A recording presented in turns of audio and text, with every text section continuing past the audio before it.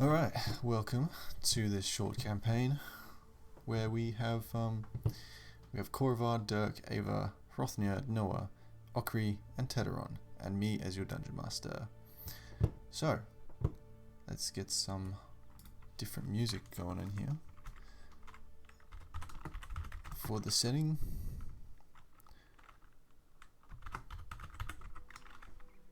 I believe that's the one. Okay. Cool. Wait, that's yeah. Alright. I'm gonna turn it down a little bit. It's a little loud. Okay. So, in the world of two suns, far-stretching grass plains, virulent forests, treacherously beautiful snow-capped mountains, and an ever-present call for adventure, you find yourselves sitting in a tavern on a cold winter's day. Each of you find yourselves here for one reason or another, be it for warmth, job seeking from whispers, or simply a hard mug of blueberry ale. You're all dotted around the hardwood-floored, sconce-lit room, with a wood fire slowly crackling away in the corner. Music plays regardless of audience, and respectable elven barkeep is hard at work with the glasses behind the bar. Work has been slow lately, and job availability slimming, as it naturally does in the colder months, and with the use of new steam-powered technologies constantly being brought out, it seems that less and less hands are required. But despite the toil of hard labour and occasionally harsh weather, all residents of Tal Dorei know that should you go looking, adventure is never hard to find. It is on this particularly cold day that you find yourselves in the same room, unknowingly, and yet, as the fates would have it, an adventure starts to hum in the air. A sense you all get as the icy wind blasts through the tavern door, particularly partially blocked by an orange-haired dwarf dressed in expensive-looking fur coat and boots. Without second thought, he rushes to the bar and starts conversation with the bartender, who looks relatively unsurprised at the turn of the events. Side-eye watching for some of you, you notice the bartender shrug his shoulders and gesture generally to the room, at which the thick, bearded dwarf turns to face the room. "I have 5,000 gold for the ones brave enough to face a manticore!" Adventurers, the stage is yours. Sir, I will take your gold. Sir, please come over here. I'll buy you a drink and we'll just discuss it out. You don't, please. I need this money. 5,000 gold, you say? What are you going to do with the corpse? Yes, please. Those interested, come over here to this table. We must discuss further. He wanders away to one of the tables. Elbow Rothnir in the ribs a little bit. Hey, well, let's go found this out. Maybe it's a time that we actually earn some money. Prof, I nod towards Corvair and happily get up and let's go see what adventure lies ahead. I head towards the fancy-looking dwarf with. I silently walk over and just sit at his table. Mm-hmm. Did they let my dog in? No, he's chained outside. They better have. Alright. Oh. But Valkyrie walks over and grunts silently at the amount of people that are here already, but listens no matter what. Mm-hmm. So is Okri just listening in? Yeah. Okay. Alright, so you all slowly gather your way around this small table that's, you can tell by the look on his face, he wasn't looking... wasn't expecting so many responses, but is pretty glad, it seems, that you're all there. He unfolds a piece of parchment and places it on the table. It's a map. It's a map of the town. It sort of gives you a better idea of where you are. Alright, so for those of you who came, I'm glad that you are up for this task, but listen, I may not have been so honest. I merely just wanted to seek out the brave. this is rather personal for me. It's my daughter, you see. She's missing, and I'm sure you know the dangers of this place. This is not exactly the safest place for people, and missing people, well, that's not... Sir, it's okay. We'll find your daughter. We'll find your daughter. Just tell us everything you know. We will help. Not to split hairs, good sir, but you said you were not being honest up front. Are you being honest about the 5,000 gold? Yes, the 5,000 gold is yours, but I just want my daughter back. Please. As long as we're still getting paid, I don't care what we do, lad. Okay. So, I don't know a lot. She just disappeared one day. But she's a young girl. Maybe I think she's 8 years old now, and she's got silver white hair, and she's got the cutest face. And last I saw her, she went out with a friend of hers. I think it was it was a red tiefling girl. I think it was a new friend of hers. I haven't seen her since. That was a few days ago. Have you seen the tiefling girl? No, I've looked and I've looked and I've asked around. The only people that have seen this red tiefling girl are sort of near the station. That's all I know. I've been trying for days. And you think it's a manticore? Why? It's not a manticore. That was just to make sure that everyone here was brave enough to the task. Well, what's Sir, you are turning flies. what's your daughter's name? Miura. Miura. And do you happen to know the tiefling girl's name, or what she went by? I have no idea. I met her by happenstance apparently. When she was out getting groceries, they bumped into each other in the market. I remember her telling me that one day. She came home and she was smiling because she just met this interesting girl that seemed to be friendly, and it was unusual, being a tiefling and all, so I was happy for her, and now I can't find her. Which direction did they go? Here's a napkin. Please. Thank you. Offer you a napkin, sir. I'm sorry for your loss. I hope I can personally help find your daughter. I know struggles like this. I've been through them myself. She's all I have left, after her mother passed. A loss means really to a family. I'm sorry. I really am. I hope I can reunite your daughter. Thank you. If I believe you should probably start near the train station, down south of town. I'm sure you know where it is. If you find her, let her know that her dad Karth is looking for her. That's my name, Karth Fleethand. Thank you. I will make sure to check down and hit the train station. Do you have anything that you might have owned, Garth? Anything that you wore a lot? It's been a few days, but there's a chance I might be able to track her by scent. I think, well, you could probably, if it's smell that you need, then sure you could come over and see her room. Obviously she's got everything she owned in there. I don't have anything with me. Also, you said you said that you're looking for the bravest around. Is there something to make you feel that something terrible has happened and she's not just run off and eloped with this other young... Eloped? She's 8 years old.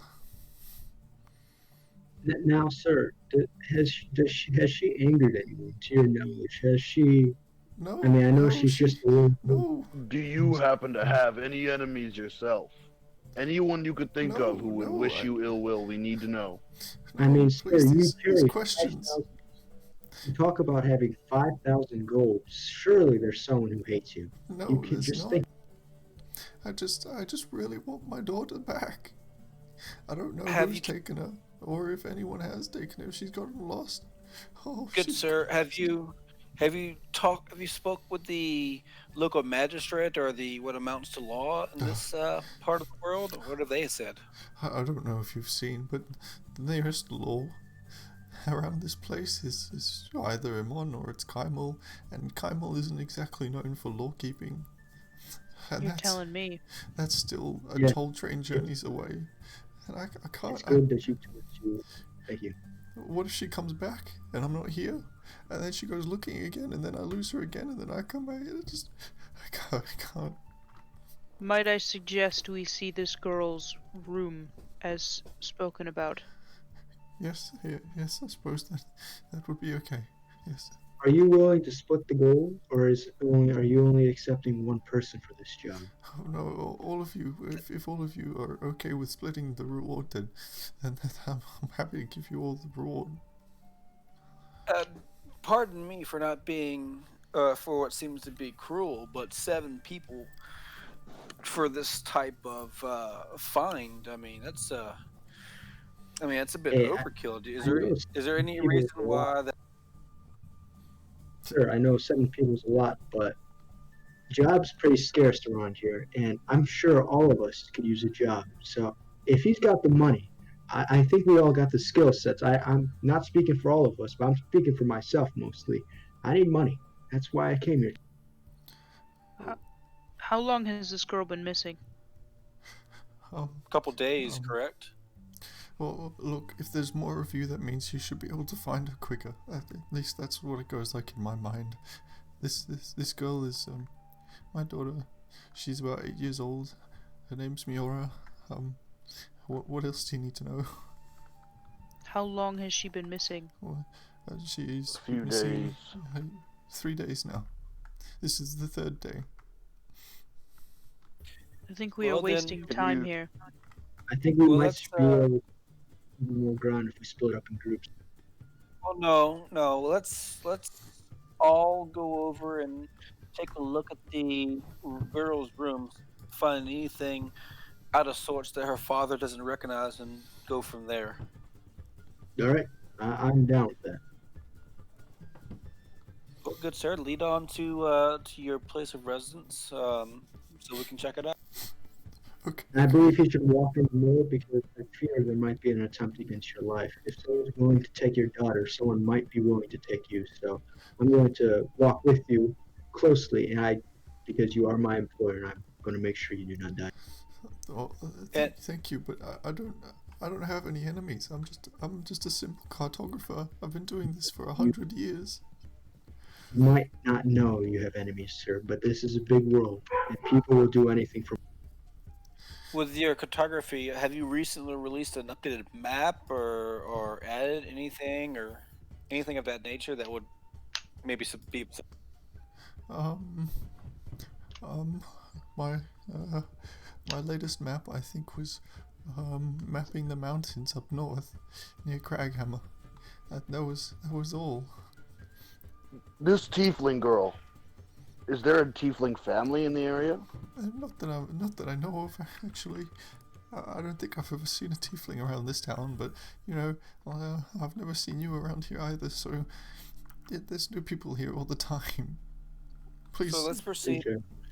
Let's proceed over to the over to your residence. Yes, please. I would like to take a look at the map and just compare it, and then we'll go. I guess we all looking around at the rest of the group. I guess we all just go from. Yes, but should we not finish our drink? Agreed. I'd like to take a look around your room. Please, if Well, take my drink with me. I'll pay for the glasses. And I will stand guard outside. And while we're heading to his residence, maybe we could all introduce ourselves. Especially if we're gonna be working together. I don't want to call you dwarf and you. And I do not want to call you that. I don't want to call you. But yes, I'd like to introduce ourselves too. Well, if we're doing introductions, I guess. I'm Hrothnir, and this is my compatriot Koravar. I'm sure he'd like to introduce himself. Koravar bows slightly. 6 foot tall, brown skinned, emerald eyes, ebony skin, but relatively common on the more fancier side clothes, tarnished, worn, seafaring state. The other drow in the party would notice that there's the emerald eyes, or that's not historically drow. That's I'm a half drow. Hmm. Well, I am a human. I don't see much humans around these parts anymore. But I used to believe in something, God, a long time ago. But a couple days ago, I was walking and I heard a voice in my head to say, "Come to this bar and fate have it." I am now rejoiced with you. So, yes, I am a paladin. I am a religious fighter, and I do not. And yes, that's all I have. I'm not the smartest tool in the shed, so sorry. My name's Alkri. I'm your dwarf fighter. I had red hair. My beard is usually braided. If it's not, you can usually pick out like wood shavings and such in it. That's about it. They wear a chained mail and traveler's cloaks, and that's about it. And I'm usually just carving away at something mildly as we talk. Hello, my name is Tedderon. The name's I'm a Derek. cleric. A bit of an outdoorsman, I guess. I'm all right in a fight, but I prefer to avoid them as possible. Outside waiting is my friend Dervar. He's mostly useful for vacuuming up table scraps, mostly, but he has a pretty good nose on him. Can you guys hear Ted, probably? He's very quiet. I did hear him talking there, but Yeah, I did hear him start, and then Dirk took over. Can you guys hear me now? I don't think I even heard him. that's much Better. better. Yes, Ted. Maybe just turn Ted up on your screens. I've got him. Everybody maxed out. Can you hear me now? Much better. Yeah, you're good, mate. Okay. My name is Tedderon. I'm a cleric of the Sun Tree. Tedderon is a wood elf, fairly skinny. One side of his face is burned. He's got long blonde hair, and he carries himself with a little bit of Can an we get a arrogance to sample him. of Ted again? He's talking. Can you not hear Just him? to No, I can't hear anything. Leave and come back again. It might be your Discord messing up. All right.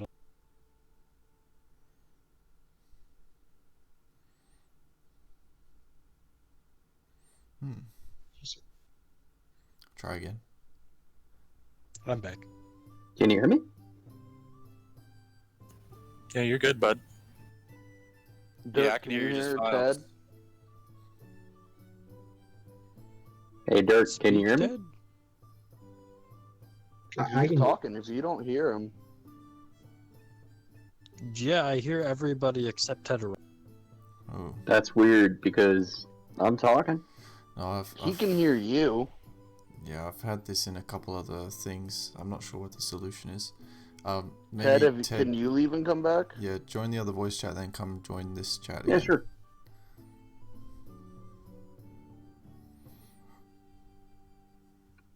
Can you hear me now?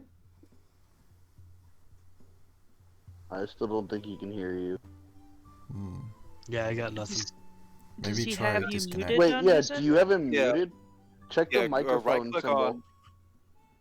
Well, right-click on his name and then try to turn the volume all the way up. Or unmuting him. Hmm. Try again. Can you hear me now? Yeah, there we go. I heard it. Hey. I muted you and then unmuted you. Okay. Technology. Gotta love it. Silence of the Teds. Alright, cool. Now we can hear each other. Alright, so I think that's all the introductions, yeah? Except mine. Oh yes, go for it.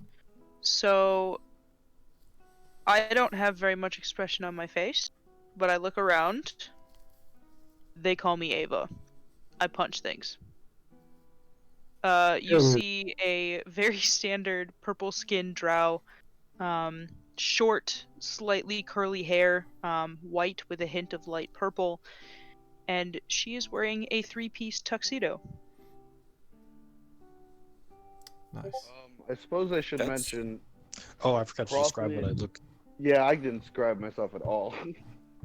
Crofnir is a 6'3" dragonborn. He has his right hand is mostly black because during a defining moment he just tried to grab some lightning and it didn't work out for him. He stands he wears just your average blue cloth, gold trim, holds it, and he keeps his crystal ball close to him at all times. Can be found most often with Corvair, pushing him as much as he can. For my description for my character, I always keep myself clean. I'm always wearing my armor. I never really take it off because I have trust issues with people, and I always do my. Dirk is wearing. You can see he's wearing furs on his shoulders and his legs, but they're kind of lighter furs, and he has heavier furs off of his travel backpack that he's not wearing at the moment because he's in a bar, but he has off to the side. And on his chest, you can see scale mail underneath the. Well, it's not underneath anything right now, but it's coming out from underneath the sort of shoulder furs that he's wearing. And he has sort of dirty blonde hair and a braided beard, and his build is pretty, short and stocky, pretty standard for a dwarf.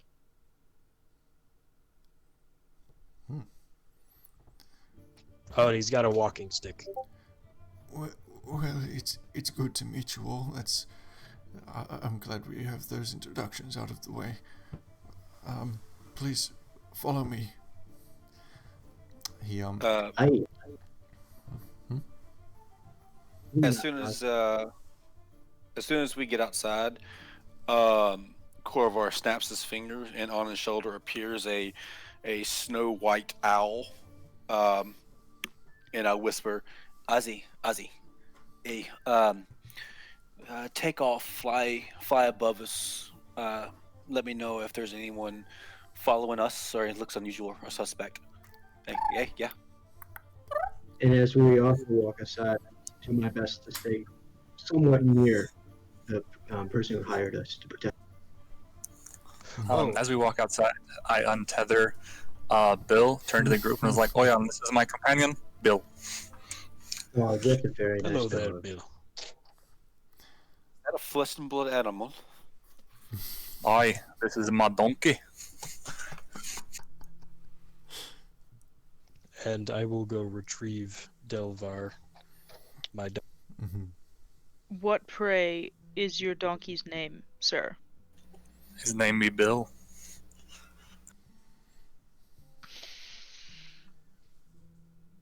I personally cannot think of a better name. She's lying. Insight check. Inside check. All right. Oh, DM, I wanted to ask, this guy's offering a lot of gold, so do I recognize his family name? No, you don't. All right. No, it seems he's from a different region. I will walk directly behind, but slightly to the right of him, as a bodyguard should. Okay. I take up the rear as I'm leading Bill. You stay to the left as a bodyguard. Okay. I will walk off to the side with, and just kind of follow the group. Okay. Sure. All right. So you all head out of the tavern of the Giant's Hearth, and as you step out into the streets, you have this obviously instant feeling of icy wind as the winter air hits your skin. It's probably, maybe 11 in the morning. It's overcast. It's potentially looks like it's going to snow. And it's certainly a little dull around this area. Considering that it's a fairly new development, you can tell that all of the metalwork that's being built into the architecture around here is made more for sustainability and durability rather than aesthetics. But it's for, a sort of rough, tough town in the middle of the plains. It's all right. But you see the distant smoke coming from the south side, where most of you know that the locomotive station is. And Karth sort of starts leading you down the path that's mostly, by this point, it's mostly just dirt path and gravel. You can see that they're making ways to pave some of the main streets, kind of, I guess, like medieval roadworks. But nonetheless, he leads you down the main portion of the city streets, off to the side and the right, and over to his house, which seems fairly, probably one of the older buildings here, at least older design, that's for sure. Definitely got like a dwarvish finish to it. It's sort of like this 2-story wood house that's got iron reinforcings and a sort of like an average picket fence around the house itself. And he leads you inside, and on the inside it's very much a simple dwelling place. He's got whole shelves in the living room which you walk into, and it's got like this sort of bare rug, a couple couches here and there, and bookshelves lining one whole wall. And you can tell that one of these entire bookshelves is just filled with map scrolls and all these kind of cartography tools and anything that you would basically need for making maps or evaluating them. And he leads you through the sort of main sort of corridor, I guess you could say, of his house, which leads up to a set of stairs, nice wooden banistered stairs, and he leads you up. And in his top floor there looks to be maybe 3 or so rooms, and he leads you into one of them. And as soon as you go in, you sort of get this waft of I'm going to say like lavender, and there's a definite purple theme going on in this place. It seems that possibly her favorite color was purple, and lavender seemed to be a very favorable scent of hers, as there's sort of like these lavender bushes growing in one of the vases, and generally it looks like a fairly ordinary girl's room, with these sort of purple colored walls, drapes over the window and a bed, and then simple drawings, I guess, around. Well, this is her room. You mind if I take me poop in? Yeah, sure. Just try not to mess anything up. And All right. well, I would like to ask. There's a spell that I can cast. It'll take me a few minutes to set it up. I'd like to cast detect magic if you don't mind the intrusion. Like I said, as long as it doesn't interfere with anything, I suppose. Sir, I'd like to ask you a question if you don't mind. Yes? Where's your wife? She passed away a number of years back. I'm saddened to hear. Sorry for your loss. That's okay. It was a while ago now, but you understand why she's all that I have left. I understand. I'm sorry. Your daughter Corvo. had great taste. Yes, she always did seem to be a fan of the purple and the lavender. Corvar goes over to a corner and takes out his ritual casting material fast and starts setting everything up to prepare to cast detect. Alright, as a ritual, yep. Correct. Hrothner would like to check around the room just to see if there's anything out of the ordinary, anything that would be weird for a little girl to have. Alright, make a perception check. Or, it depends. Are you wanting to sort of, like lift up the bed kind of thing, or are you just sort of like walking around the room looking at things? Just kind of like lifting the bed up, seeing like, under places where a little child would hide things. Alright, make an investigation check then. Aqua's Now, just would gonna- I do, would I just roll a d20 now? So in dice rolls, just do the command rolls, roll space d20 plus your intelligence modifier. Oh, and proficiency if you're proficient in investigation.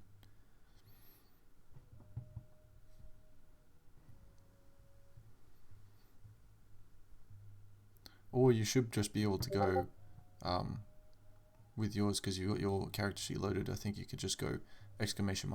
Check space investigation. But you've I already just rolled rolled it manually. so- Yeah. for future reference. What was that, Okri? Aqua's just gonna stay outside as he has no experience in tracking or any of this. Yeah, okay, so you're Oi, Delva. Shove your nose in that bed and see if you can get anything. Don't hop on it though. I don't want your dirty paws getting it. Sort of makes his way over to the bin and starts smelling. If you want to make a perception check for. Yeah, I'm also gonna cast Beast Bond so that I can get the scent myself too through his. Oof, that's a risky move there. Okay, so Hrothnir, you're looking around the room. As you're sort of trying not to make as much of a disturbance as you can, you're sort of lifting up the bed a little bit, moving the pillow, looking through the bookshelves a little bit. It seems fairly out of the ordinary. It's fairly within ordinary, as you can tell. I mean, I doubt you'd have gone through many girls' rooms, especially of this age, but at least there's nothing that you can find that's maybe out of the ordinary for a little girl to have. If that's the case, then I'll head over by Corvair, not to interrupt him, and just sit up. So Korva, you're busy doing your ritual still. What was the perception check for Delva?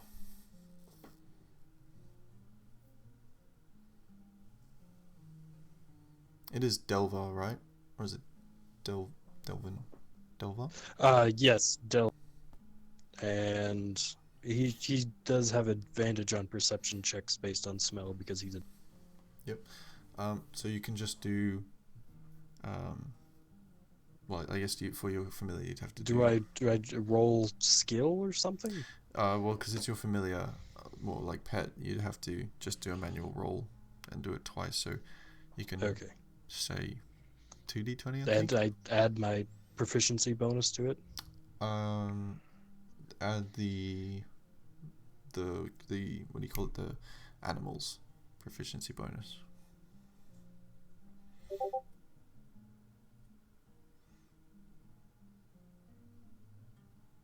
So it should be a +3 because he has a wisdom of +1 and 2 for proficiency. So 15. 14. 4. Yeah, because Oh, right, it was a 1. It's adding the thing. So you rolled a natural 1 and an 11. Good thing he has a good nose. You're sort of sniffing through the bin. And with your with your beast bond, you can sort of, I mean, amongst general waste, like rotting vegetable skins, that kind of stuff, you do pick up a very faint smell of lavender as well. But you're not sure, I guess, what that could mean. I think lavender is a ticket here. Okay, so Korva, your ritual finishes casting. You've got Detect Magic up. And I believe that Detect Magic is 30 foot range? Or 60 foot? Pretty sure it's 30. I think it's 30 feet, but I was trying to bring up it. But I think it's exclamation Do mark. the same thing, but put the exclamation. Yeah, there you go. It's 30 foot. so that's what I was trying to avoid. Though it used a spell slot, but it's a ritual, so I'm gonna have to reset. Just Yeah. ignore that. True. You could always just for the next time, just I think it's just put spell instead of cast. Okay. Because it'll bring it up anyway. Alright, so, I mean, this room is definitely not 30 feet, so you pretty much pick up anything within the room and maybe on the bounds of it as well. Okay. So, having a sense, it doesn't seem like there's really anything magical in this room, aside from a small blimp on Karth, which seems to be, I think it would be I'm going to go to the transmutation. bathroom real quick, by the way. I'll be right Sure. back. No worries. There would be a little blip from my hand as well. Oh yeah, of course, all the minor magical items that you guys have on your persons, you can detect that, but you can pretty clearly sense that that's coming from these people, not the room. I will ask Koth about that. I do sense nothing in the immediate room, but I do want to ask, just so we're being clear, that there's a small bit of transmutation magic coming from you. Oh yes, that that would be my ring. I use it for my, well, I guess my tracking skills, just to make sure I don't get lost in the wilderness. It helps with that, I suppose. Would my experience know of any spell or any type of enchantment that would do that same purpose? Trying to decide if I need to do an insight check on him. You don't know of any. Well, yeah, I'd say you'd have knowledge of this spell. Probably it's something like enhance ability or something you've heard of. It gives like people just a little boost to general abilities that they have. Okay, and then with detect magic up, I would like to.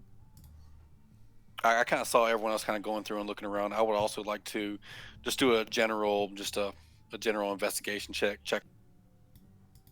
Sure, make an investigation check. Don't forget you can use the check command.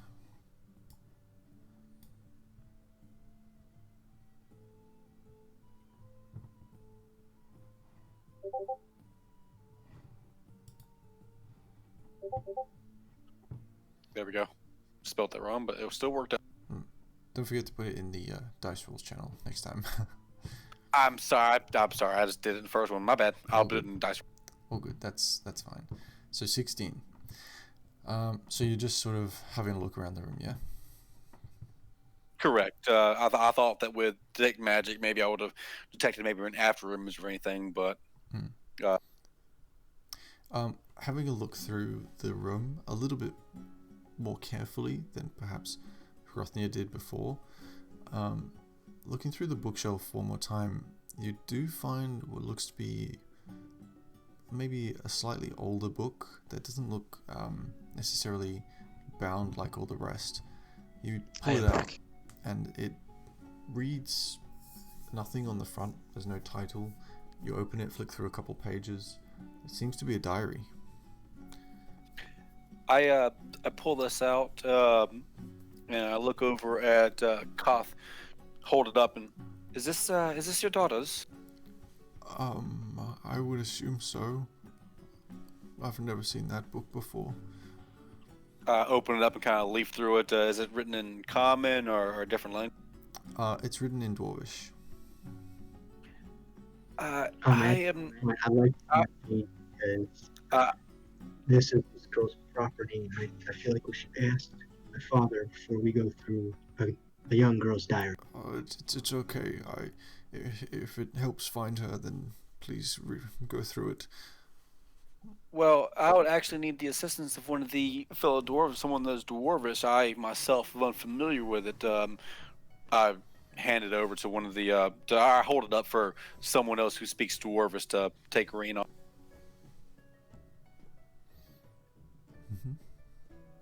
I speak Dwarvish, but I feel like I would not be. I do not feel comfortable reading this diary. I'm sorry. Then please stand I'll see away. myself. Please. fine with it. As I'm confronting that. I'm sorry. Noah, if that is that your paladin's name? I'm sorry. Yes, it is. I'm sorry, Sir Noah. If you're not willing to read a girl's diary to find out where she's at now, then please stand aside and let someone who wants to help. And I hand it over to another dwarf or someone. I do not think is that he does not want to help. Maybe it is that it is personal. Maybe her father should read it instead of us. Yes, I feel like the father should. This is a personal belonging to her. Please stop fighting. I just someone read it, please. I don't think I Fine. can bring myself to, but May I have permission to read through this? you have girl's permission to diary? read any books in here. Yes. Okay, may I please see the book? I hand it over. I'd like to flip through a couple of pages, read, try to find out if it's anything suspicious. Okay. All right. So you give it a flick through. Just real quick, make me I'd say an investigation check. Yes, we'll do. Don't forget dice rolls. Yep, I'm adding dice rolls right.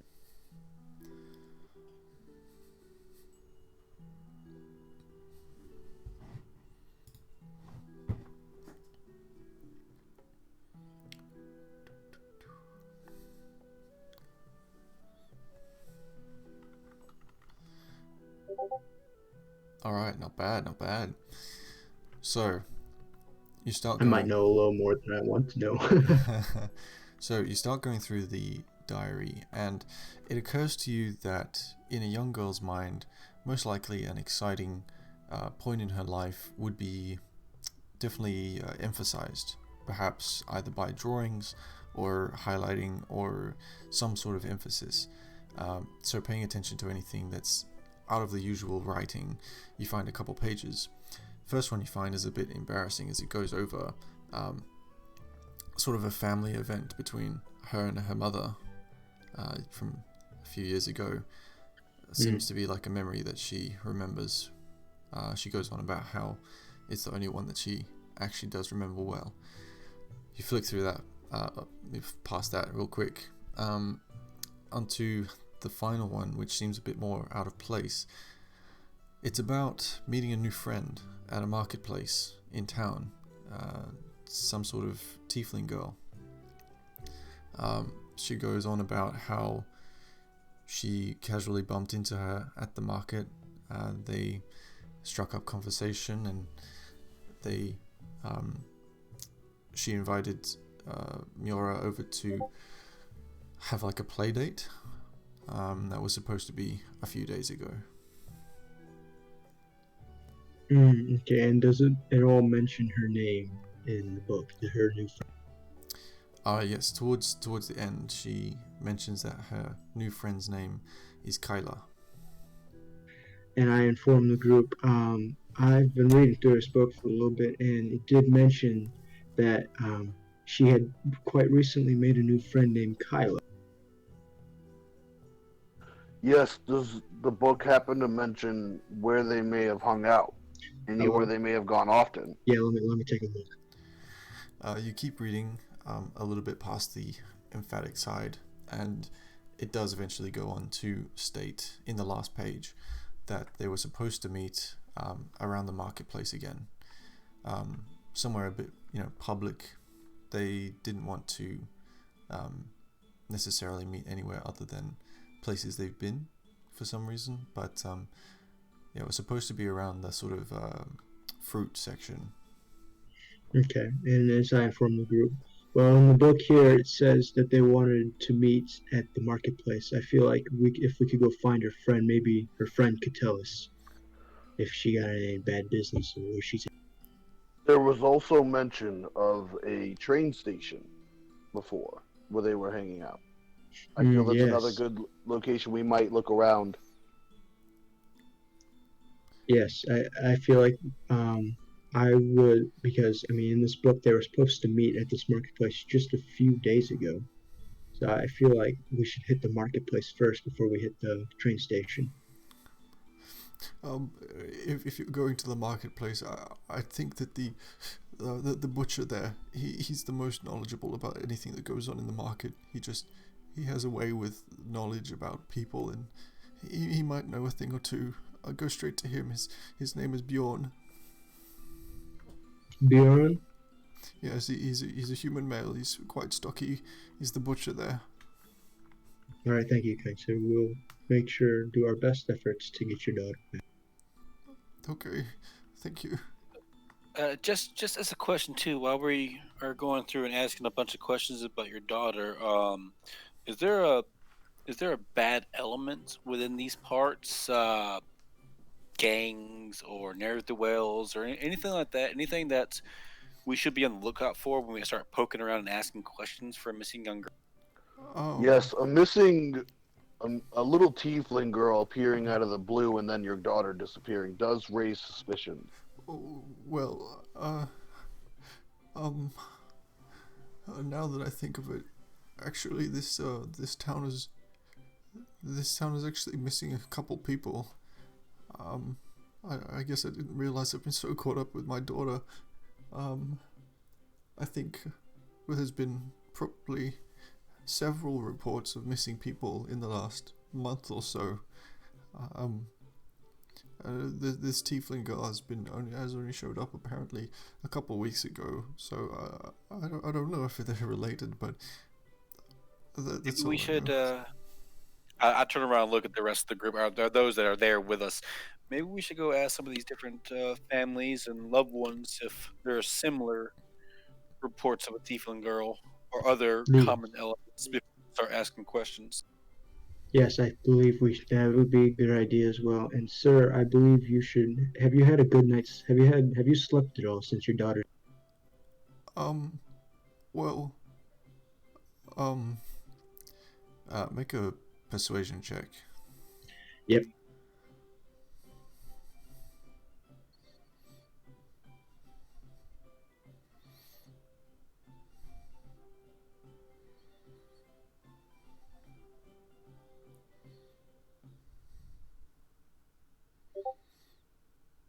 You forgot to add the R or the roll. Don't forget you can use the check command. Okay. Yep. 14. All right. So, well, now that you mention it, I have been sleeping, and I feel so guilty. I've been actually sleeping rather well. I have been having some strange dreams for a while now. I don't know why.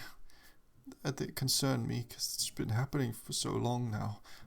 But these dreams are, well, they're a little, how do you say, Frightening? no, they're the opposite. They're, Pleasant? yes. Could you please describe these dreams further in depth so we could maybe get an understanding of why? Because your daughter's missing.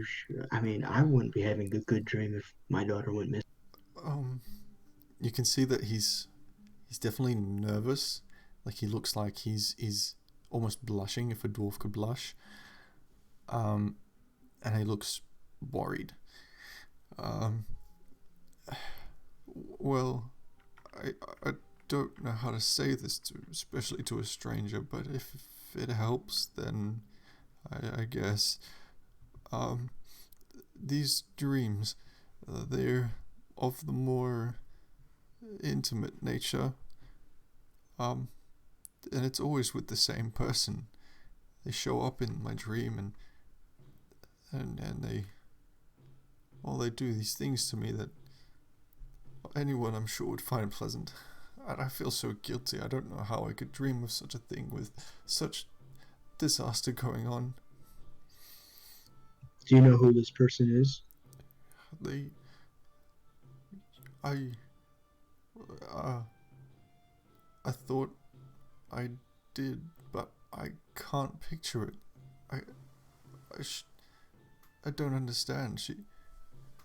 I have such a vivid memory, but every time I think of her face, I can't see it.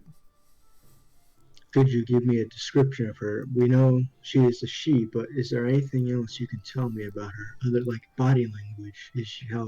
What's her description, other than who she? Her voice is very, very soft, very,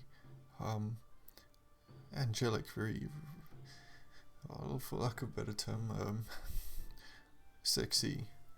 I think she has black hair. I'm not too sure. I don't even remember. No, yes, she has. Oh, she's always wearing underwear in the dream. Never anything else. She's a human, I think. Thank you very much. Please, you mustn't tell anyone else about this. Sir, my word is my bond. I can't tell anyone about your dreams. Maybe this could be another common element among some of the other families. And if you're having the same dream every night, but you cannot remember a face, then I think there could be more magic involved than possibly originally. Yeah, well, just make sure that you don't mention my name, please. Discretion, of course. Thank you. Oh, if you don't have any more questions, I think I'm gonna go and have some tea. I'm exhausted. Yeah, let's leave the poor father to relax a little bit. Maybe we all go outside. Yes, I'd like to have a Let's chat get with to everyone it. because yes, if we all could congregate outside, I'd like to have a chat. DM, with a possible proficiency in Arcana, could I make a check to see if this sounds anywhere vaguely familiar of any type of creature that I've ever heard about? Do you have? Are you saying you have possible proficiency, or you want a possible check? I have proficiency in Arcana. Whoa, Hrothnir, you are so quiet. No, I said that with proficiency in Arcana, is there a check I can make with that I could try to discern maybe what this is if I've ever heard? Yeah, I get you. I was just pulling some fun. Hrothnir, can you speak for me? Did this fix it? Yeah, a little bit. Can everyone else hear him? I can hear him barely. It's a little. Let me leave and come back. I can hear him pretty well. Weird. All right. I'm gonna do a test thing where we just ignore this. Yeah. Korvar, make me a history check. Is this any better? No, that's not better. I mean, I'll just turn you up, I guess. Turn up Sweet. your. Nice. Awesome. Everyone outside. Hey, Dirk, what was that roll? I was trying to say it's just a test. I was just seeing if I could. Next time I roll for a smell check or something, then I know how to do it with it. I also have proficiency in Arcana. I would like to know if this is something I recognize. Yeah, make a history check.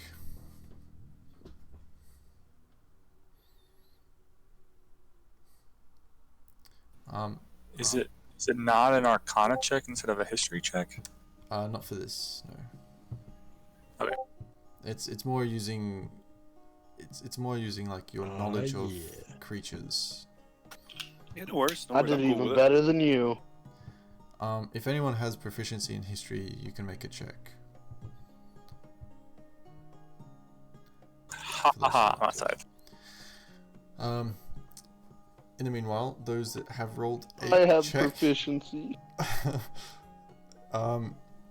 those that have made a check, you are having a hard time pinpointing these kind of attributes to any sort of creature or happenstance that may be a similar effect.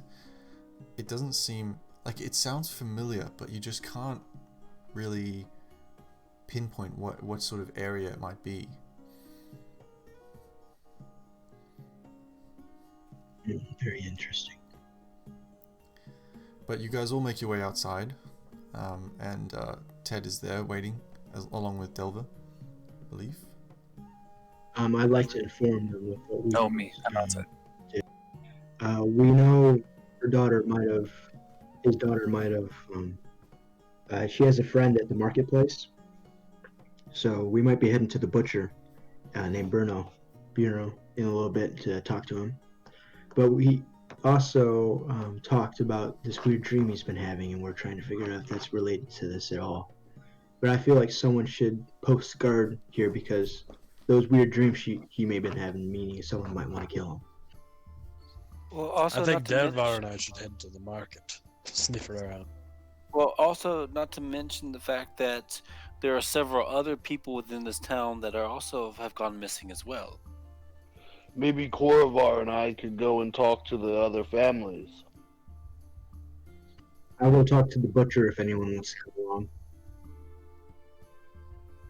Being I'll a come guard with is the you. one thing being a guard is the one thing I'm good at, so I will guard the dwarf man. Thank you. And who's coming with me, Mr. Butcher? So I'll follow you. All right, thank you. If we're all splitting up to go amongst the town, say we all meet back here within a couple hours. Yes, I'm only going to Good talk time. to him and interrogate him. I may also bring up the train station. Was it a train? Is that wrong? No, it was a train No. station. No, you're correct. It's just that before, well, me and you, Rothnir, are going to go and ask about for people's families. I believe Noah and Dirk are going toward the market, correct? Awkward. I apologize. Akri Yes. and Noah. Okay. That means Ava staying here, Dirk and Teteron. Would you like to go check out the train station? Well, you Well, I was mentioned going he to was... head to the market because that's where she was supposed to meet up with this. No one. We're gonna go to the butcher. That's right, not the Yes. market itself. Well, I thought that the market and the butcher were all in the same place. They're in the same place. Correct. Yeah. Yes. So, Yeah. so you three will be headed. Yeah. All right. Can I get Ted? Can I get all the people who are going to the marketplace? Here. Here? So Okri, Yes. Hrothnir, Korvar, Noah. Yes. Well, Korvar and Rothnir are going to talk to the other families. Correct. Ah, okay, cool. So I'll put you down as that. Did And, you even mention the family? What was that? Did he say anything about what families, or did he just say families and had people go missing? Because He you had guys just- have no. He had just said that there were a few other families in the area that reported missing persons. So we were. I mean, there has to be something. There has to be some kind of local government here. Yeah, you might want to head with to a- like and city guard or something like that if they have that, and ask around while we. That was my plan to go there so we can try to find some whereabouts of these families. It sounds like a good idea. Ted, what are you doing? I was going to go check out the train station. All right. You guys can do this, but I would recommend sticking to some parties just for the sake Yeah, we of the don't want to golden send rule. Ted alone to the train I station. don't want to go alone. I can go with Ted. What if we all meet back here Instead and go to of the train going- station together? It's six We of us, cover more correct? ground if we break up into groups. I say we break up to either in 2 or 3 groups so we can cover more ground. And we all are protected. At least we have each other. I don't want anyone being the lone man going and possibly dying out there. And I mean, also more would, money. I would also say the same thing for Ava as well, in that no one stays but alone by themselves. I don't think we've seen anything that really warrants him being attacked, to be completely honest. Yeah, but I don't want to At come least back there or be dead.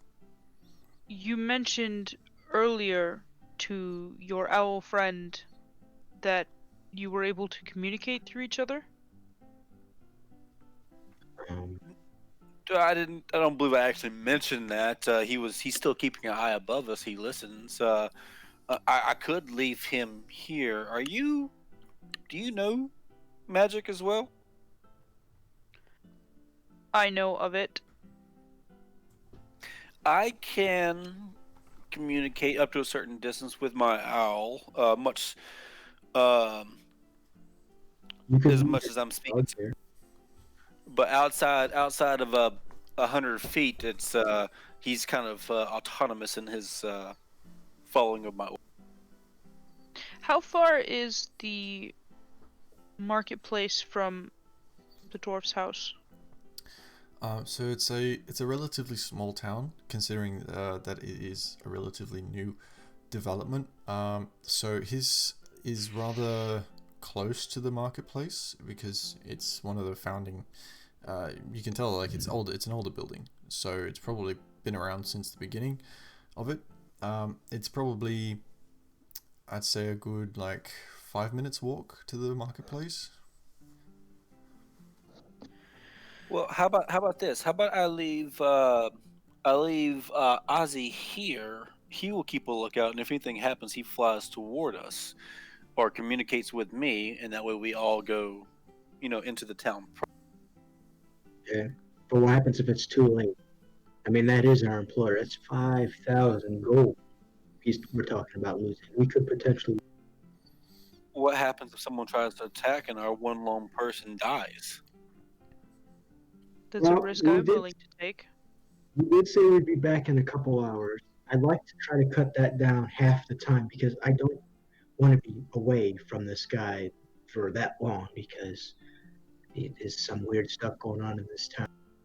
Well, The I do want to ask. marketplace is up the road. Why not stop there and come back? Yeah, that's the plan. I'm I more wa- from the I do want to ask, what makes us leave that Koth himself is in danger? I mean, he has not mentioned any deaths in the town, nor have we seen or heard anything at the inn. It just seems that people are disappearing, correct? I do not Yes. believe that he is in danger, but he mentioned these dreams, and I wish to witness him for myself. I mean, unless he's gonna take a nap in the next 2 hours. I mean, it's not even.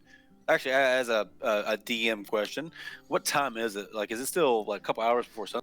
I'd say this is probably reaching about maybe 11:45 in the afternoon. Yeah, there's no reason to think he'd be taking a nap or going to sleep at this time, anyways. But here's the thing: what happens if he goes missing? This girl went missing in the middle of broad daylight. He could go missing as well, and there's our money. Now we have to work harder to get our money back. If we could make it much more simpler, if we just Yes. had a guard posted there, or 2 guards, I'd prefer if it's. Yes, but he also mentioned that other families have lost people. It seems to be a string of singular disappearances. Oh, if we go looking for all these families, we're never going to find the girl. And if we just look for the girl herself, we might find the other families missing peoples. Yes, I feel like we could, I don't know if we should be looking for the other people's families. First off, I don't want to be rude or anything, but it's not my job to look for anyone else's families. My job is to look for this girl, not That is someone not else's. rude, it is realistic. It's good to stay Well- focused on just the girl, but the other Yeah. families might be able to give us information. That's where I I was believe- looking at it as we ask other families to compare and contrast his story. if all the other families have a singular tiefling and same locations, then we have a more solid a foundation. Whereas maybe this is a shapeshifter. We don't know this. We don't know anything other than what this man has told us. Well, it's one it's, thing it's, could be it's an option to do if the butcher and the train station don't work out. To ask these questions to these other families. But for right now, we should go with what we know. we should actually How- go to the road because we don't have time right now. She could be dead. She could be going to die for all we know. We need to get to this. As a compromise, might I suggest that we all go for whatever counts as a law enforcement in this town. We inquire about the missing young girl and see if there are other missing cases with similar threads, and then head over to the market and then come back. That alone should maybe take an hour, maybe two, especially if the town is 5 minutes up the road. Well, if we're not splitting up, then I'd like to stay at the house because I just can't risk this man being. The butcher actually looks like the best bet for getting our stuff. I would like to see the butcher, but I don't think traveling as a group would be a smart idea right now. I think we need to split up to either 2 or 3.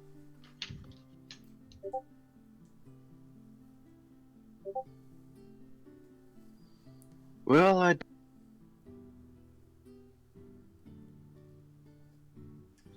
Sorry about that. My phone just went. This seems a simple enough issue to solve.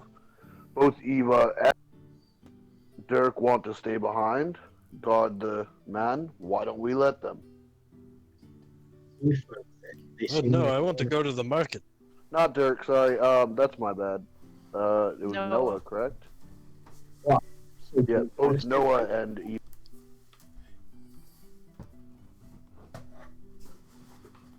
I'm willing to stay behind if that's what's absolutely necessary.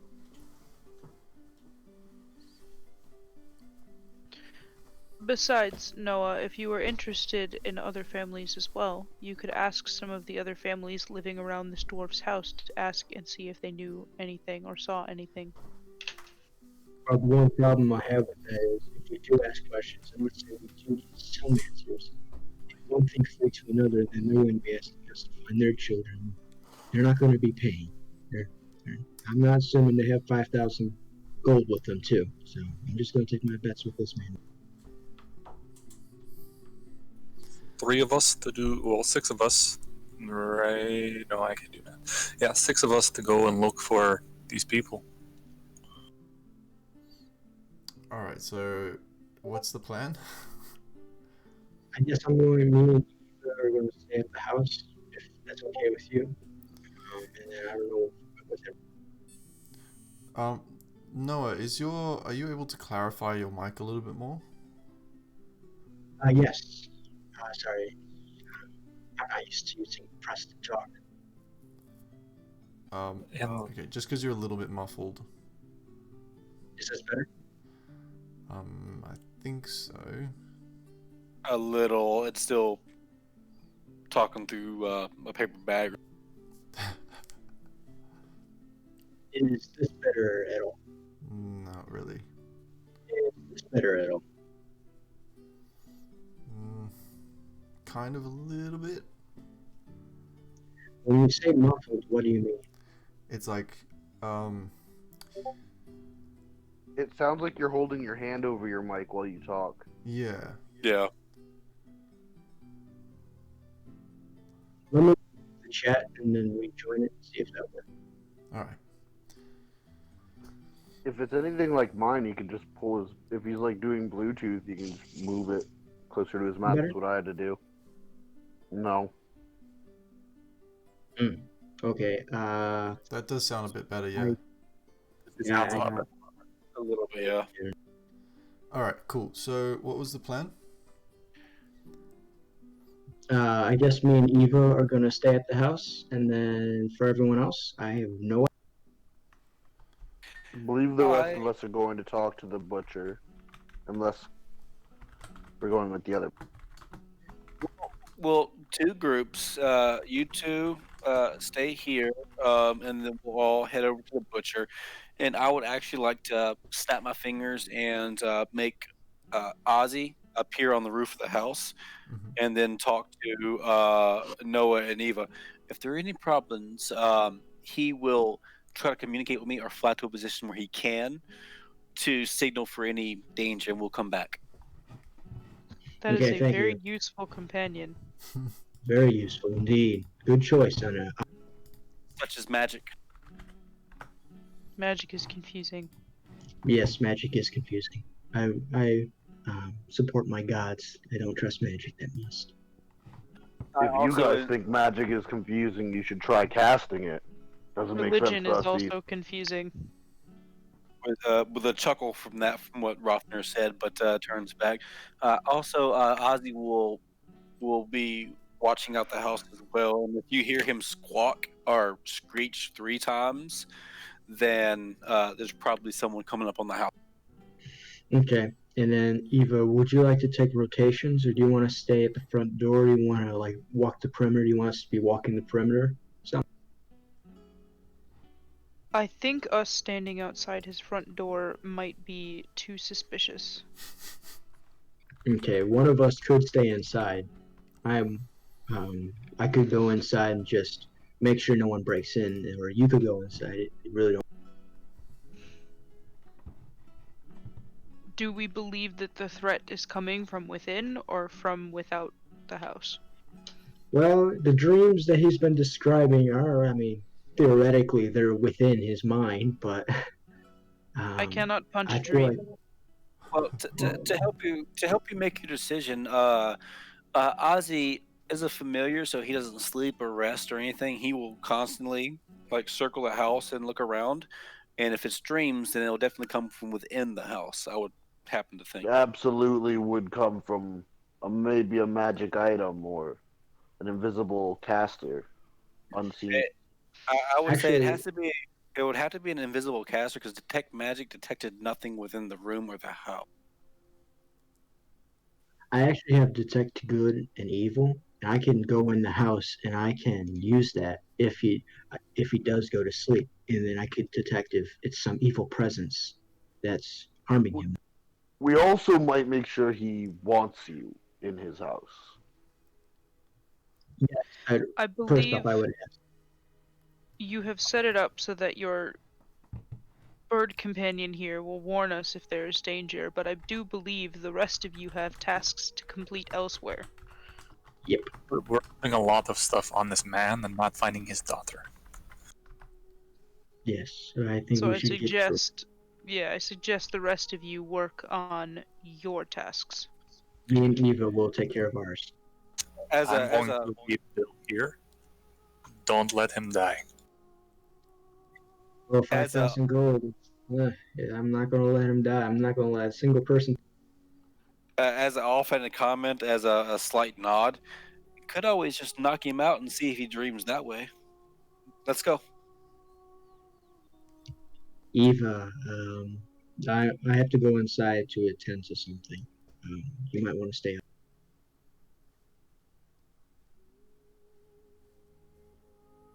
So yeah, you guys go do what you want. All right. So, Ava and Noah are staying with the house. Noah, you're going inside. Correct. I am going inside to talk to the dwarf. Mm-hmm.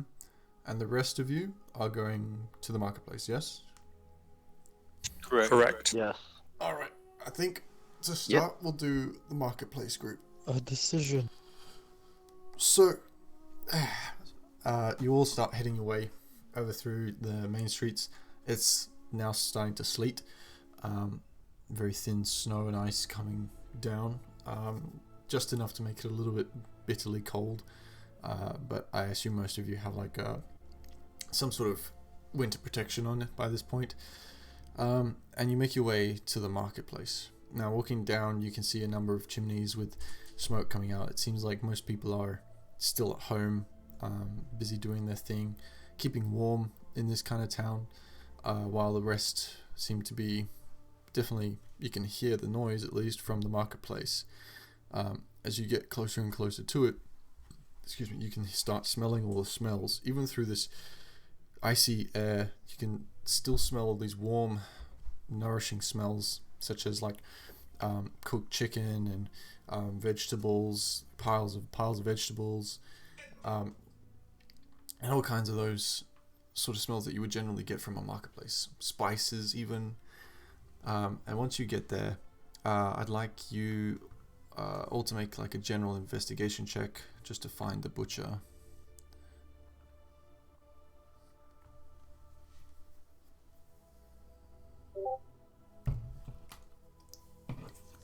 $19.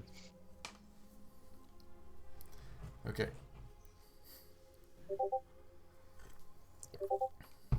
All right. So, yeah, you guys roll pretty high. So, I'd say that within maybe 5 minutes, you guys find the butcher, who's pretty much exactly on description of what Karth had said. Is this more stocky, though fairly tall at the same time, human male, seems to have like really sort of like a 5 o'clock shadow going on, thick bushy eyebrows, dark hair. Is busy chopping up meat. You can see on a clean table with a tablecloth over it as sort of protection. And I assume you walk up to the stall. Hrofnir will walk up to the butcher and, hello, sir. We had a few questions we were hoping you could answer. A good friend of ours mentioned that you happen to be the most in the know around these parts. Oh, yes, good day. Name's Bjorn. And you are? Hrofnir Erwin. There, I'm a sailor. This was, who sent you again? I'd rather not speak of it at the moment. Well, a little confusing if you come under the name of someone and not give the name. They've asked that we take precaution in giving their name out. Make a persuasion check.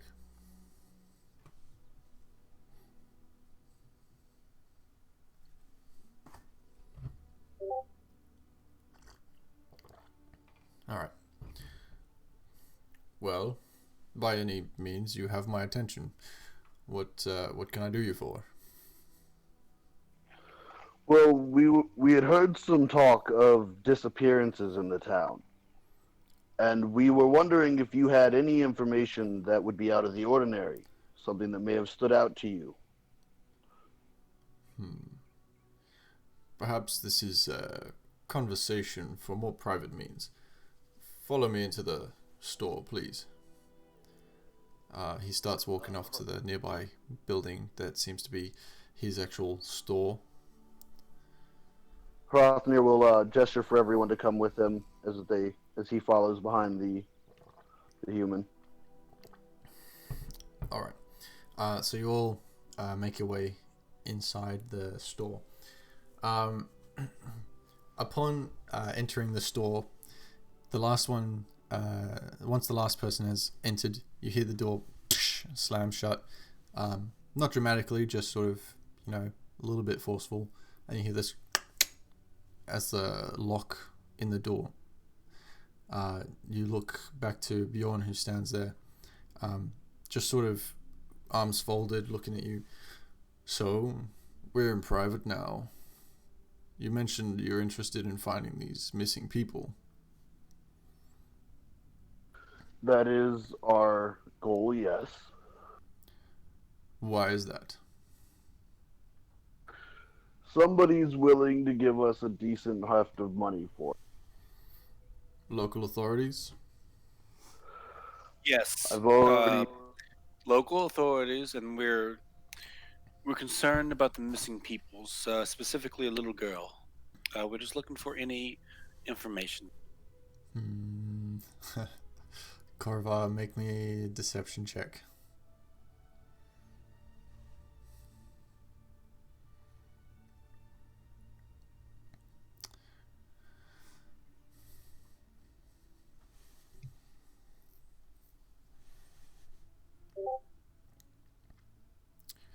16.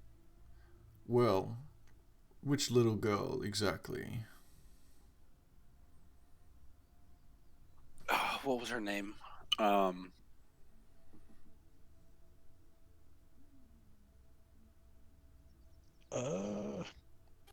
help me out here. What was it?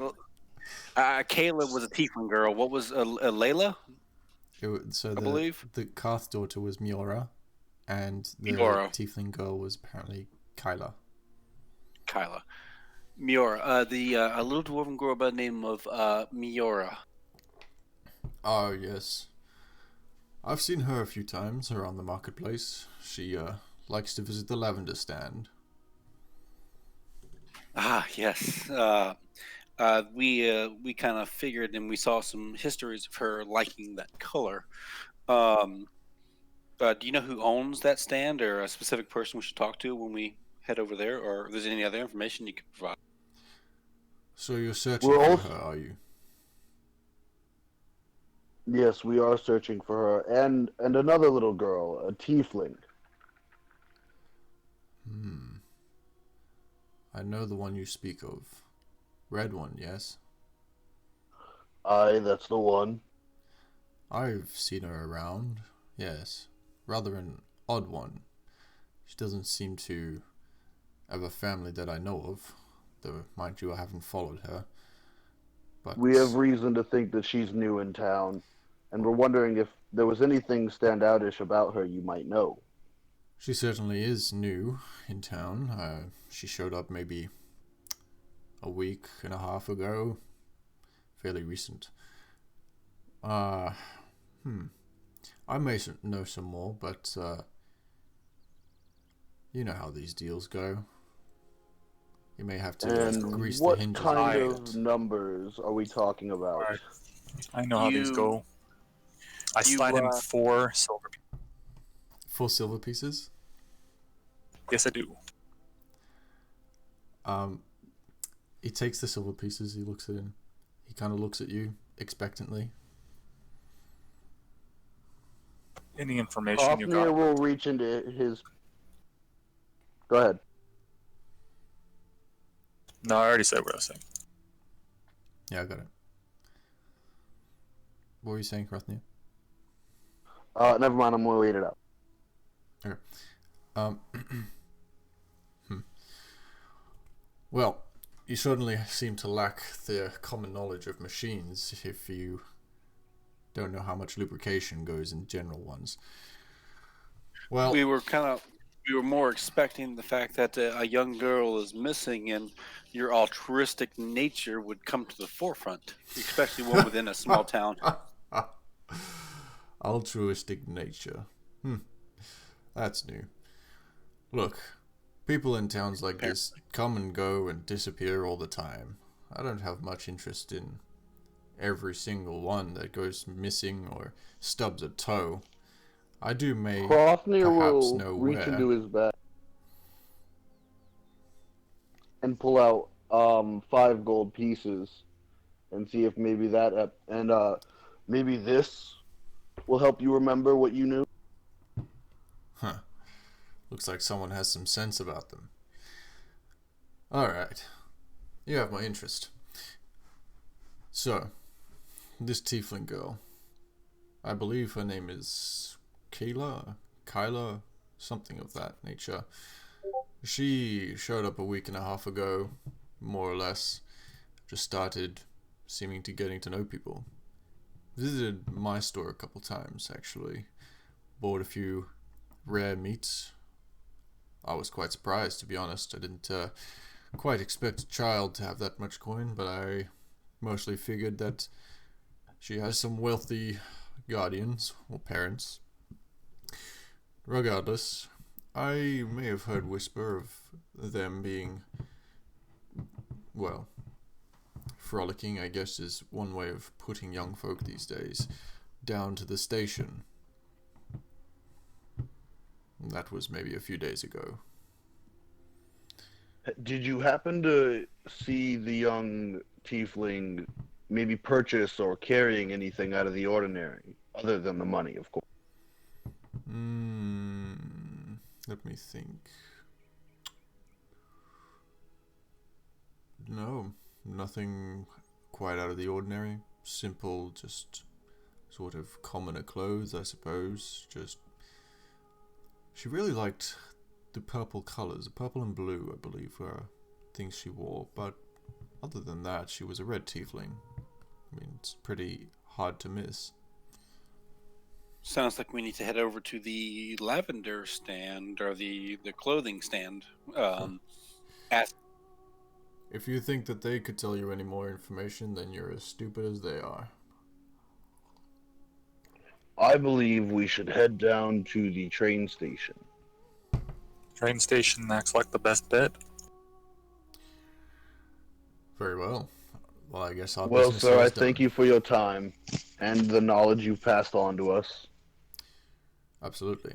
And if you're ever in the if you're ever in the market for some fine meats, you know which store to come to.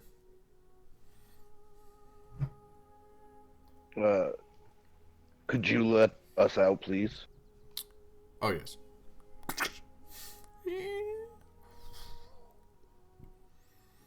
He lets you out. Hrothnir will head outside. You will make your way out. Out of the store. He follows suit. Returns to his stall outside. Yeah. What are you guys doing? Well, if there's a stand selling lavender here, I don't think my pup's nose is going to be much useful around the market. But the train station is still I agree. The train station seems to be our best bet right now. We Oh, yeah. cut a lot of time off of the trip in the market. I agree. Train station looks like it's to be the next best step. Okay, so you're all heading that way, or are you going back to the house? We're going to the train station first, I believe. Or I thought we were gonna grab our friends from the dude's. I think we were gonna come back after we got some information, but we can grab them real quick if we want to.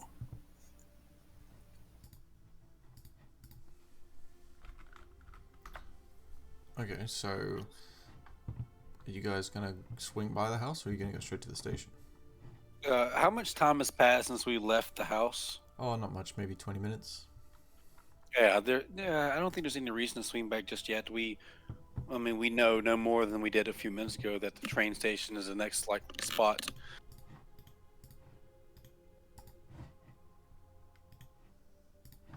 Yeah, I agree. So we should just go to the train station.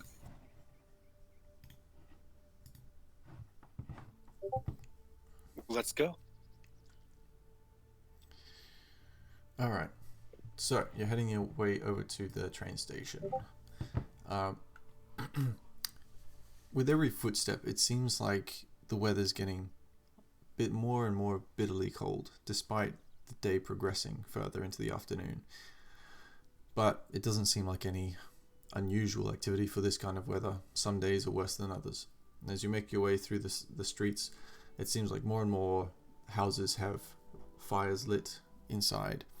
And this area seems rather dull compared to most places, especially Westruun, which most of you are familiar with, as a lot of the houses here seem to be reinforced with iron or possibly even steel in some richer cases. And it doesn't lead to many interesting or colourful colours around the place.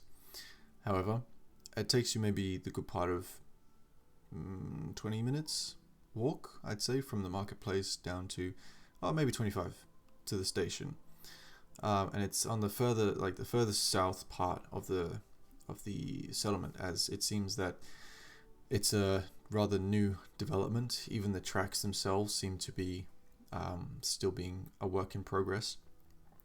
As you make your way down there, it seems fairly empty. There's no train there at this point, but once you get there, there's this sort of rough wooden staircase which leads up to like a wooden platform, where behind on the ground sits the iron tracks, which you're all familiar with, of the train, the steam train.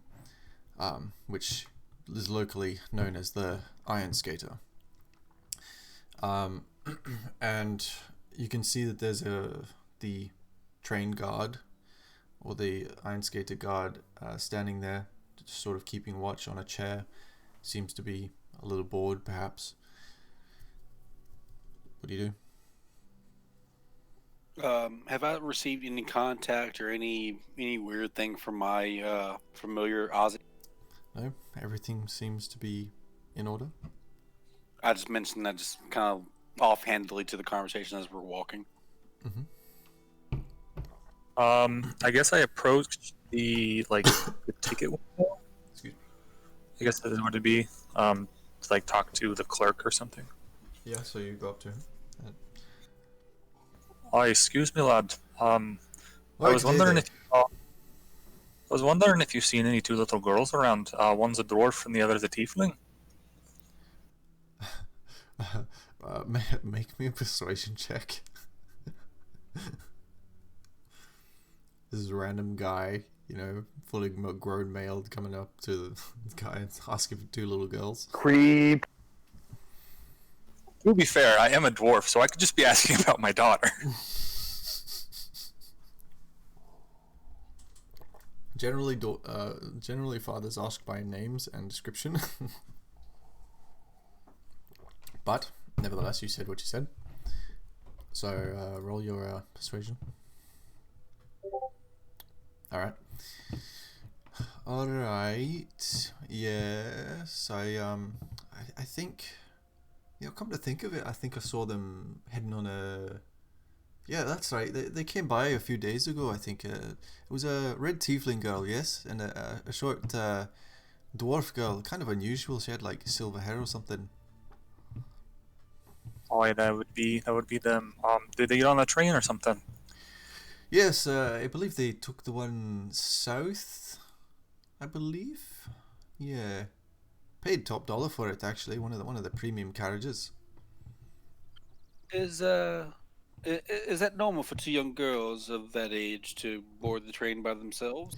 Not really. Not really. No, especially not without supervision. But since they're paying, top gold, I figured, they're part of some sort of perhaps wealthy group, or they were meeting their family on the carriage or something. I didn't ask too many questions. Makes sense. Had they mentioned where they were heading in any way? No, I just knew that they were heading on the south train. I think. All right, you, thank you, lad. Well, have you seen the Tiefling girl by herself numerous times before that, or is that the first time seeing her?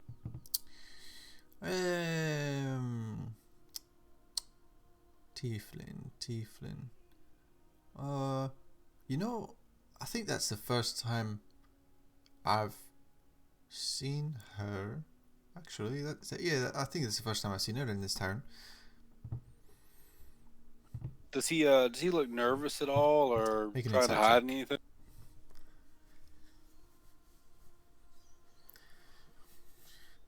Insight. Yeah, I was gonna ask the same thing. Sure, go for it, Ted. Yeah, 13 from. Yep. Excuse me. Can I also make the check? Yeah, go for it. Anyone who wants to can make a check.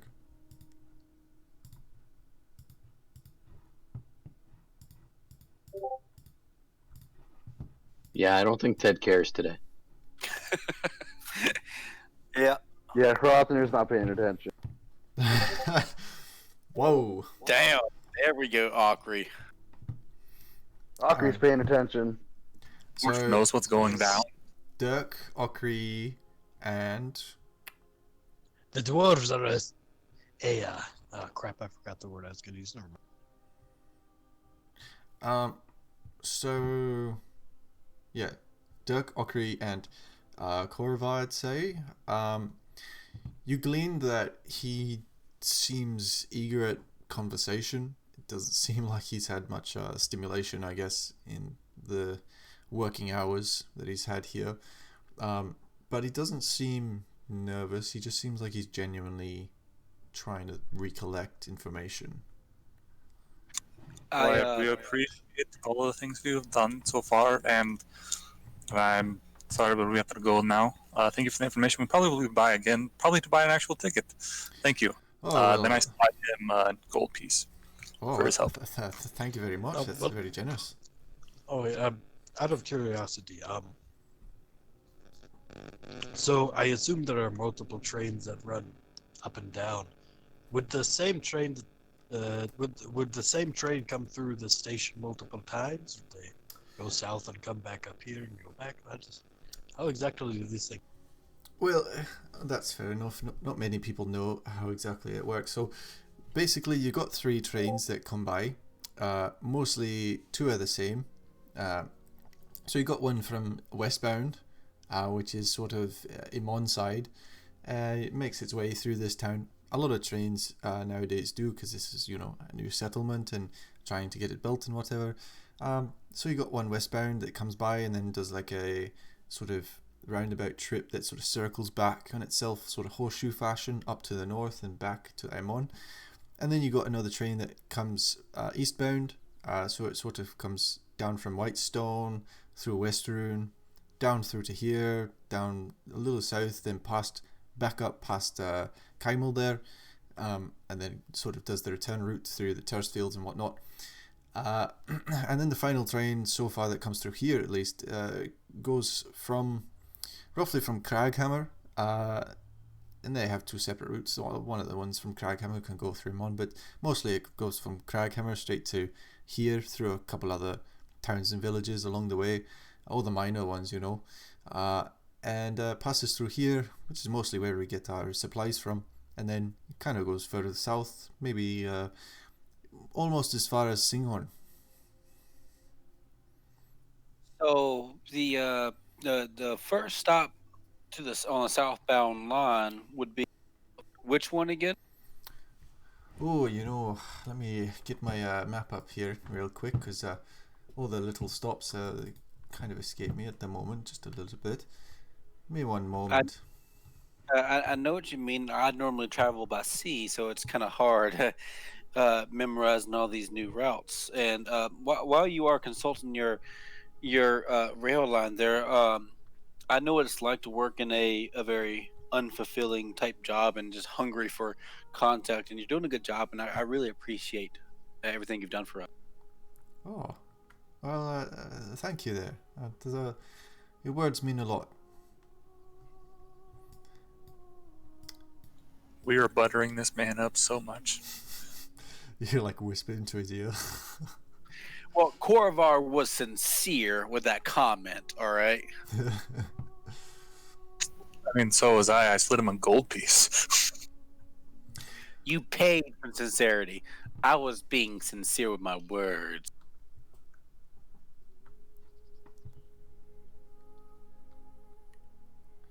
Oh, okay, so the first 2 stops are the Forest Grove and the ruins of Old Rock. Then it goes on to a bit of a more extensive journey down to along to Singhorn. I think there's one more stop along the way there. It's I forget the name of it though.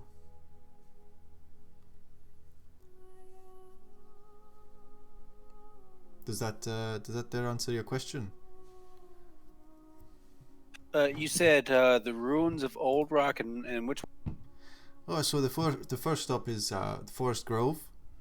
It's more of like it's certainly where all the druids seem to go.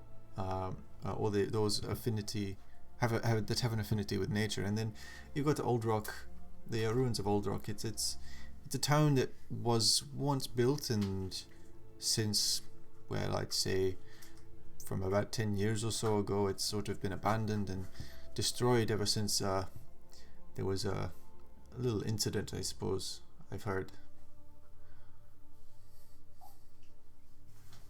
Okay, thank you. And if I appreciate it. Of course. I turn and look at the rest of the guys here. Well, if they boarded the train headed south, I guess we're going for a ride to find this little girl. I mean, what do y'all? Seems very unusual for a little girl to hop on a train with her friend without notifying her father. We should go let the father know. Especially at the top dollar. That part is a little wary. The butcher mentioned the tiefling had a lot of money too. No. Just think back to the diary itself said that they really only met in places they had already been. So it seems completely out of character for Mira to go to this entirely new place. So that in of itself is weird. We should go back and consult with the father. And our other friends, because we're going to go for a train ride, I guarantee it. I assume Also, you I'm guys are looking at very wary of this tiefling girl. She seems very, how would you say, not what she seems. And I do want to mention too. I know that I do know the rest of Ryu did not want to go and talk to the other families, but if I mean this train station attendant, if he corroborates the same story with other young girls or people in general missing that's got on a train headed south, that could be something. But right now, it's just one person and a tiefling girl. I agree. And if he's right about only seeing the tiefling girl this one time, I don't know what exactly how these other people would have left as well. Well, that would probably mean that if they are missing, or becoming missing due to nefarious means, other people are involved, not just this tiefling girl. Or the tiefling could be a changeling. What's a changeling, Rothnir? A what? Is that not in this one? No, I don't believe changelings are in this. Well, it's not really. They're not in it or not. It's if our characters with that previous knowledge of what a changeling is, my Korvar. Changelings are a thing in D&D, but I doubt that my character knows about. Yeah. Yeah, in terms of all your characters, I'll speak proper. we can just ignore that then. yeah. You say that we go back, talk to our friends at the house, and then talk to the father. Agreed. Let's head back and talk to our two compatriots and at least reveal to the father what we found so far. All right. So you guys are all heading back. That is correct. Yeah, I think so. Yep. I miss my bird, anyways. I miss my wee Bill. Okay, so you start making your way back. It takes you maybe 20 minutes to get back to the house. You're pushing sort of mid-afternoon at this stage. Yeah, you get back to the house, no problems. You see Ava and I believe Noah with the house, sort of watching it, but the owls looking up top, looking out up top. Ava is most definitely making direct eye contact with Bill and petting him on the snout. Okay. Amazing. Yeah, I'm outside like, who's a good dog? You're a good dog. What? Bill is the donkey. Bill Bill's is the a donkey. Well, it's Bill's a donkey. again not the smartest tool in the shed right here, so it's a dog to me. Oh my Yep. God. Please don't crack All my right. character on that. Just let that ride through. I am not speaking to it. I am just making eye contact and petting his face. Oh no, I'm most definitely speaking to it. Humans. He does seem to enjoy the petting, but not the talking part. Oh, who's a good dog? You're a good dog. You're a big dog. Good dog. I can see Ozzy up there just in the on top of the roof, just looking down at this, shaking his head like, I wish I could talk to my master right now about this shit. Is this like a 360 head shake? Pretty much. Cool. All right. So you guys make your way back. You're there. Bro, Your friend you Bill guys- here is very kind. he's a nice dog. I But- think you need to get your head checked out, because that's a donkey. Well, not to mind the dog / donkey. This is what Thank we you for found out. recognizing it's a dog. But what did you find out? Korvar quickly and very clearly explains what they discovered, what happened, and all that. So could there be the disappearance of the other people in the town be linked to this girl? I actually really need the toilet. Well, I've said that from the beginning, We're about but to have a bathroom break. we kind of disregarded that. We Well, I had don't know. talked about Nobody going and seems to have speaking seen to her. them earlier. Nobody seems to have seen a tiefling before this girl disappeared a few days ago. Well, I think we should go. Unless and- everybody disappeared at the same time. It is very obvious the tiefling stole the girl. Tieflings cannot be trusted. Yeah, that I sounds don't that like sounds that sounds kind of racist of you, Mrs. Drow. She's You ever entitled met a to her own opinions. Oh, You're half drow, correct? correct. You ever met a real drow? They can't, but the recording can. Ooh. Yes, yes, I actually have. I grew up in Jorhas. Yeah, kind of runs in our blood. That's why I said it. Glad we're on the same page. Mine's too. There's a lot of sass going on right there, and I don't think I like it. Let's inform the father about this news because we got a job. Yes, that's we do have a job to do, and I whisper very quietly over to Rothnir. I don't think I like the other Drow. Hrothnir kind of nods. Ava cracks her knuckles. We need to find this tiefling. Has anything I believe we You should fished in tell the the punch with the father. girl. has anything happened with the father since we left? Well, I went inside, but I checked on him once. I came back outside and started petting this apparently donkey, but nothing I'm aware of. That's a weird answer word your- for dog, huh? To answer your Well- question, I will punch anyone for the right price. Alright. I do believe we should tell the father about the direction the girl headed. Maybe he'd have an idea of where she could have gone. Let me tell Agreed. you that he's using this. And I'm gonna walk inside and take these fellow companions with me. Whoa, Noah, what was that? I didn't hear you at all. I'm going to walk the other people inside the house so we can inform the father about which direction his daughter went. Okay, so you all walk inside, and as soon as you walk inside, you feel the warmth of the interior as you know that the fire the fire has been started, and you make your way into the living room, and sitting on one of the couches is Karth, and he seems to just be sort of hands or elbows on his knees while he's sitting down, just sort of hands in his head, head in his hands, and looks, obviously concerned and still thinking about things.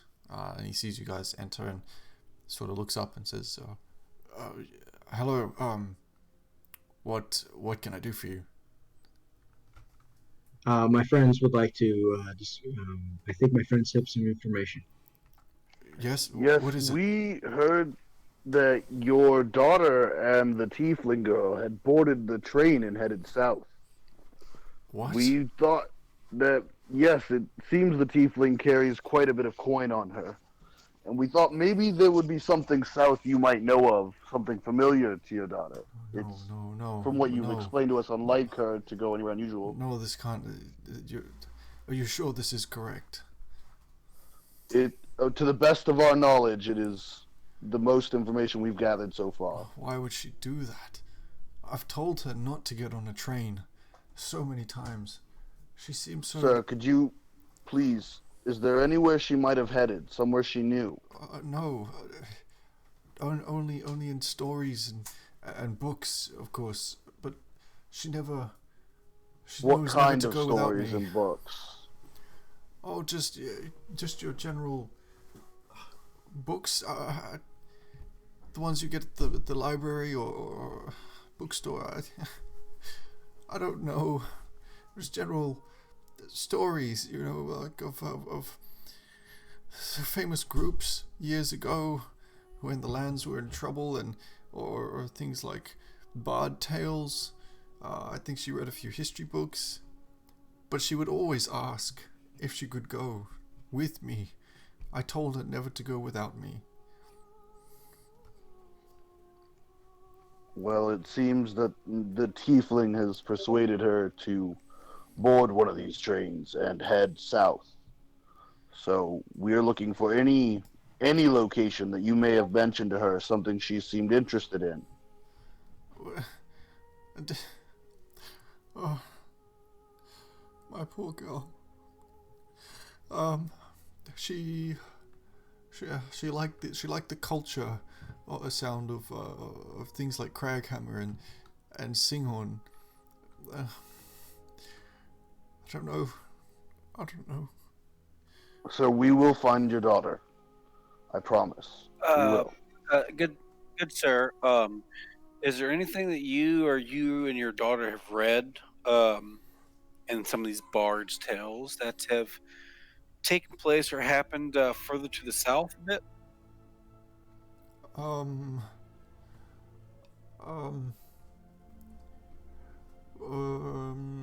Well, there was, I mean, we read a lot of books together. No, I understand, sir, and I know this is a lot to process, but the first two stops along the southern tracks are.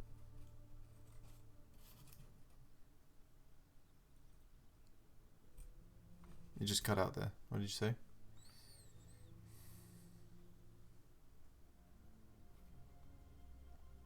Hello?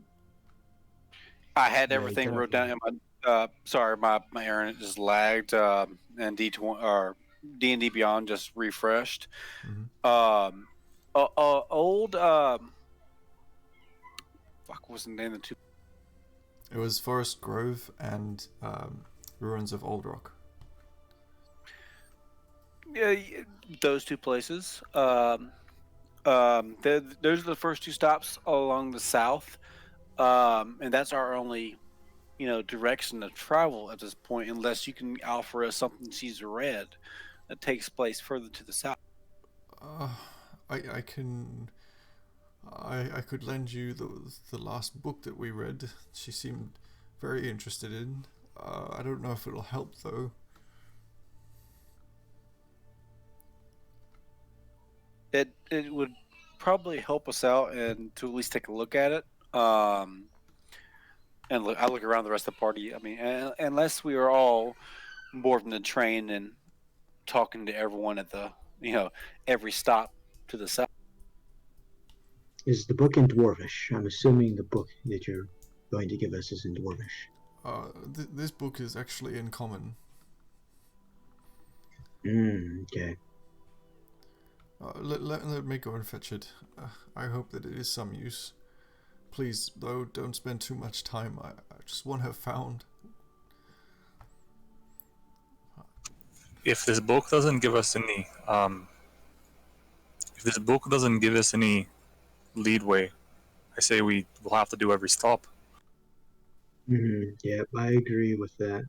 Before we go on that train station, I'm sorry, sir, but I gotta ask, do you have any proof that you're going to be willing to pay us on completion of the return of your Yes, I can show you proof, but I can't give payment until I know that she's safe. It's in your safe, all 5,000? When she's returned to me, I'll give you your money.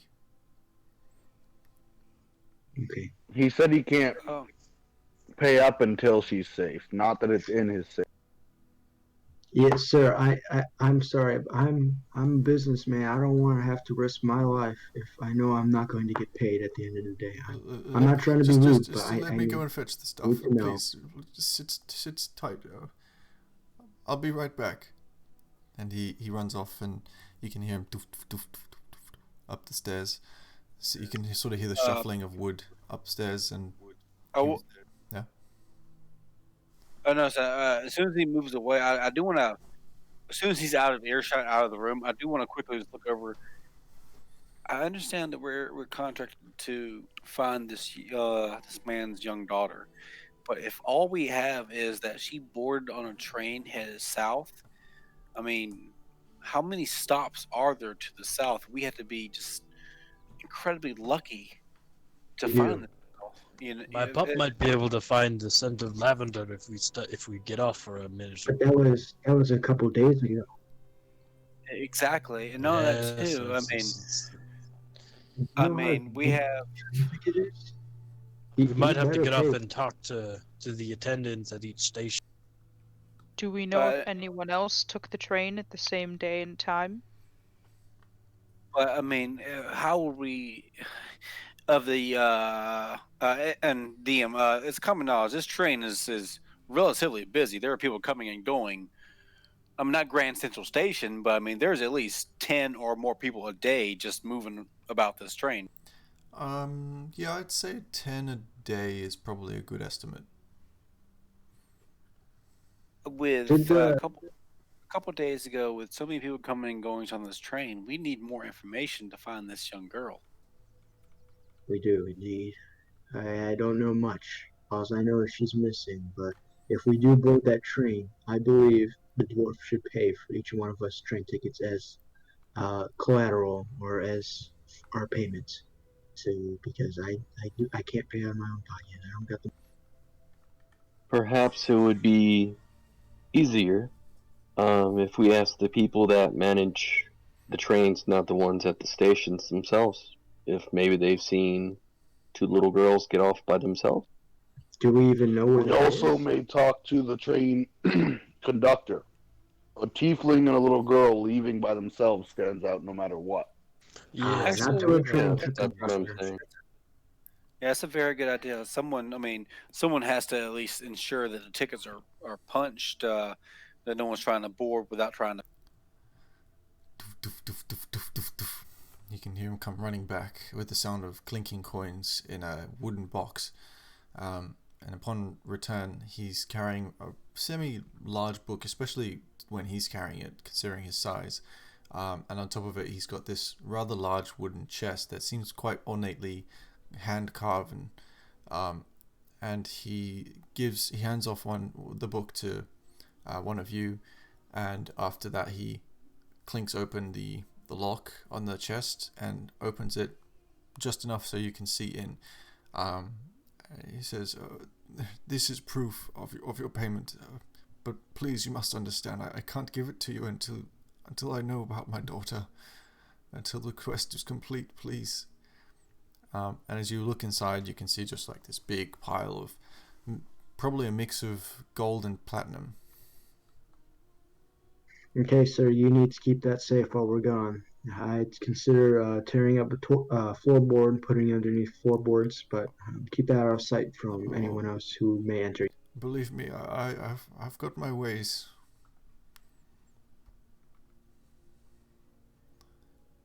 Okay, and Hrofnir will take the book and read it, I suppose. Yep. Give it a general look through and see if there's any information. Yep. Noah, what was that? No?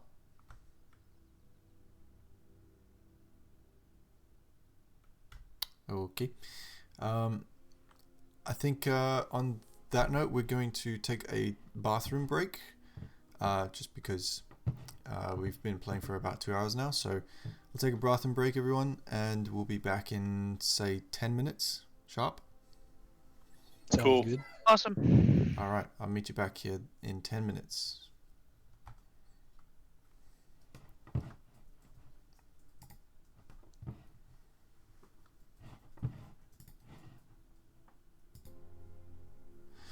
All right, we're back from the break. So, where we left off, Karth had just come down the stairs and produced the chest of gold, proving the monetary value that he has for you guys' payment upon completion of the task. and gave you a book to read, which is in common. Now, I believe, who took that book? Rothnir? Yeah. Okay. So, skimming over the title, it's called The Windcaller's Breeze. And it seems to be like maybe a navy blue cover, leather bound. I guess the first thing I'll do is open up or look on the back of it and in the glossary and see if there's maybe any locations that are prevalent to the story, anything particular that stands out for me. It definitely talks a lot about, in the glossary at least, it mentions Singhorn, and it mentions the ruins of Old Rock. So it mentions both places. Yes. I look to the group and I'm like, and I say, it looks like we've got the same lead here from the story. The ruins of Old Rock and Cleon. I think that's what that's called. Singhorn. It might be wise if we hit the second location first, because they might have seen the first location and been to the first location, so they would most likely be at the second location.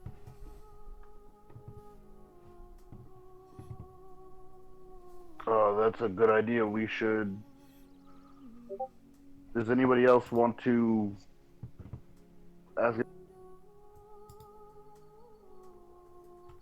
I would like to ask the dwarf, are you willing to pay us for our train fees? If I go up and say to the ticket, or the guy who sells us the tickets, and say, it's on your tab, are you willing to do it? The warden, yes, I suppose that would be okay. But no, I can't pay for your premium carriages. I can only pay for the economy. You've got to understand. Most of my savings is going to the reward money. Can I persuade him to have him pay us for the premium? Sure, roll persuasion. Yep.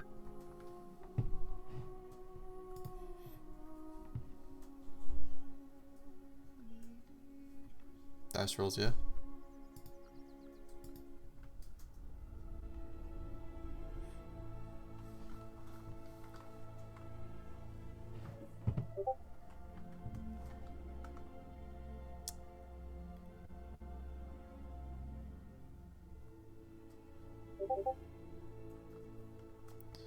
All right.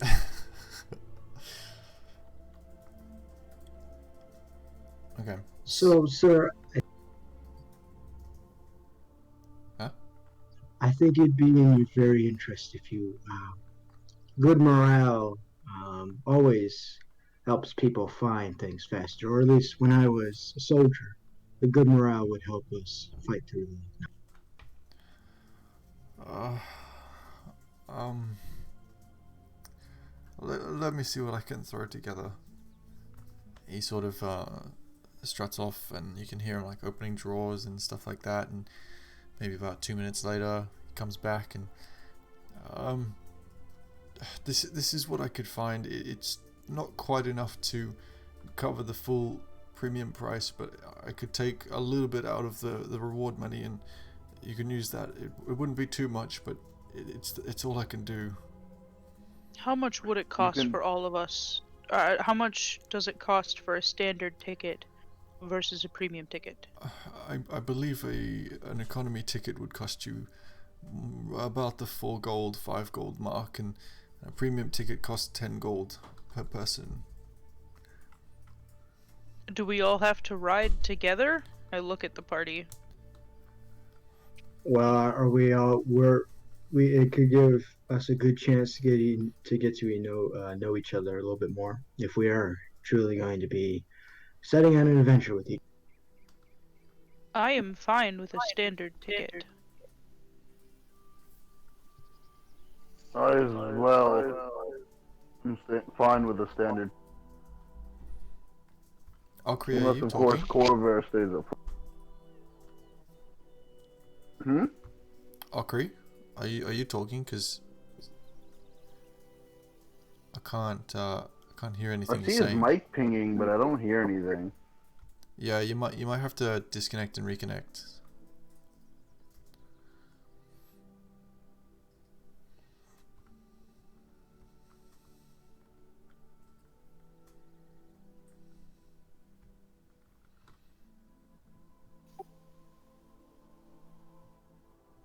Well, when I was a soldier at the front lines, my captain told me that good morale means better effort. So I would like to write that. If it means taking 10 gold off my reward, part of the reward, I'm fine with that as well. Let's just pause the do- roleplay for a second until we get the mic issue sorted.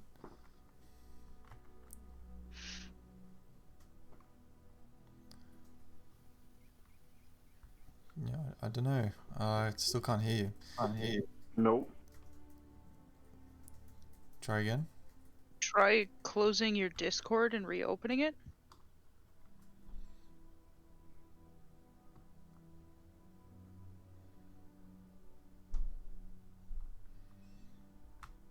Maybe it's the actual. Oh, I can hear my feedback through your microphone. Maybe it's your actual microphone. Like maybe reset it, like unplug it or something, and then re-plug it in or something. Not sure.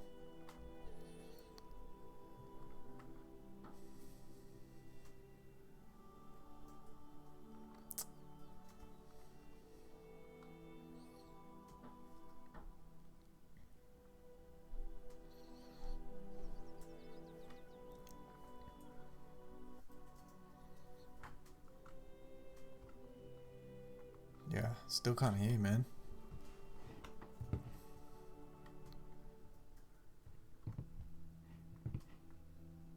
Very strange.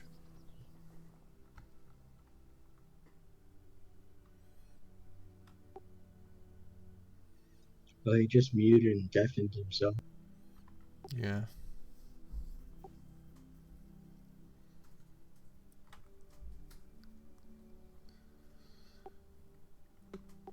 We might just have to continue until he can fix it. Yeah. Alright.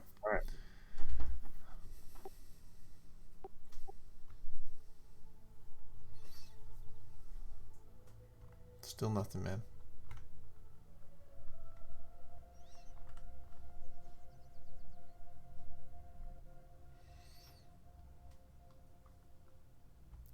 Alright, you guys continue. I'm gonna private message him.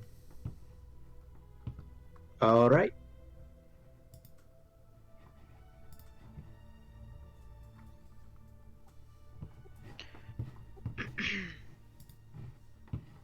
I believe we can find happy enough morale without losing our reward. 10 gold pieces out of 716 for a premium ticket that will only boost morale, drinks, food, I can afford 2 of those services. tickets now.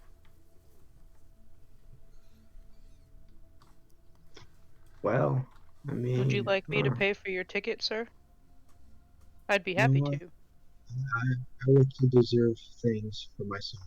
I don't accept charity, but I'm not refusing your offer. Just simply declining. Out of character, is the paladin refusing alms? What do you mean by that?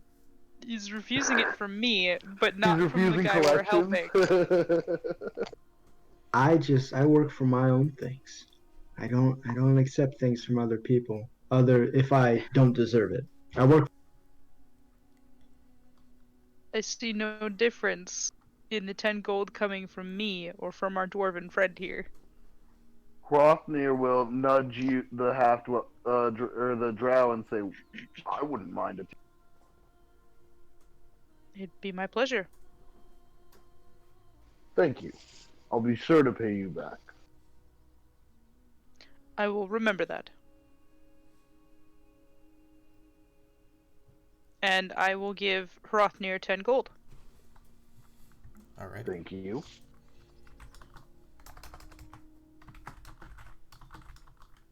All right. So what are you guys doing?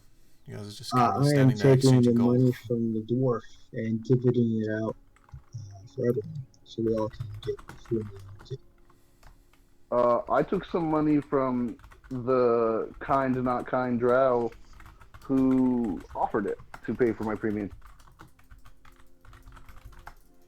Okay. Well, then I simply give the gold that was going to go to him back to the dwarf.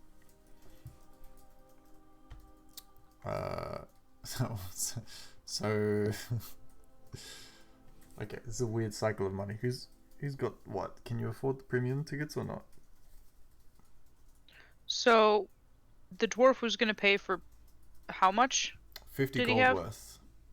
50 gold worth. So now he's offering us 40 gold worth because we gave 10 back because I paid for one of the tickets. Well, 50 gold is what he could contribute, so the rest is kind of up to you, unless you want to take it out of the final reward price. There's 6 of us, right? Or is there 7? 7, I believe. 6. 7. With Akri, there's 7. So that would be 70 gold. So with his 50, I can cover the last 2.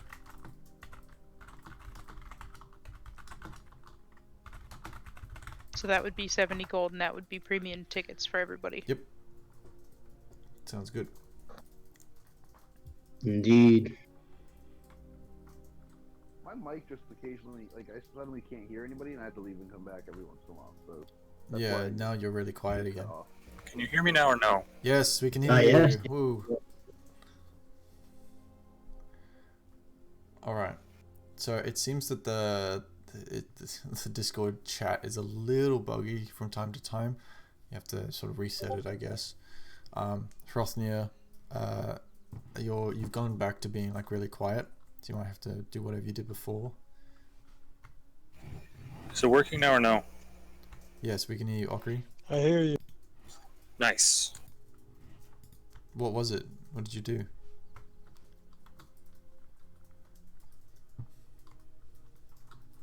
Yeah, sorry about that, guys. I'm back. Yo, Okri, what did you do to fix it? A lot of rando shit, mostly. Okay.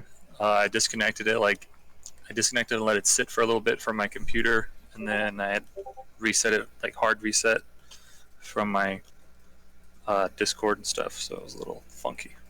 Okay. Well, at least it worked. That is a good point, yes. Alright, so you guys have enough for a premium ticket. We've established that. Cool. So, moving forward. What's the plan?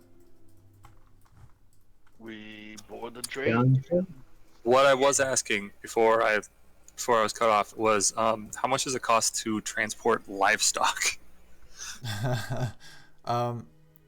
It's at this stage during development. It's mostly covered in the cost of the actual ticket. They just ride in a separate carriage. Sounds good. That's all I needed to know. All right, so you guys are heading to the train station. Yep. Okay. So, making your way outside of the house, leaving Karth to his business, you head on over through the bitterly cold wind once again, and the warden is standing up.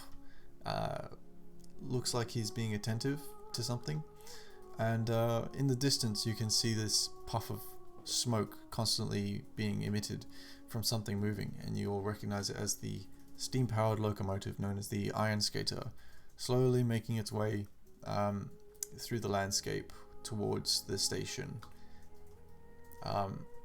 It does seem like it's coming from the northern direction.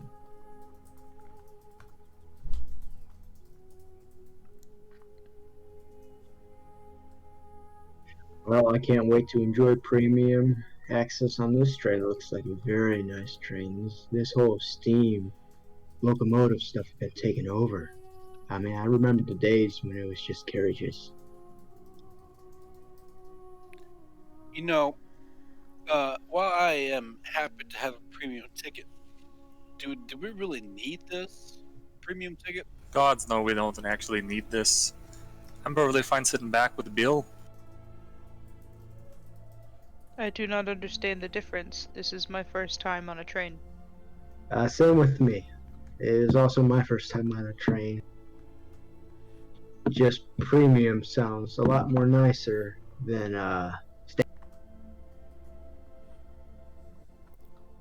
you gotta enjoy the little things in life.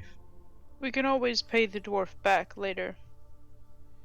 Yeah, because it kind of sounds like you fleeced the dwarf who's only trying to look for his daughter out of a premium ticket. We can pay him back. Noted. Duly noted. Thank you for your input.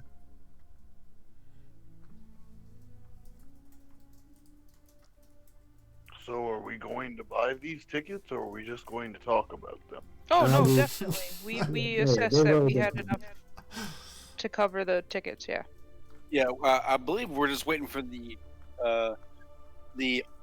train to pull up into the station. Well, you guys are Right. currently off the platform. You're not even on the actual platform. You're just kind of like standing there, being like, "Oh yeah, so we've got this money for the tickets," while looking at the guard, the warden that's standing on the platform waiting for people. Maybe someone should go buy the ticket. Crofnir will Ted will approach. go buy the tickets. Oh, okay. All right, most of you head on up to the platform, and upon return, see, oh, you returned. Hello. So, what'll it be? Who's this guy? Who's this guy? It's the warden. I Oh, chime okay, in you weren't before- here. I chime in before Wait, anyone says why that. do you think I've been here? Why does this guy think he knows who I am? This is the same guy that we talked to earlier, correct? Yes. Yeah, but Noah's character doesn't know that, so he No, is but what you're all he's in a asking. group. Yeah. No, I was saying that just verifying. Excuse me, sir. We talked to you earlier. We're investigating the disappearance of a little girl, a little dwarven girl, with her friend, the tiefling. Aye. We think she. Well, you told us that she boarded the train to the south, and we're trying to see if see if you can help us out with getting us on board and trying to track this this little girl down. Is there any way you can help us out with that? Make a persuasion check.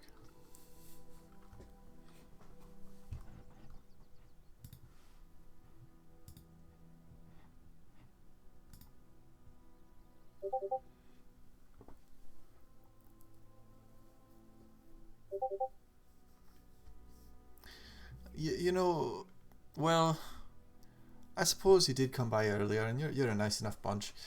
I'll see what I can do about the ticket price. There's only so far I can go down, but I could probably organise some sort of discount.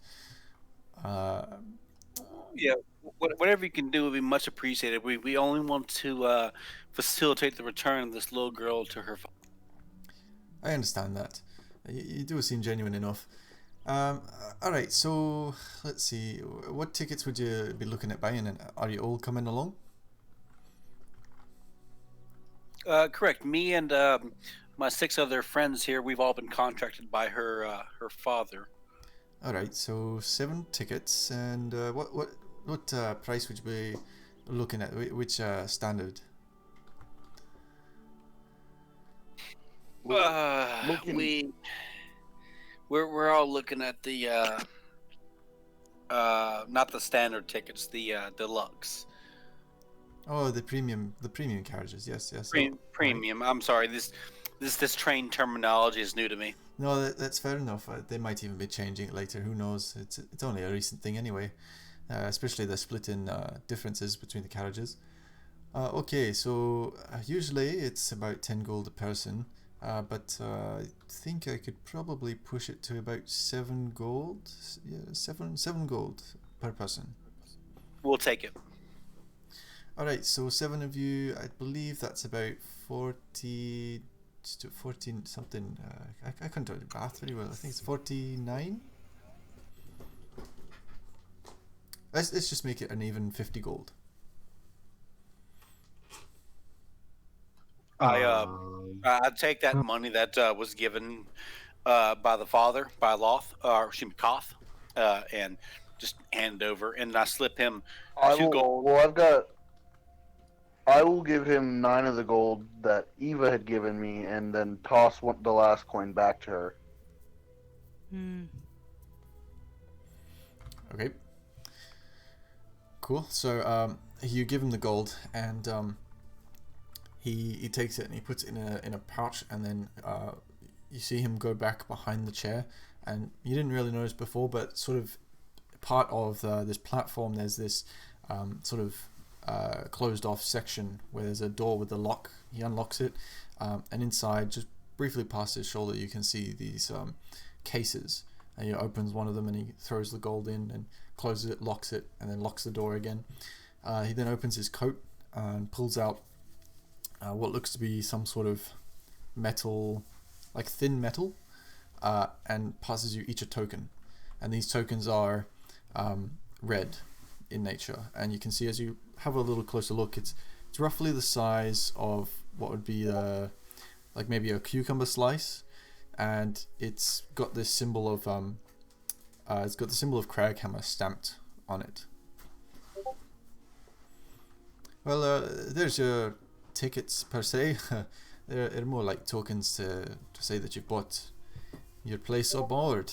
So there's the train now, as you can see. It'll be here shortly. Excuse me, lad. Where do we put the livestock? Oh, there'll be a. Don't worry, I'll take care of them. There's a sort of separate carriage, just at the back of the iron skater there. Now we'll place them on board for you, and once you get off, just let the conductor know that there's livestock, and they'll get them off for you. Korvar looks over and I'm sorry. What was your name, good sir? Jar. Derv? No, Jar. Sorry, my accent's Jar. a little strong there. Jar, yes. Derv. Thank you for all your help. And as I speak on behalf of my friends here, I appreciate it. And again, I know what it's like to work in these what seems to be a go nowhere job. I slide him another coin, and then I wink at him. Thank you for your help. He sort of gives you this acknowledging smile back and nods. I appreciate your candor and your just your generosity, really. At this point, you can hear the of the train coming along the tracks, and you hear the shrieking sound of what you can only assume to be the braking force on the iron tracks as the iron skater pulls in slowly but surely into the station until it finally comes to a stop. You can see the billowing steam coming out from the front of this iron skater. It in general looks very much built completely out of iron, hence the name Iron Skater, and it's very sort of like a tarnished orange, very like deep reddish orange in color, and the front 2 carriages seem to be the premium ones, and Ja assists you with getting your livestock into the rear carriage for transport, and then brings you all to the front 2 carriages where you are at the leisure of choosing which one you want to get into. And yeah, I assume you walk in. Yep. Yep. Yeah, we'll just walk in. All right, so what is this? Oh, that's cool. so upon walking in, the sort of sliding door opens, and as you walk in, there's this really nice scent of vanilla almost. The actual carriage is lit up by 4 sconces that are protected by a sort of semi-translucent veil over the top of the torches, probably for protection, you'd imagine. The seats themselves are covered in this like really nice red velvet cushion, Still very simplistic in design, but you can definitely tell that this carriage has a lot more luxurious feel to it. There's a carpet lined across the floor of the actual carriage, and all the windows seem to be slightly like a tinted, like a dark tint to it, probably to keep out some of the light. And each of the windows has their own blind or like curtains. I'd like to check the other carriages and see if any of them smell like lavender. There's actually no accessibility between the carriages. Okay. Yeah, it's not that far in design, unfortunately, but you could stop at another stop and switch carriages. Okay. Is there like a mini bar on this cart? Not that you can see. It seems mostly just transport, like a carriage. Yeah. Okay. Thank you. Boy, that's why you bring your own. And I just whip out a water skin that has just ale in it. Boy, can you pass me a drink? I'm trying to forget some stuff, and a little drink might do that. Sure, friend. Here you go. Well, After I take a thank long you. swig, I hand it to Nova. I take just one tiny swig. I said, that'll do for right now. Here you go. Is that dwarven ale? Perhaps. Would you mind if I tried? There's plenty here to go around, so go ahead. As I'm grabbing it, I say, I've never had any, and I take a sip and immediately start coughing. You gotta get used to stuff like that. That's some strong. You're wasting it, lass. Put the cork back on and hand it back. Yeah, give it back to me. I'll take a drink. Lady and gentlemen, as much as I love to see people kicking back and enjoying themselves, instead of drinking, maybe we can inquire about the cart, the passengers, and maybe the conductor. We are looking at Noah. We are still on a job Oh, that you have expressly put out there. Yep. I Oh, don't man, believe I'm a we little lightheaded. can- Yep. Job. Yep. I don't think don't we can think- move. Yeah, we can't really move around very much while the train is moving. Has the train started moving? Yeah. Not quite yet. Probably a few more minutes, you'd imagine. Corvar looks around for any sign or anyone, or listens for anyone yelling to please be seated while the train moves. He's never been on one, and then quietly asks, "We can't move around." Make I'd say an insight check.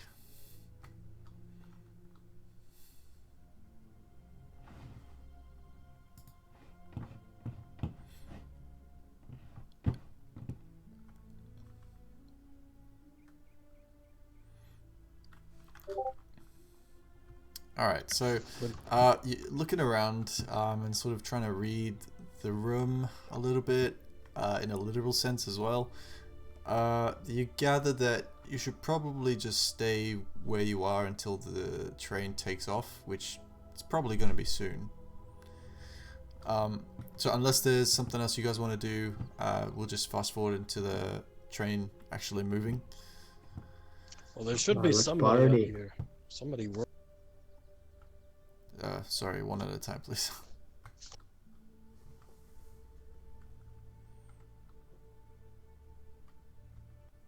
Anyone?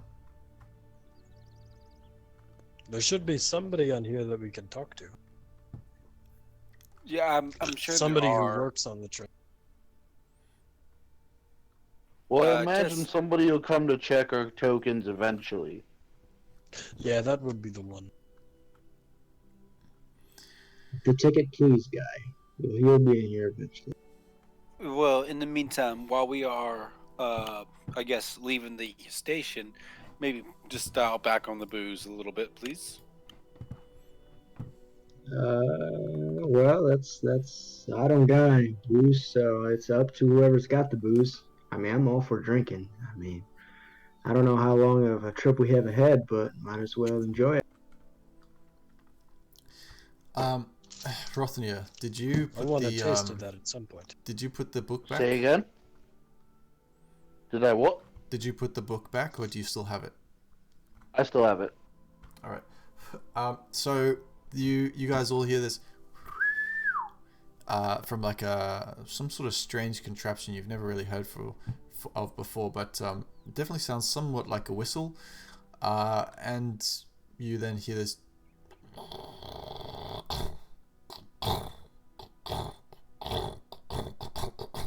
And the train starts taking off, and you all feel this as soon as it like takes off. You feel the force sort of like lurch you backwards a little bit. You have to kind of steady yourself, for those that aren't sitting down at least.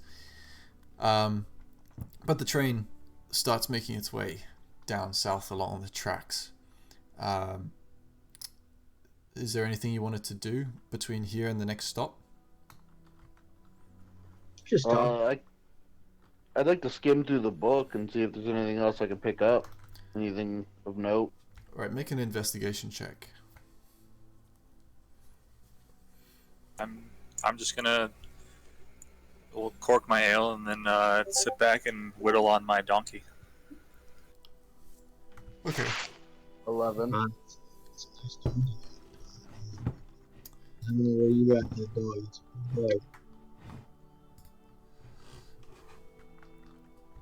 So, pouring through the book a little bit, it takes you a while, probably the better part of, I'd say, half an hour, but you do pick up on the general gist of the story, and it seems to be talking about a lot of elves, and a lot of what seems to be this sort of adventure. But in particular, it mentions this group that started traveling between Singorn and just sort of like throughout the dividing plains, sort of outreaching a little bit, which is a little unusual for the people of Singorn to do. But it sounds like this was like wasn't your typical Singornian elves. And they traveled for some sort of adventure or something like that. And upon the way, they came across the ruins of Old Rock.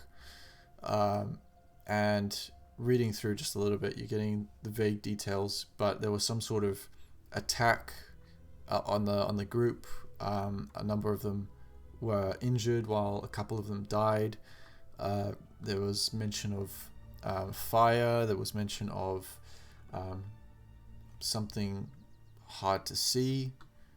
And then they returned to Singorn, and then apparently I think part of maybe like the last couple chapters it mentions about there being one survivor over the course of the next few months after that adventure, how the rest of the party seemed to die off, or never be heard or seen of again for some reason. But there was one survivor, and that survivor wrote this book. Yeah, that's about all you can gather from this book.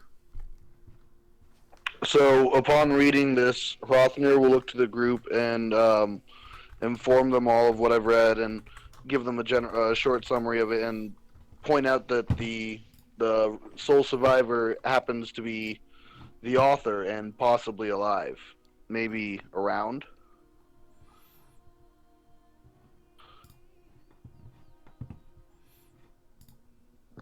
Seems interesting. That's truly an interesting story. Well, it seems like maybe if the girls had interest in stories like these, that it might be beneficial for us to try and find the author of this book. Maybe that's where they went. Does it say who the author is? I look in the back and read the author's name, I suppose. Well, if I can. Yeah, so you have a look for some sort of signature or identifying author. It seems to be written by someone called Aetherian Windwall. It sounds very elvish in nature. Oh boy. Perhaps somebody we could find in Singor? Shouldn't hurt to ask, but I wouldn't make it a top priority. No. Well, I are think are we traveling all the way to Singorn, or are we going to this the ruins of Old Rock first? I assumed that the ruins were the first stop. I think they're the yes, I second also stop. assumed. Yeah, it's the second stop. First one's Forest Grove. Yeah, wouldn't it be smart to go to the second stop because they might have already been to the first? Maybe.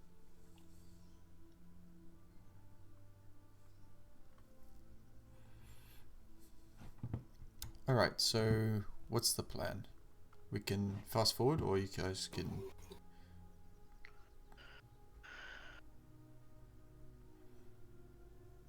Just gonna I'm sit back. Corvar would just have sat back and kind of leaf through his spell book and corrected discrepancies and kind of finalized.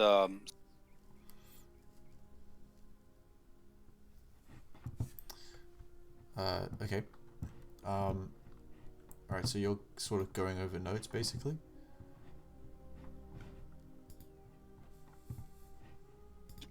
Basically, and just kind of falling into a silence, just waiting for the next stop to come up. Okay, sure thing. Noah, I believed you wanted to use this chance to better get to know us. Yeah. If anyone wants to start, be my guest, or I'll start. Don't. What would you like to know exactly? Many of us have lived Why quite did a few everyone? years. What made you Why guys that be use the true? destination? Can't hear you. Yeah, Noah, your mic is acting up again. Sorry. Oh, How that's did you better. all end up at the bar? Looking for work like the rest of you, I assume. Same. My- Myself and Rofnir here. We were in the area and happened to find the job, same as you, right, Rofnir? As I give him a look. That is how we ended up there. Interesting indeed. It's gonna sound weird, but I had a voice in my head say go to the bar. I'm not really looking for money, but fate has it, I'm not with you guys, so I'm trying to figure out what's going on. But finding this girl's on top of my priority list. I recently left home. That was the first job I was offered. Alright, well, that's all I really wanted to know. Thank you. I'm just gonna sit back, relax, see if I can get some shut eye, and hopefully we arrive to our destination. I don't know how fast this train will go. I've never been on one. It's quite the interesting spectacle, but I'm just gonna try to get some. I must say, you are not like any other human I have met. Well, any other humans haven't had the history that I've had to endure and suffer through. So that's never mind. I don't like to talk about my past. So Understandable. The humans that I have met do not endure the suffering. They grant it. well, I don't allow it to get the best of me. So I don't quite grant it. I try to push away from it. So. Yeah, they come in all shapes and sizes, Lassie. I'd My say give apologies. them a chance every once in a while. I do not mean to come across as rude. I do not have much experience in the world. I have not left my home in many years. Which kind of begs the question, Eva. Why are you so far from home? I am no longer welcomed. I don't believe. What den are you with? I am not.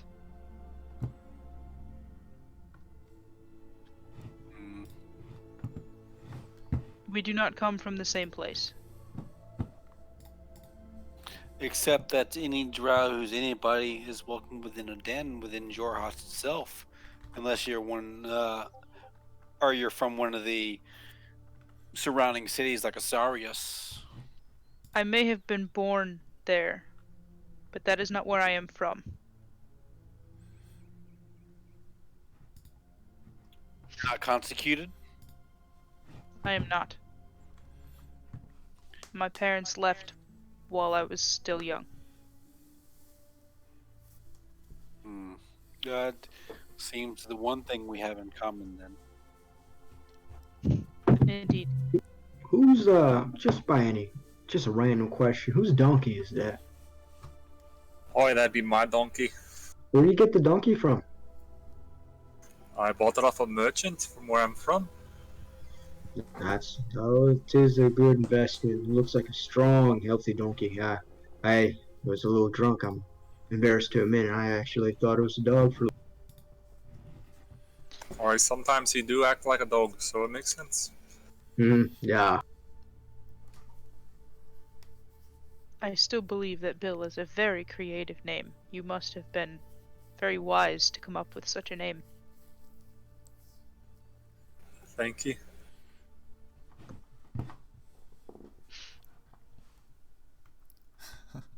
Alright, so with some pleasantries out of the way and a little bit of getting to know each other, you guys sit back and maybe have a little bit of more conversation or focusing on your own perhaps inner thoughts and whatnot. Most of Hrothnir's time is taken up by reading that book, but the train continues to run. And it's probably been maybe 20 minutes or so on this train journey. You guys have seen the landscape pass by at speeds you've never even thought existed beyond the use of magic. And it's quite beautiful, with the landscape sort of been dotted in snow. It seems like speckles of this white and silvery landscape that it just reflects the sun that occasionally passes through the clouds and the white light that filters through the cloudy atmosphere above. The snow falling a little more heavily at this point looks like a wonderland out there for most of you. All the trees starting to get covered in this frosting. It does seem quite magical, especially considering that you don't have to experience it outside of the carriage. Even though it is fairly cold in here, there's no heating system. It's just lit by the sconces. But maybe 25 minutes or so goes by, and you're starting to see perhaps the next stop coming up. You look through the window and there's this sort of faint orange light dotting what looks to be some sort of buildings in the landscape, and the train pushes forward to it, and before you know it, it stops, and the doors, your carriage door at least, opens. You see one or two other people maybe that look like they're waiting to get on. It looks like this is Forest Grove. Beyond the platform, you can see thick bush and forest sort of lining the edge of this small town that seems to be very peaceful at first glance. Definitely a lot of creativity with use of flowers and vines. Almost all the buildings are made of either wood or vines and leaves themselves. Even the people that seem to be here seem to be dressed in this sort of very natural clothing, either furs or even items made of soft leaves themselves. What do you wish to do?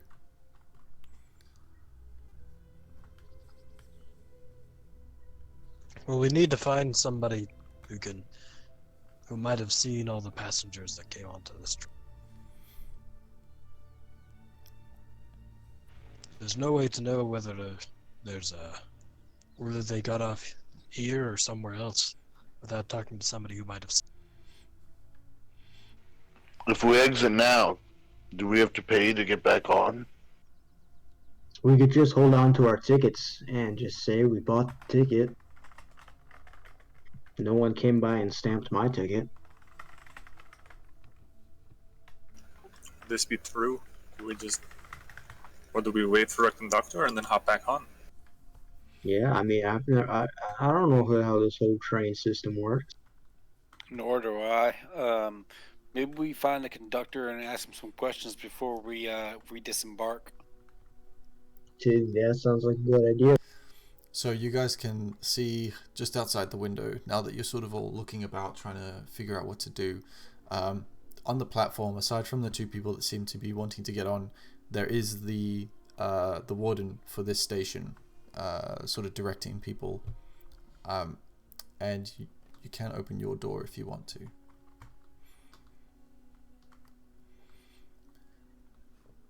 I mean, does anyone Let's want to try go asking him. outside? All right, yeah. Open up the door. Alright, so you slide open your door, and the warden seems to hear this, and you get his attention, looks over to in your direction.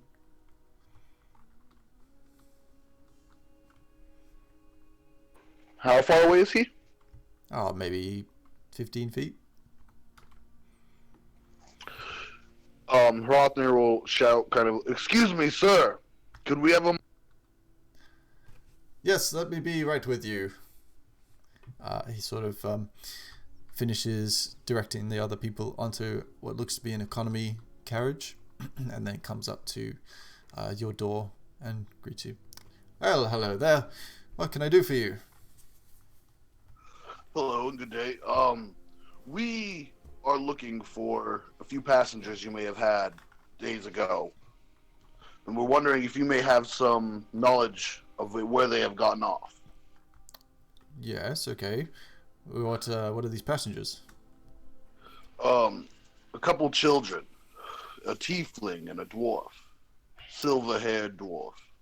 No, I don't believe I remember seeing them. When was this? It would have been maybe a few days ago, 3 at the most. No, I don't recall. They would have been by themselves. I don't recall any bodies like that entering into the carriages or coming off. So, unfortunately, I can't be much of assistance in that regard.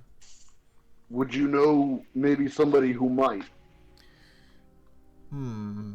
Perhaps the warden at the next station.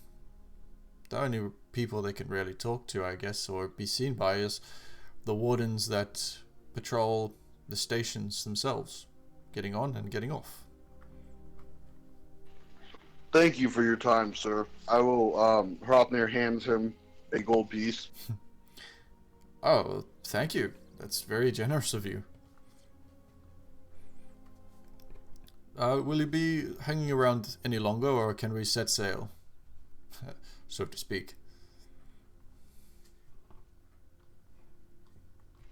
Unless anyone else has any reason to stay, I believe we can move forward. He sort of looks No at reason you. to stay. I'm all good.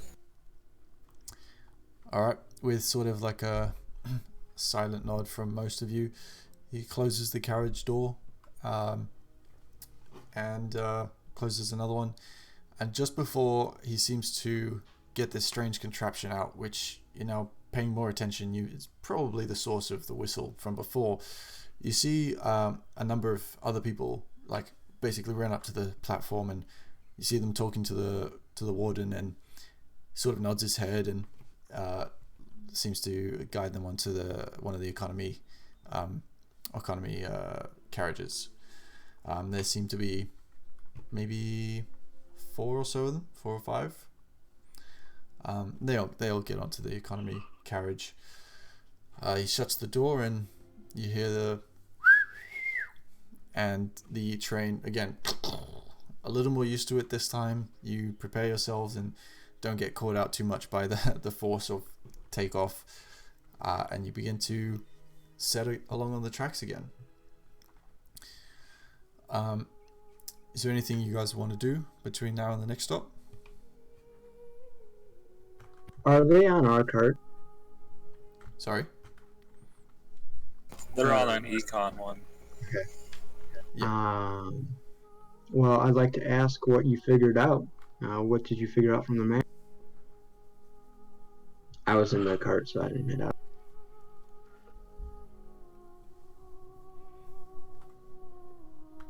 Who are you talking to? Whoever talked to the ticket master guy or the warden. Can you hear I me? wasn't out there, so yeah, I can hear you. I had no idea. He said that there was no one of that description there, and we might try at the next stop. Okay, thank you. I guess we go to the next stop and go from We're there. already on our way. Okay. So the next stop takes us to, I believe, the ruins of Old Rock, correct? Yes, I believe so. Okay. So the train continues to move, and it's a fairly odd feeling to most of you, as you're not quite used to the lack of sort of lurching, I guess, with every sort of horse step, if that makes sense. It's really quite a smooth ride for the most part, besides the takeoff and stopping. But again, it's a beautiful scenery. Most of you are seeing this side of the world for the first time, and sort of traveling more into forest area now, where trees are getting a lot more dense. It seems very magical, very winter wonderland, if you will, and definitely a lot colder as well. But nonetheless, it takes you the better part of maybe another 40 minutes before, along the train journey, and this is maybe now pushing late afternoon, it's still fairly light, but along the journey, maybe 40 minutes in, all of a sudden the sconces blow out, and the carriage sort of goes dark. I ready my weapon. As soon as everything went dark, I'll cast dancing lights. All right, so you bring that up, and I believe the dancing lights is 4 little globules of light, right? Or one big one if you wanted to.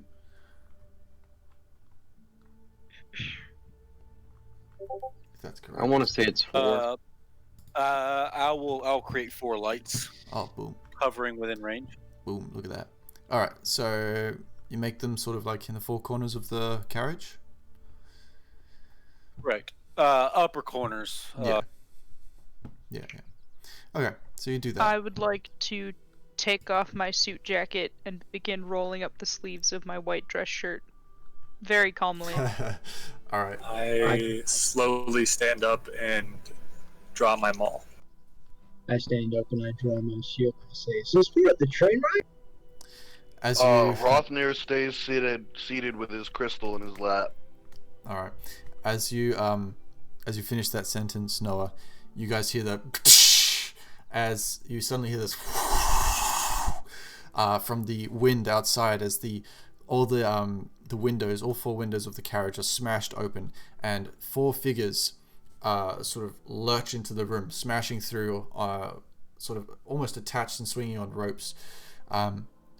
Because of the lights now, thanks to your wizard friend there, you can see 4 what looks to be 4 masked male figures, very bulky, look to have like cuts all over their body.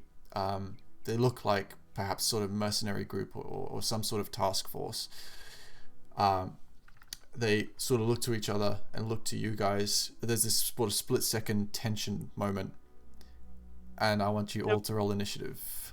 So I'm going to begin the initiative. Oh shit. So the command for that. Give me 1 sec. I've got to start the initiative first. It's ! Init join. Space between init and join, but don't do it till he starts it. Or just I.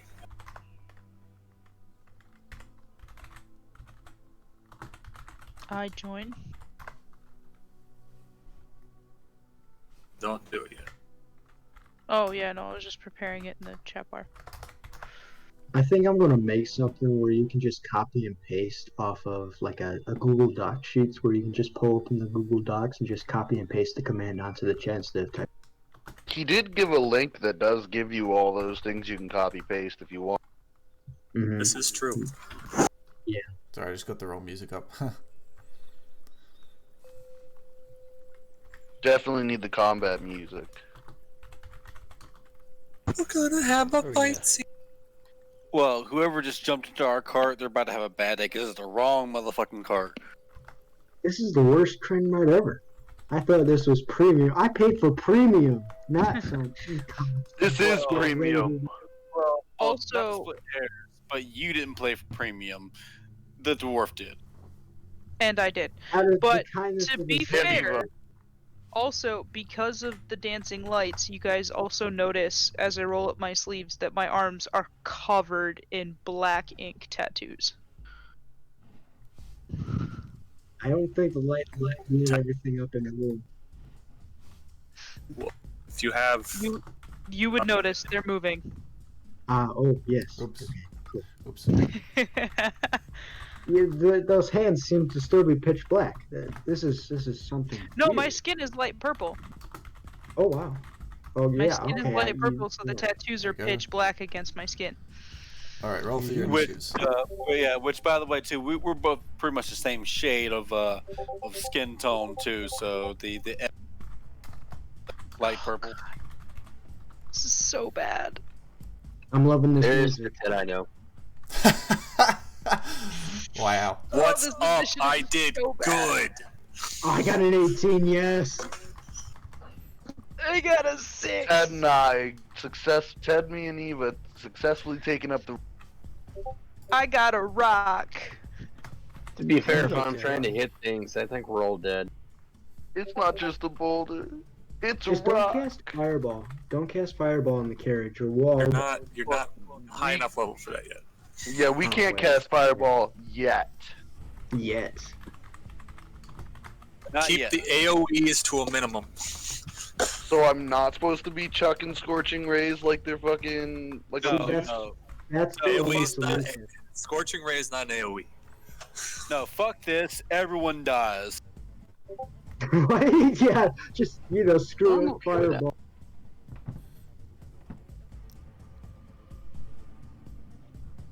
You know, if That's we the- die, we die. I'm okay with that. If we die. At least we died in premium carriages. See, I told you guys. So Would Noah, you rather go die than- Noah, you go before me because you actually have a dex. And I just straight. Oh yeah. Dying in style. Okay, so, Korovar, you're standing there. You've just seen what's happened. There's this split-second moment of tension. What do you do? How many people jumped in? It appears to be 4. And roughly the size of the room and distance where everyone's at and everything, just for like spell plate. Let me give you guys a train map. Oh, that's cool. Rothney, your That AC would is be helpful. garbage. AC is Yes, always- yes, it is. Okay, so I you're am looking defining at, glass. Yeah, you're looking at probably for the carriage that you're in. It's probably about 25 feet in length and maybe 15 feet in width. But on the edges, you've got the benches. So that's a rough guide. But the orientation of the benches are a bit different. There's sort of benches lining the side walls. Nice. Let's get it on. So, are my compatriots intermixed with the enemies, or are they all the four combatants jumped in roughly around the same point? If you think about it, if you guys were sort of sitting on the benches or standing up near them, they jumped in right by the windows. So they're sort of on 4 posts, I guess. So the 4 corners of your group.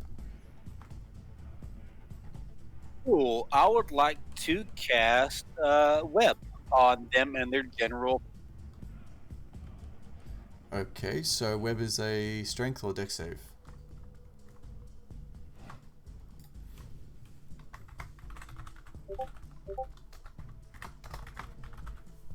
That is a dex save. And I want to try to angle it where it's just hitting them since they all jumped through the window. Not hitting my team.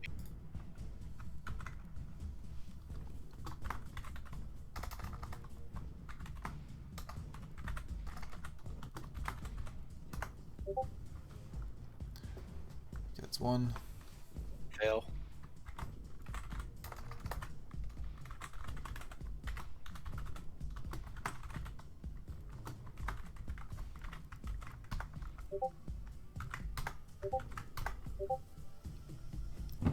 That 14 is my DC. So yeah, I don't know that. Okay, so 2 fails and a success. Sorry, 2 fails and 2 successes. Because if it hits the DC, then they save. Cool. So that means the 2 that failed, they are completely restrained. And then I will kind of scurry and move around as far as I can to get away from them because I don't want to be in melee with these guys. All right, sure. So you sort of move around. Which side? No side particular, just as like the straightest distance away from them, inside the cart. Sure thing. And I have to click next, or let me see, I'm trying to find the command. I think it's exponent I next. Yeah, I next. So yeah, I next.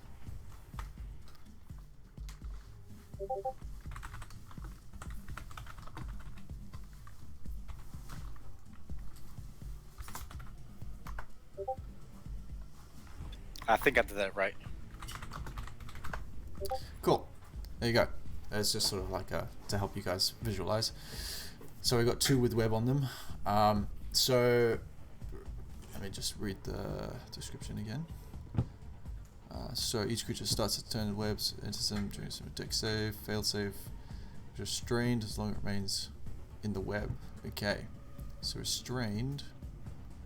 Believe. So I think that if they start their turn, I think they have to pick another one, right? Yes. Question. Do I do my attack rolls in dice rolls or I do it in bot commands?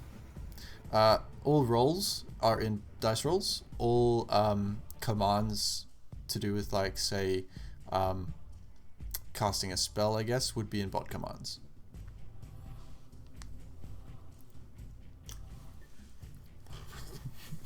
Gotcha.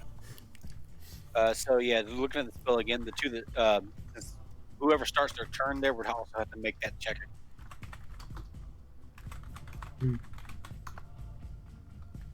Okay. Cool. So whoever starts their turn makes another dex save. Correct.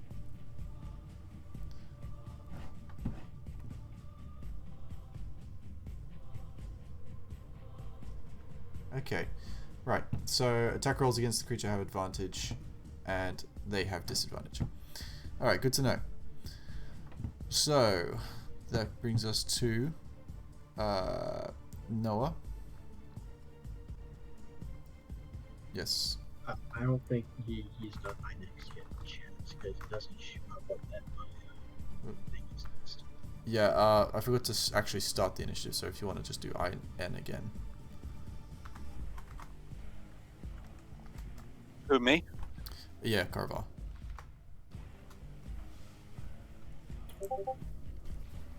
Cool. Is the train still moving? Yes, it's moving. Is one of them who is not webbed near the window? Because I'm assuming they're like right next to the window. They're all each right near a window that is currently shattered, with the wind pouring through. Can I get to the closest one near me, grapple him, and attempt to throw him up? Ooh, okay. Yes, alright, make a combated grapple check. So for you it would be strength, and it would have the choice of strength or dex. Not to split hairs and to be completely fair, whoever enters the web also has to make the dexterity saving throw. Yes, so it depends on which one you're going for. Yeah. The one that is not in the web that's closest to me. Alright, I'd say that's sort of like the bottom left corner. Okay. And I just roll d20 and add my strength on.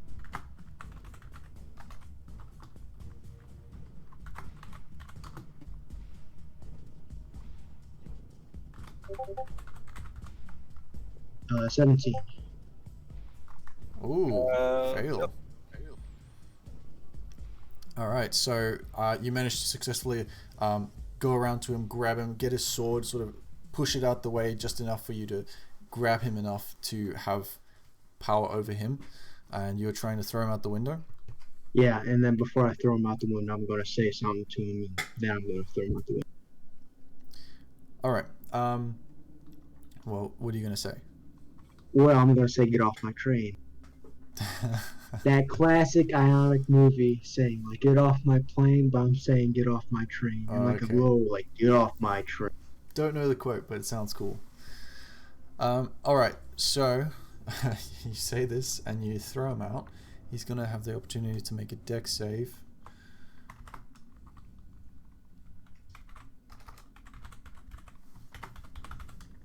I really hope this train's moving fast. Fail. You fail. Come on. I just want him to die. Oof. So it's not quite a fail, but it's not quite a success. So you throw him out after saying this. He goes, ah! And you see his fingers sort of catch the side, and then they sort of start slipping, and you hear him slip a little and then catch something else. You hear the ding of him catching like a metal bar or something. So it seems like he's been thrown out, but he's hanging on out there. Yeah. So, Yep. And with that, I will end my turn. all right. So just Which one was? So that was that would have been Thug 3.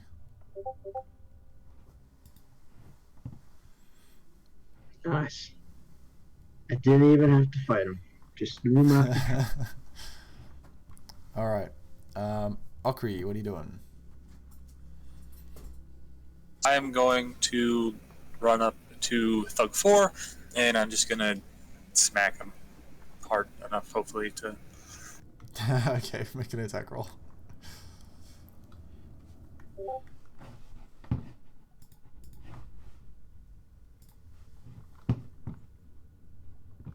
Okay, that definitely hits. Alright, 10 damage. And which one was this? Was it one in the web, or was it one not in the web? Sorry, I was a push to talk. It was not one in the web. It was Thug 4, so it was one. It was closer to me because I was sitting in like the back. So. Cool.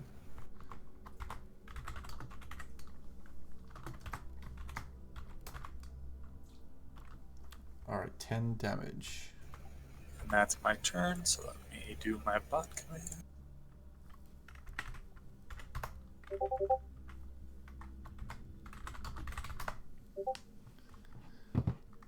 Okay, there you go. So, we are now on to Dirk.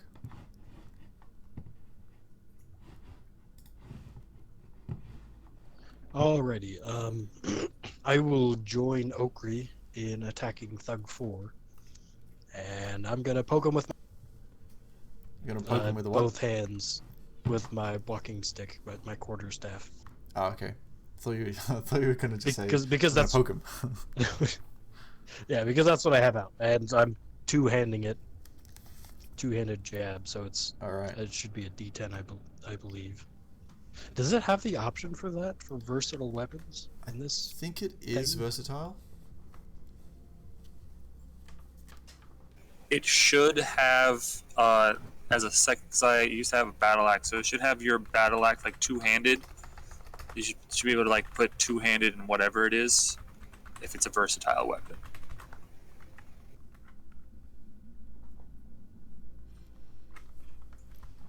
If that made sense. Yeah, on D&D Beyond it does say versatile, and it's 1d6 with one hand, 1d8 with two hands, but I don't know if that'll work. Yeah, so you should be able to put like the attack command and then like two-handed and then whatever it is, and then your Yes. target. So you're doing it with a quarterstaff, technically, yeah. Yes. So says 1d6 bludgeoning or versatile 1d8. Yes, I think I said 1d10 before. It's 1d8. All right. So make your attack. Is this Thug 4 or one of the webbed ones? Thug 4. I'm going after the same one as Okri. All right. So roll your attack.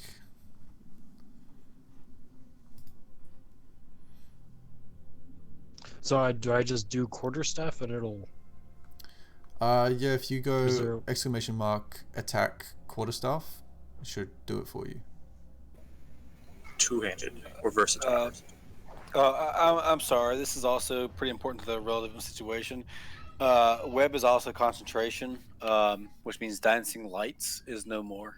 Oh, okay. Ooh, yeah, right. So who of you have dark vision?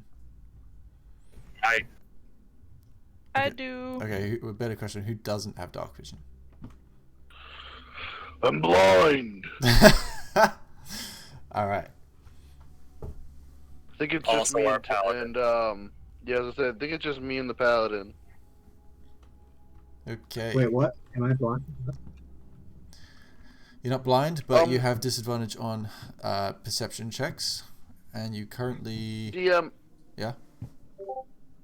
I'm having a technical difficulty. I was looking at my trying to see which ones I had picked for my sorcery points converting, and I just can't find it on my thing at all. For For like meta magic, just- you mean? yeah. Are you looking on D&D Beyond? Yeah, I can see them now when I go to edit it, like they're there, but when I go to actually look at my character, I can't find them on the. Natural 20. Oh shit. And I figured it out. It is two-handed quarterstaff. But I just did attack list and it told me all my. Nice. Okay. In terms of your character sheet, all your stuff should be on the D&D Beyond thing. All right, I'm sure I'll figure it out. I know which ones I have now.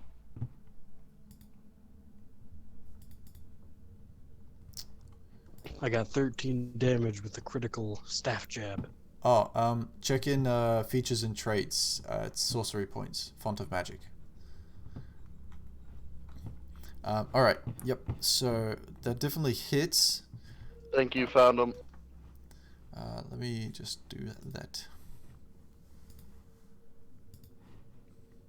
That's my first attack in the game, and I got a net 20. Yeah, that's pretty good.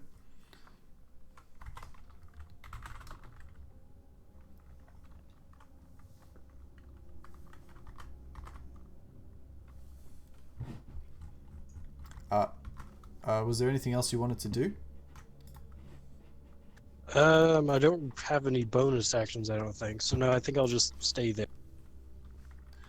All right. So just pass the next turn on while I do the health thing.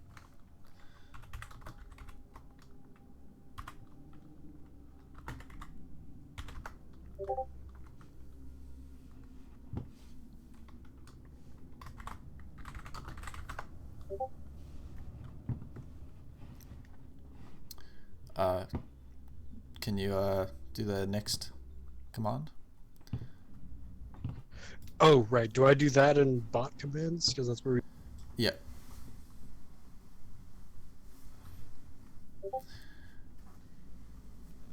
Did that work? No. It has to be, I believe, a small I think. Alright, so once you've done that, it's their turn. Nice. Okay, so first things first is the guy outside is gonna try and climb back in. Of course, I'll just throw him back out. Which means he makes another dex save because he re-entered the space. True. Nice. He's making saves left, right, and center. Correct. Web. Man, he's not really gonna like me after if he gets in. I don't Nope. think he'll be very fun. I might amputate his arm off just to teach him a lesson. And add a hammer? Question mark. And add a hammer. No. As I'm the only one that probably has hammers, we're not doing that. We'll see about that. Damn 18. To be decided. I think it has to be a group consensus. Hammer arms, and I'm all for it. Ah, Ooh. are you serious? That's a fail. That's a 0. That's a critical fail. Okay, so He Yeah. tried so hard, in the end, didn't even matter. So alright. did he not enter back? No, he basically you hear against the of the wind as it's coming past. It's freezing in this place now, like super cold. And you see the hands come around and he starts pulling himself back in and and as soon as he like falls in, you just see like the web wrap around him. He's like, get off! And he's sort of stuck on the ground in the web. So that'll be his turn. Yes, how unfortunate for him. The other thugs are going to make their turn. Probably the one who did the most damage to Thug 4, which I believe was Dirk. Yeah, that's me. Guess what, buddy? Thug 4 needs to make me. his Thug 4 needs to make his dex save because he started his turn there.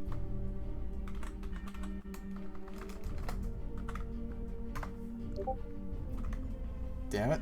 Failed. Ooh, That means man. that means disadvantage on his attacks. Yep. You're all welcome. We might want to keep one of them alive, just, for advanced interrogation. No! I was planning on trying to knock my guy out. I mean, aren't you curious? I mean, all you gotta do is not open the web anymore. I basically gift wrapped him to you. Yeah.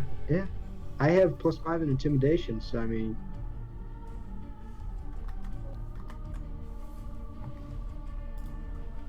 So I'm just looking up the Yeah. the attacks here. He gets 2 attacks.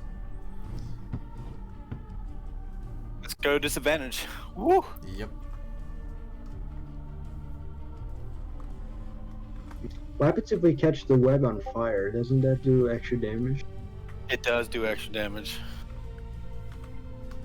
Okay, that was So what right. I'm hearing is my chromatic orb is a great idea. Let's I'm not so burn glad the you cart. asked. Or not. Burn the cart down? Okay, I mean, not the idea I was thinking about, but if you want to, I have... Please Thunder's don't. Smite. We'll have to pay for it. I think you have the Do or money to don't pay set for the it. webs on fire. Don't! We'll have the money to pay for it once we get paid. I pulled the I'm not paying That's for a it. negative gain in my eyes.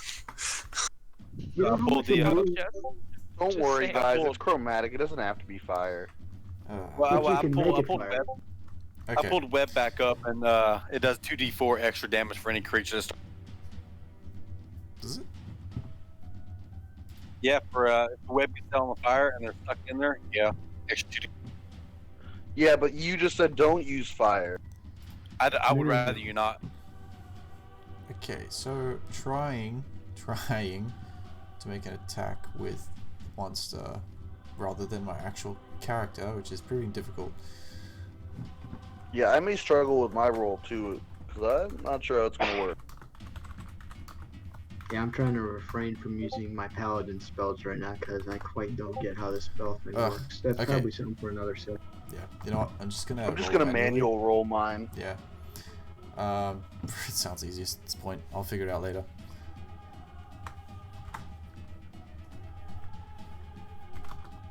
Monster attack is monster _ attack. Thank you.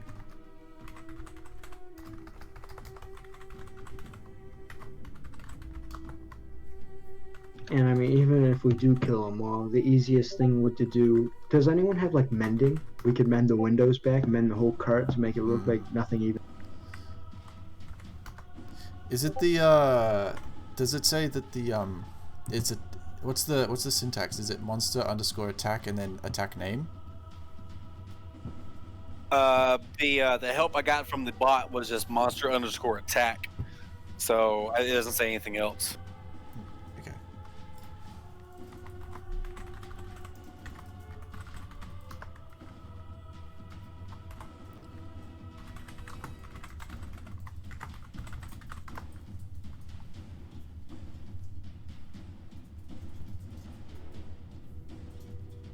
Okay, I'll do it later. Let's just do a normal roll.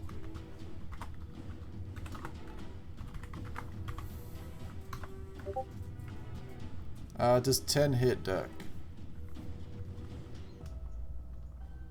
It does not hit. Okay. 10. Our Hilarious. AC is 16.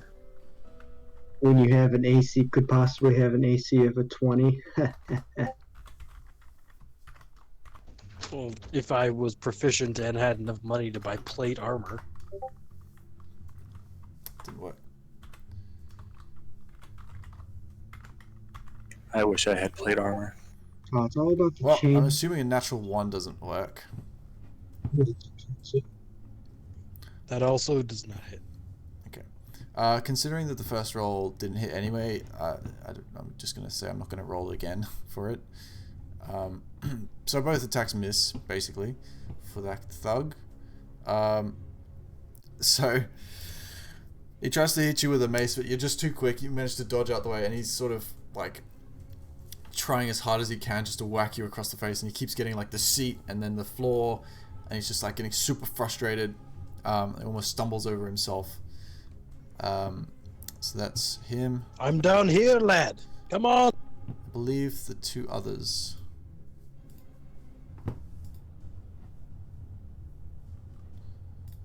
So let's make a save for them.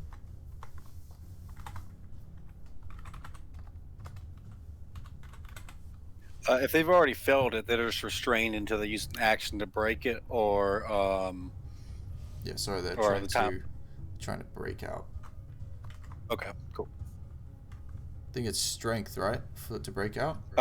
It's still well, that's your ruling. It says Dex to initially fail it. That's up to you on the action to break. Okay, I think it's strength to break out of something. I would agree. But that's up to you. I just know what the spell says. DMs.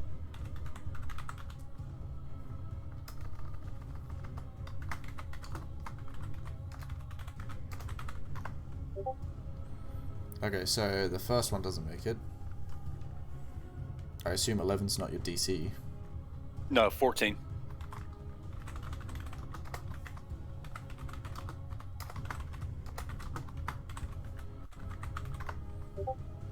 And definitely not a 6. Alright, so that was a complete waste of time for them. So they're just, yeah, they're really frustrated. They're trying to hit you, they're trying to escape. You guys have got them pinned. Alright, let's go to the next round here.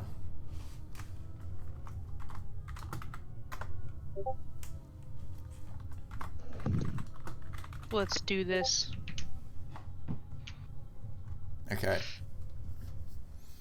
So, Alright, so how far away from me are the ones in the webs, roughly? well, there's one that just climbed through the windows, like right next to you. The one on the bottom left corner. And then I'll take care of that one. and then there's the 2 on the upper 2 corners, and then the one on the far right is the bloodied one. I think I'm gonna go for the one of the ones in the web, but only one of them because we don't need both of them alive. Whoa! We can't just throw human life out the window now. Are Human they life humans? is not I needed. didn't really notice. I didn't actually make that distinction. I would have killed them no matter what their race was.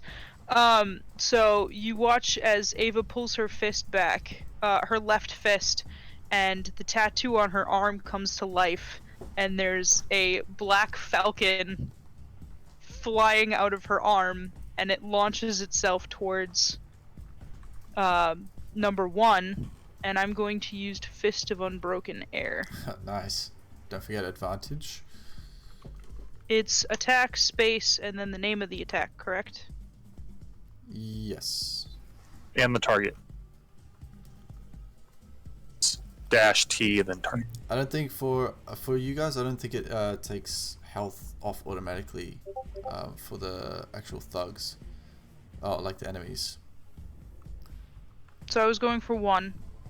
So let's spend 2 key points. They have to make a strength saving throw.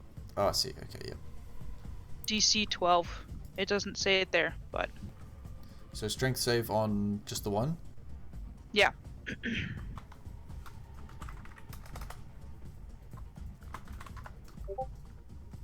14 for strength He save. succeeds. Just.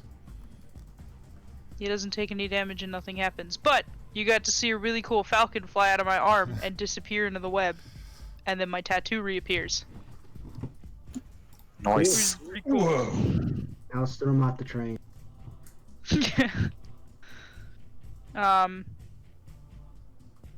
Alright, yeah, so God, does that... within the web, you can see as the falcon sort of comes out, it just sort of ducks underway as he just manages to snap one of the sort of vines holding him in the web, and dodge out the way.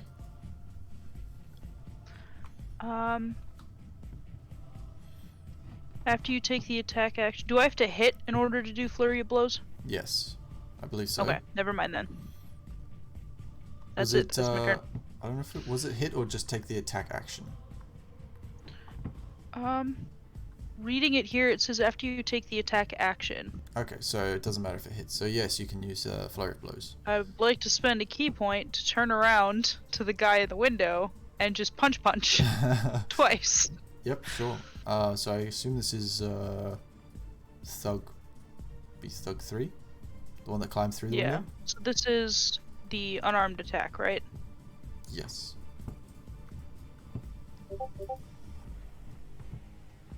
The hit was 17. That hits. So yeah, that hits. Cool. And it's 2 attacks.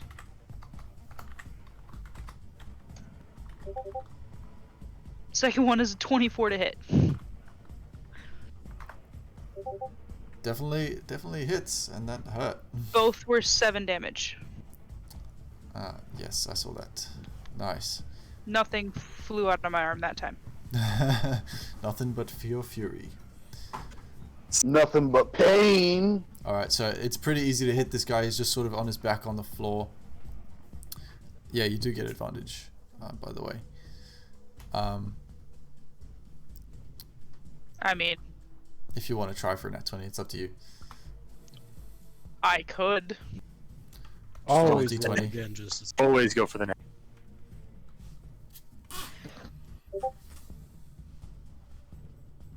Just like maybe roll No, a d20. I spelled it wrong.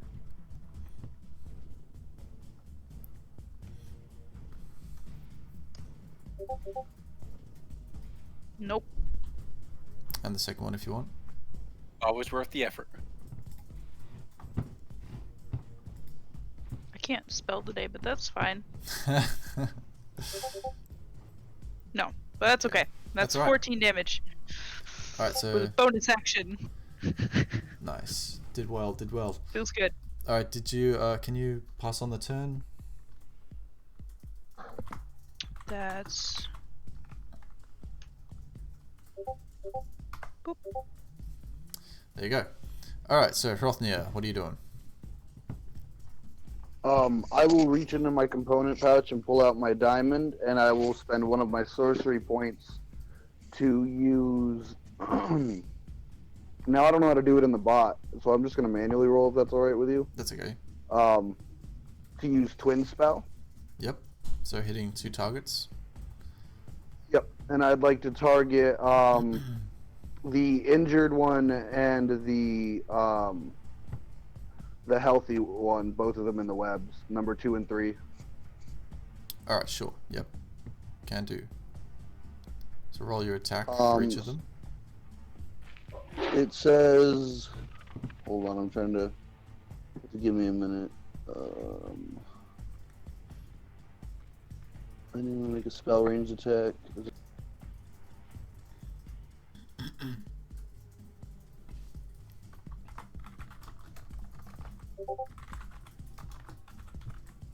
That hits. That doesn't. But I'm going to use the where is it? The cold element, the cold element on the one that does hit. Are you And is the first attack against which one? the healthy one. All right, roll damage.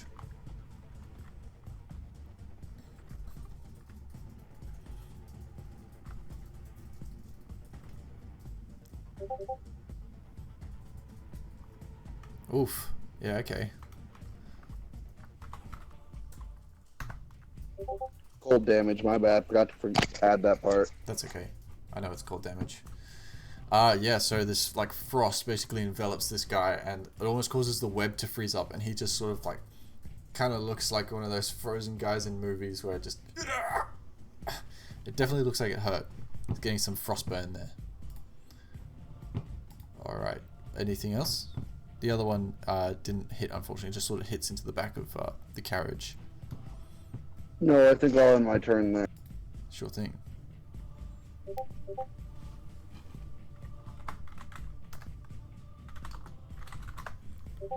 Alright, so Ted, you there? Yeah. What are you doing? Well, I noticed that they seem like they got this pretty much under control, but always a little benefit is nice. So I'm gonna cast Bless. Bless. And sorry, my microphone's acting crazy. I'm gonna cast it on Okri, Noah, and Eva. Very much appreciated. Thank you. I appreciate it. I'll have to buy you a drink later for that one. I won't call you a tree hugger for the rest of the time.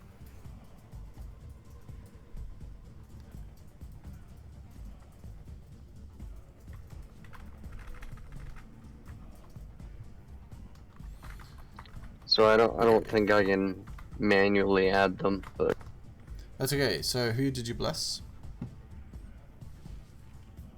I blessed Noah, Eva, and Okri. Noah, Ava, and Okri. Okay, so you guys make sure you remember that you're blessed. So I believe that's a D4 to your attack rolls and saving throws. Yes. That is indeed. Cool. So bear that in mind. Is that your turn, or you want to do something else? Okay. I figured that would be pretty much it.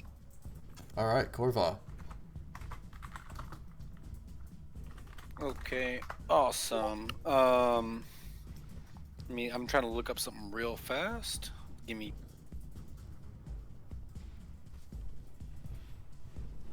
So when we do the D4, do we roll that separately? I don't think we can add it to the attack roll itself. You should be able to go like. Oh, I see what you're saying. Yeah, I guess just roll it manually.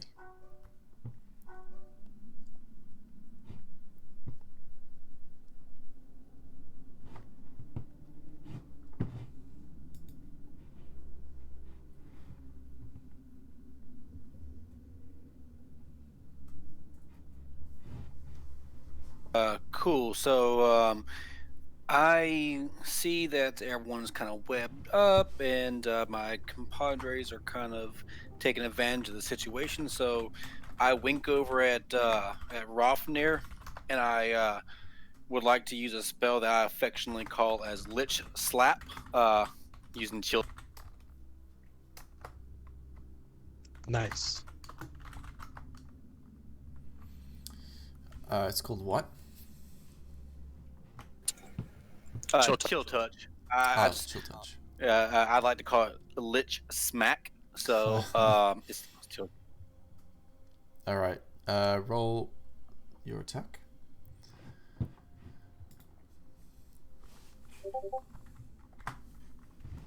Uh, 21 to hit. Youch. Yeah, that hits. Which one are you hitting for? The one that's most messed up. I think it was 4. Yes. Yeah, I'll aiming for 4 who is not inside the web, according to the chat.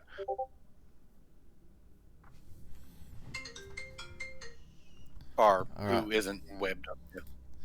Yes, so 5 necrotic damage. Alright, so yeah, he's not looking great.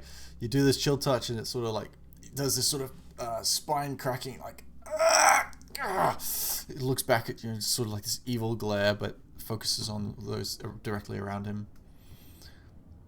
And he, as the life force is siphoned from him, he cannot regain any health points until the start of my next turn. Noted. So I will finish up, and I will just. I guess I'm far enough away. I'm as far as I can get away from him, right? yes, I believe so. Yeah. Then I'll just spend the rest of my turn there. Alright, just pass on the next turn and we'll go into Nora. Okay. I'm going to walk up to number 4 because I heard he's not in the web. And I'm going to try to grapple him and throw him out the window. Alright, roll a... I'd say for this, roll probably a shove. So, let's go. What's a shove? Strength? Athletics check, I think. I Versus mean, I'm his fine with that. athletics or I got acrobatics. athletics +3, so I mean, I'm fine with athletics or strength. Yeah, so instead of making an attack roll, you make a strength athletics check contested by the strength athletics. Basically a grapple. If you succeed, you either knock the target prone or push it 5 feet away from you. Why is it And that'd be advantage? 5 feet out the window. Korvar? Sorry, push a talk. Yeah, disregard that. He's not in the web. Sorry. Yeah. And even then, like, he would have to then make a dex save from entering the web to push him, so... Yeah, you're right. Yeah. But Never fortunately, he's not in the web, so make your roll.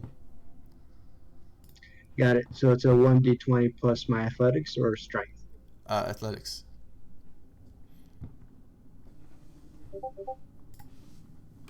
Oof. A nat 20 plus 3. I'm assuming that hits. Dang it! Now I gotta change my target. And as soon as I grapple him, I'm going to say second time's the charm. Don't forget to add your D4. Well, I don't think I don't think I need my d4. Yeah, this Yeah, I'd one like don't to. matter, but For a natural 20, holy crap. Okay, so, yeah, alright, he's going to make another dex save then. And as I push him out, I say, second time's the charm. Second time's the charm. Oh, wow. Darn. Okay, so, you manage to sort of run up to him and just smack him across the jaw and push him out the window. You hear this, "Ah!" and you hear the of the wind, and again you hear the ting, ting, as he sort of slams against the side of the carriage. As you can hear him holding on just outside. It doesn't look like he's in great shape though, but he's outside the carriage. Can I use the rest of my movement to get up to the window and possibly try to block the window with just my figure body? Yeah, you can get up to the window, yeah. See what Yeah, that just does. get as close as to the window as I Well, I have my did, shield. The window and them themselves are covered in webs, so All 4 windows are covered in webs. well that one, the one that they came in through, so I don't know if that helps or hurts. Okay, well, They came through all of like multiple windows. Yeah, I'm assuming there was 4 windows and each came through a singular. for the sake of simplicity, I'm going to say that yeah, that window is clear, just because he's got pushed through it and stuff. So Yep, I'll use the rest of my movement speed to get up to the window and attempt to block it. Like, I mean, I know I'm not really blocking, but just stand in front of the window. yeah, all right, you can do that. So pass on the turn. Just in bot commands.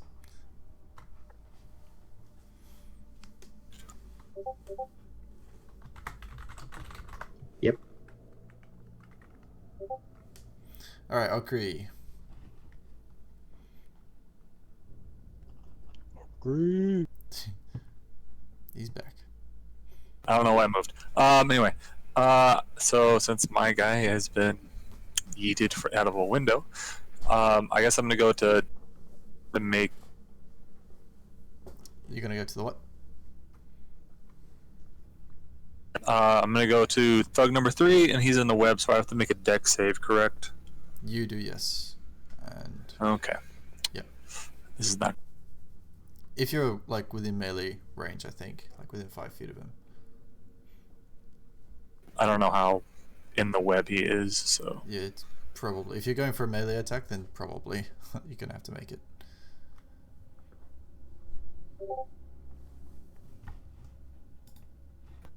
Orvar, what do I need to beat, boss? I think that it It's succeeds. 14. Yeah, success. Yeah, so it's right. Right on the money. So as you're wading through, you feel the stick and it tries to grab you, but you're just like, ah, no. You manage to rip through.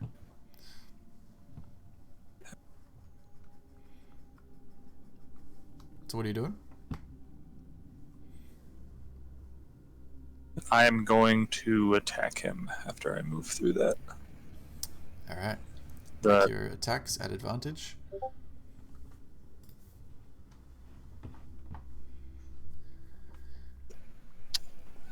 How do I just put the do I do attack and then the ADV is for advantage? Once you've done the With attack it, command, then you press you space at the end, then a dash ADV.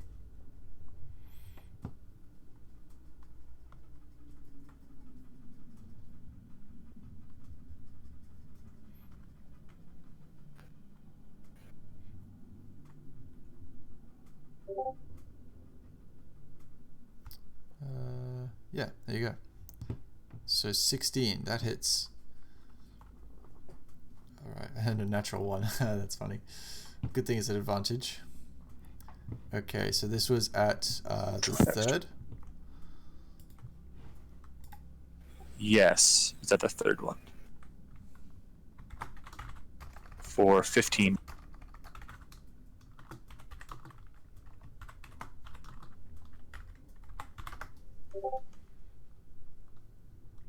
Oh yeah, he ain't looking good. That really hurt. So, alright, so that's your turn then. Yes, sir. Alrighty then. So, I'm still next to Thug 4, because he's the one who hit me last. Yeah. Um, Thug 4 is out the window. can I try to do like a... Oh, he's out the window. Yep, you go on. Oh, okay. Well, can I go to the next guy and try to... Can I try to knock him out? Yeah, so it's either Thug 3 or Thug 2 would be closest to you. Alright, well, I'll go to the guy that's closer to me. Okay, so Thug 3. Yeah, do I, Can I do that with my staff? Can I try to knock him out with my staff? Or do I So need to, you want do like an unarmed strike? just roll like a normal attack with the staff, and then Okay. we'll say that it's non-lethal damage because you specified.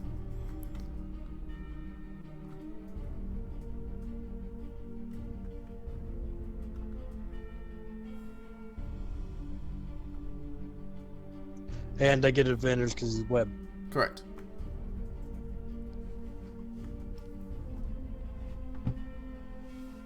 So the command for that was after I type in the thing, it's underscore 8.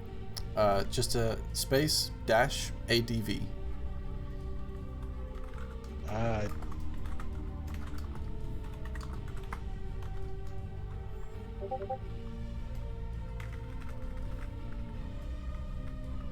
Eh, 14.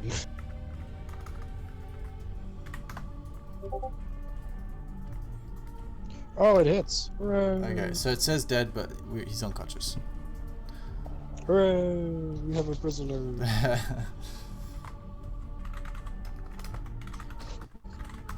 And that's my turn. Alright. Wasn't aware we needed a person. Okay, so that's your turn. It's now their turn.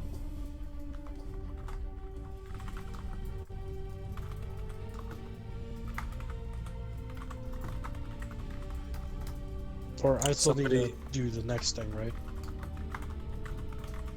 Or did you already do that? You've got to do it. Okay. Did it do it? Yep. Okay, cool. Alright, so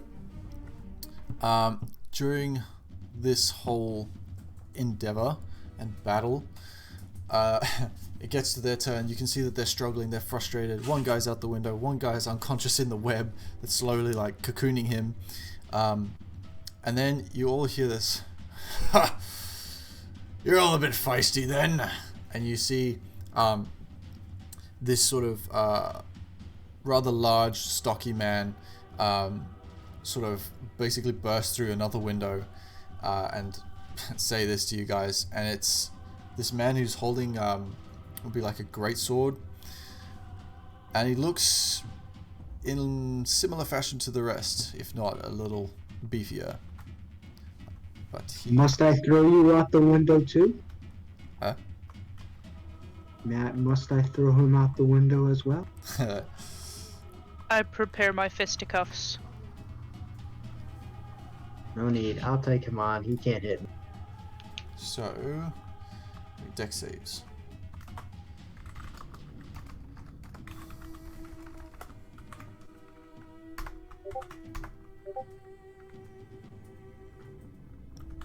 Hold strong with the web.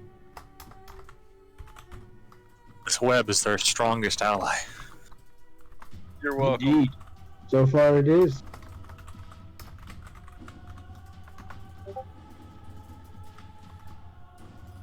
I think we might have to talk to this big guy. He seems a little angry. He might have had some issues as a child. Talking is not my strong suit. Ah, yes. I can talk to him. I mean, before it's the amputation. It's a medicine. Before it's the heal. Did somebody say hammer hands? Someone Not did doing that. hammer hands. Just you wait. We're gonna do hammer hands. You'll see. We're going to amputate. We're going to. The healing process will begin very. We'll knock him out now. We'll knock him out. The cleric will come on over and just, heals him up a little bit, and we'll amputate his arm off. Okay, And so replace it with a hammer. I believe it was, what would it be? I think Ted and Hrothnir. Does 12 hit you, Ted, and 15 hit you, Hrothnir? It does not hit me. Hrothnir? That's just against my armor rating, right? Yep, 15. Yeah, I'm an 11 in armor rating. Alright, so that hits, and I think that's a 22 against, would it be, I think, no, it would be Okri. Yeah, so 22 against Okri. 22 hits. Alright. Oh, this guy seems like a man. Sad face. Yeah, it's fine. You won't take that much damage. Maybe 2 or 3 at max. Maybe not. Maybe a little bit more. 10? 10 sounds. It is just flesh wound. Just but a flesh wound. Alright, so Hrothnir, you take 10 points of slashing damage as he cuts through the back of your shoulder with his greatsword. And then, Okri, you take 14 points of damage as he sort of finds a weak point in your arm and stabs it through, maybe like in your armpit sort of area. He looks pretty pissed. Ouch. He then... I'll take care of him, guys. Yeah, so he's sort of like towards the top of the carriage, between the two webbed ones. Alright, that's his turn. The one with the athletics check outside the window crawls in. And looking at the situation, he's gonna move up to the top one. Maybe? Yeah, he'll move through some webs. So he's gonna make a dex save. Cross your You fingers. managed to get past me? Well, I was just about to say, I think it was Okri and who was the last one? Dirk. Yeah, you can make a opportunity attack if you want. Ooh, attack. May I also make an opportunity of attack since he was right next to me? Yes, I believe so. Give me a second. Alright, I'm cool. trying to take health off of me. Can I use my opportunity attack to grapple him? I think so. And then that. Do I need to I'd do do something the- to remove health in the bot? For yourself. Yeah, because I just took 10 points of damage. Oh yeah. So for you, it would be the same as me doing monsters. So you got exclamation mark init, HP, then your name, like Hrothnir, and then negative whatever the damage was. Does that make sense? That didn't go as well. Okay, so Okri, you got 11, that hits. Dirk, you got 18, that hits. Okay, so what? That's a total of 16. Oof, 16 points of damage. And I also got to hit him. But I was just waiting on to ask you a question. There you Yeah, there you go. I'm going to attempt to. It's because I believe I'm the first person to get that opportunity for attack. So I'm just going to throw him out once I roll if I succeed. Okay, so you guys basically just slaughter him in the middle of the carriage. Blood goes everywhere. The carpet's probably ruined. Premium! We cared about the carpet. I don't know, Dang. just in case you were. What was that I missed? I was rolling to grapple him because I was right at the window. Yes. Okay. So I mean, all right. Kind of doesn't matter at this dead. point because Yeah, I'd say he's dead. you successfully grapple him, and just as like your teammates basically like stab him. Can I check him out the window? Yeah, if you want to, you can just sort of like free action just. Yeah. whoop. You hear this Look at him at disgusting. as you take him, you give him this disgusting look and throw him out, and you just manage to hear the of like the crunching bones underneath the tracks. Oh man! Well, back to work. Okay. All right. Let's turn the next turn.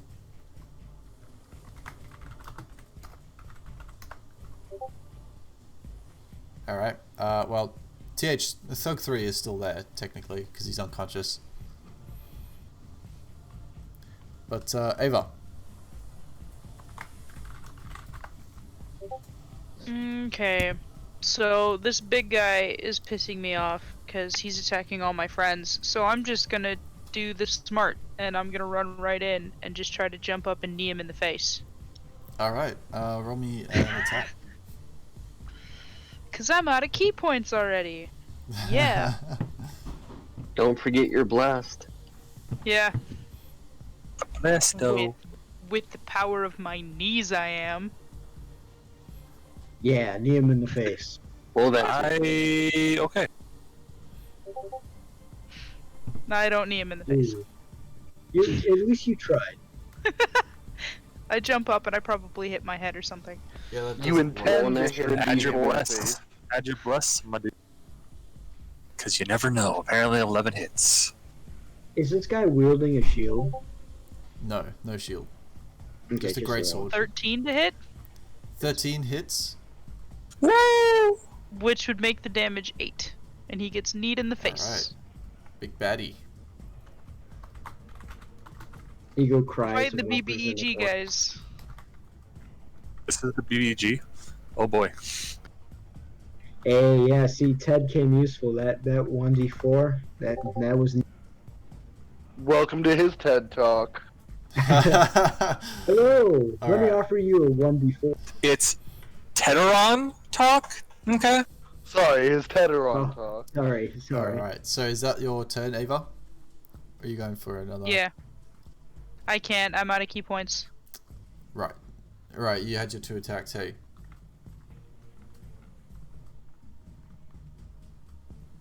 I might die. You might kill me. Okay, so It's fine. let's move your turn on.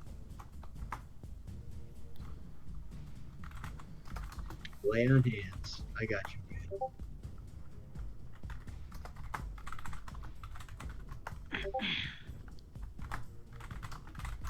I can still throw out Alright. heals. Frothnir, it's your turn. I'm going to repeat the action, except I'm going to use my last 2 sorcery points to cast chromatic, to do it at second level. Okay. And I will try to hit the boss and the bloodied webbed one. Okay. Yep. Make your attack rolls.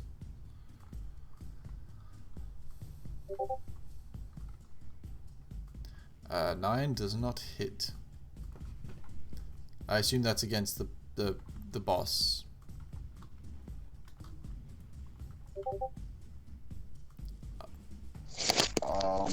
Sure. I mean, I'd rather it be. I mean, Well, you tell me. yeah, that's it. Because one of them has advantage, one of them Well, I'll doesn't.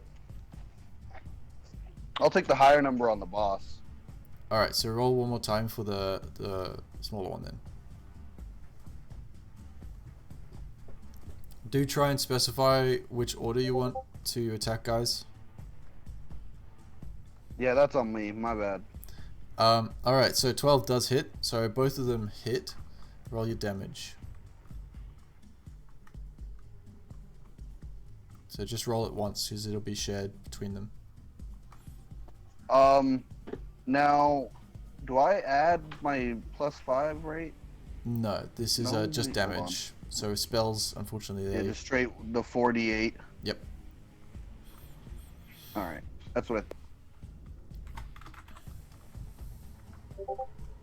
Also, just as a note, this is in bot commands, not dice rolls. Sorry, my bad.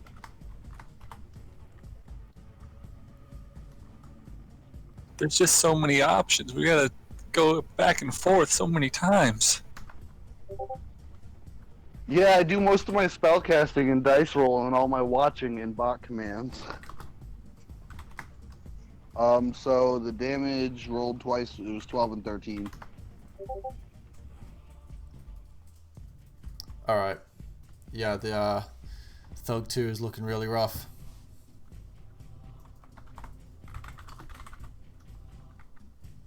Oh, was that your Wait, turn? didn't we knock one of them out? Yeah, so Thug 3 is knocked out. Okay. Thank you. I ended my turn as well. Yeah, saw that. Ted.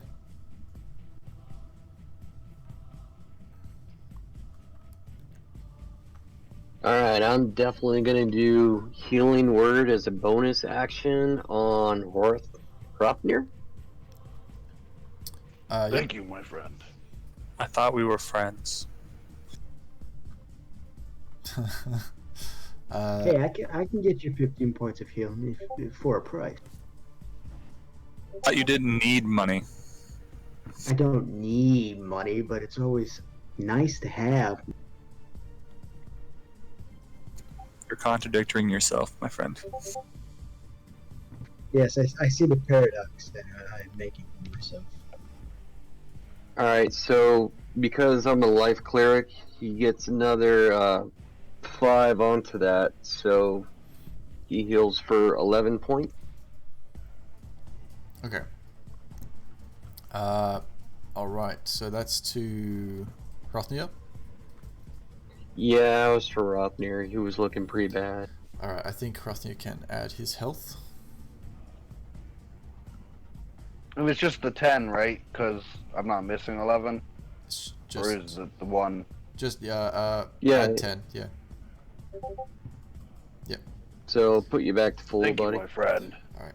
Cool. Very appreciated. So you've done Healing Word. Anything else? No, I think that's gonna be it. I'm gonna try to keep my distance and just help when I can. Alright. So, Koravar. Before your turn, Koravar, during all this whole thing, you hear the sort of boss guy say, "You guys are never supposed to make it past here.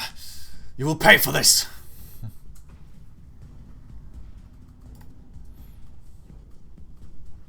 Interesting. I don't think I like you very much. I'm gonna need you to go to sleep now. As I hold my hand up, and 4 beams of light shoot out as I cast Magic Missile at level 2. Oof. Okay. So roll damage. Oh yeah. Which Oh, that's I gonna don't, hurt. I don't know how to cast magic at higher levels on here. So I ain't seeing anything in the okay. command. That's okay. Just roll damage. Just been doing it manually. You could just do Is the way to 44 go. plus 4. Is this who? This is to the boss guy, yeah? Just the boss guy. Correct. All of it to the boss guy.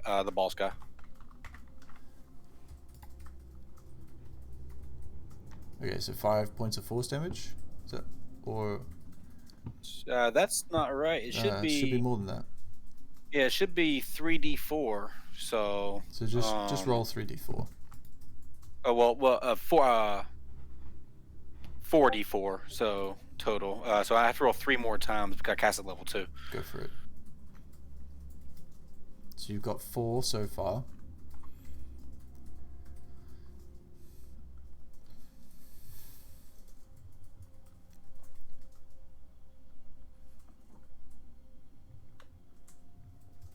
You should be able to just type in roll 3d4 and it should tell you each roll. I did that wrong. You right? need to put a space between the R and the 3.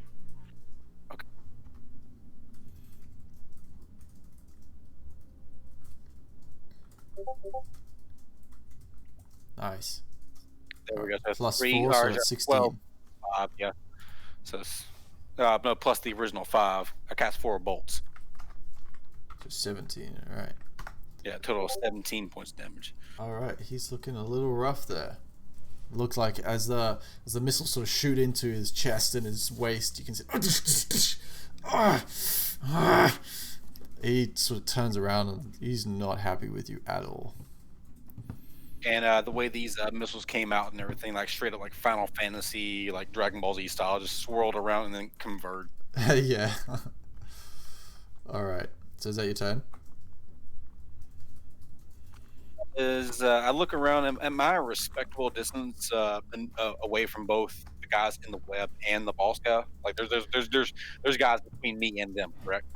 No. If not, then I want to kind of maneuver to where that there are people between me and both sets of bad guys. Well, at this stage, you're kind of pretty much about 10 feet away, and the only thing between you and him is nothing, really. Between me and the big boss dude. Yeah. But Ava's right there, right? She's on the other side of the guy with the web. Am I close to him? I thought should be was, right next to the big boss guy. Yeah, so the way it looks right now is at the top of the carriage, there's kind of like a line of just on the left, there's the bad guy in the web. On the middle, there's the boss guy. On the right, there's a bad guy in the web. And then behind that, which was where Korva was stationed at, furthest away, is where he was casting from, top right, top left corner. And then Ava sort of came rushing up from the bottom up to the web, but not getting caught in it, so she's still on the bottom side of that line. But you're still right next to him. Well, that's fine. I mean, it sounds like I'm in a pretty decent spot right now, so I'm cool there. Okay, so end of your turn. Noah.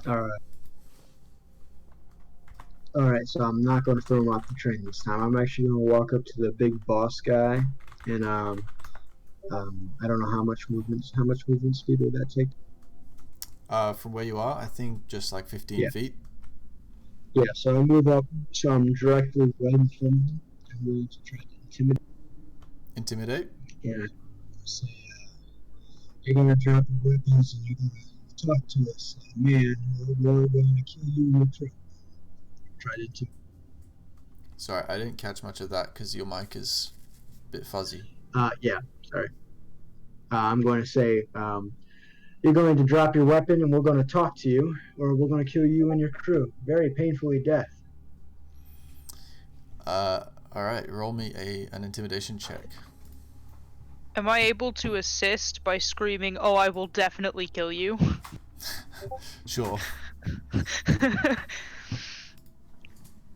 So if that's the help, because that would be an action, so that would be my next action to do that.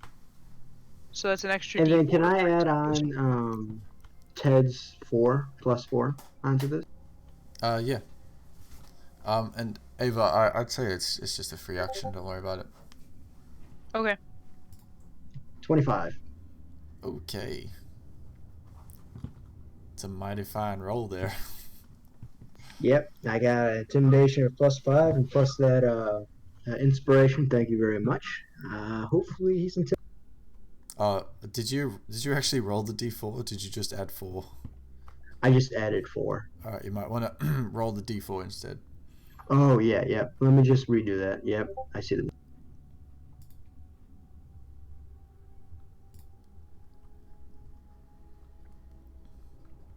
I'll still count your d20 roll though. Yeah, no. Just I just didn't need to. so just roll the d4. I've got your 16 and +4 for the intimidation, but just add the d4.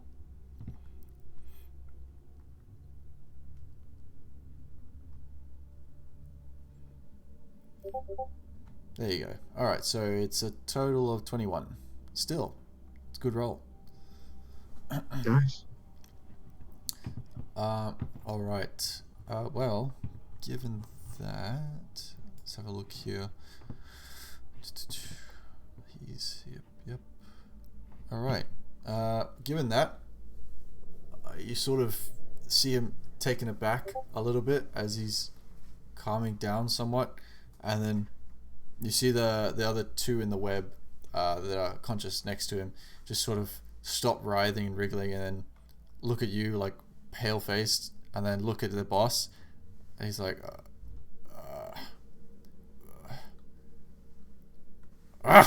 fine. And he sort of takes his greatsword and slams it into the wood of the carriage, and folds his arms. All right, sir. I got one question only for you. What? Who hired you? And why are you here? Well, I know it's kind of two questions, but I'm not going to kill you, so you're going to answer. We were hired by someone in cloak. They look short, maybe a halfling. Alright. Everyone else, you can ask him questions, and if you feel like you want to kill him. My word's my bond, I'm not going to kill any of them. But if you guys, you do whatever you want to. I much don't care for these three folk.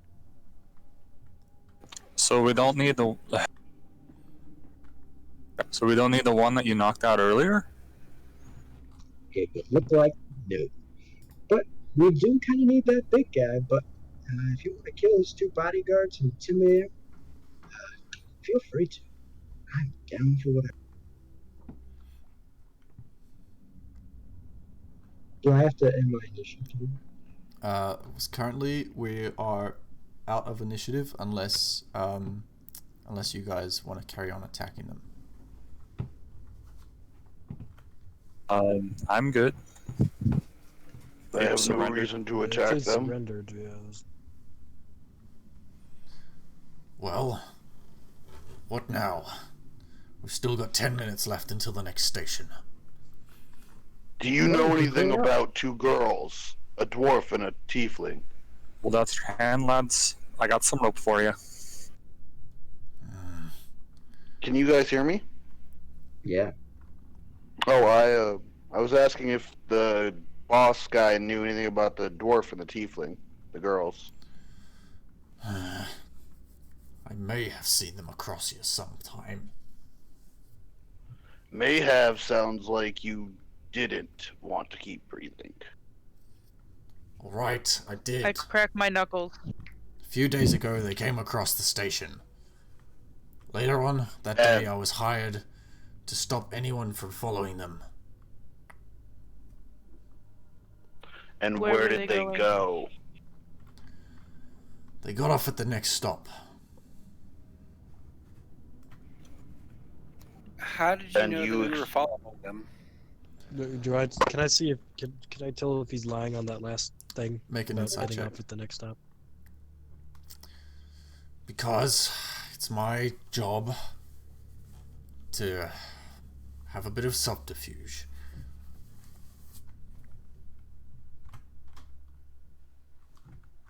And where did they go after they got off at the next stop? I don't Can't know. imagine you just abandoned them there. I wasn't following two little girls. I just noticed them. Then I was hired by someone to make sure that no one followed them beyond the train.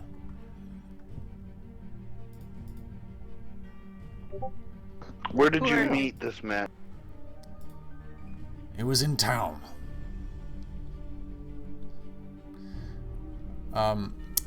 Which Dirk, town? Dirk, you can tell that he's reluctantly being honest about where they got off. All right. So you've been following us since Krevarth, or the last stop? Krevarth. Well, I think you guys can either tie yourselves up, tell us more information, jump out the window, or try your luck jumping out the window, because I don't think you guys want to get caught by the authorities, or we'll kill you. Well, who tipped you off that we were looking for the little girls? I mean, I understand that you're adept at your craft, but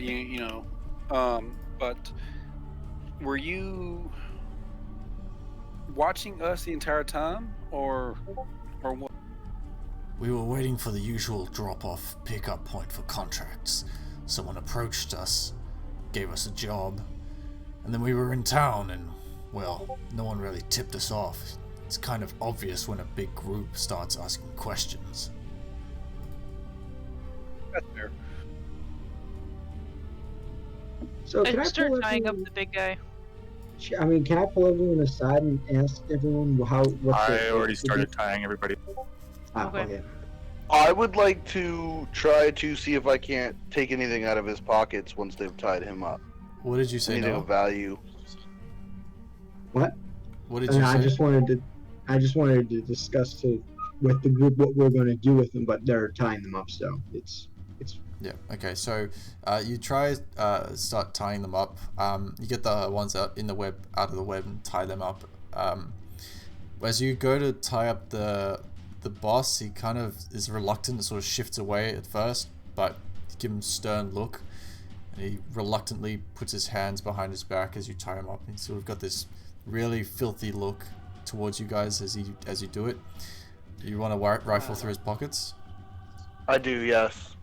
Hey, that's mine. Where you're I going, actually you like to don't need assist it. with that. Whoa, what?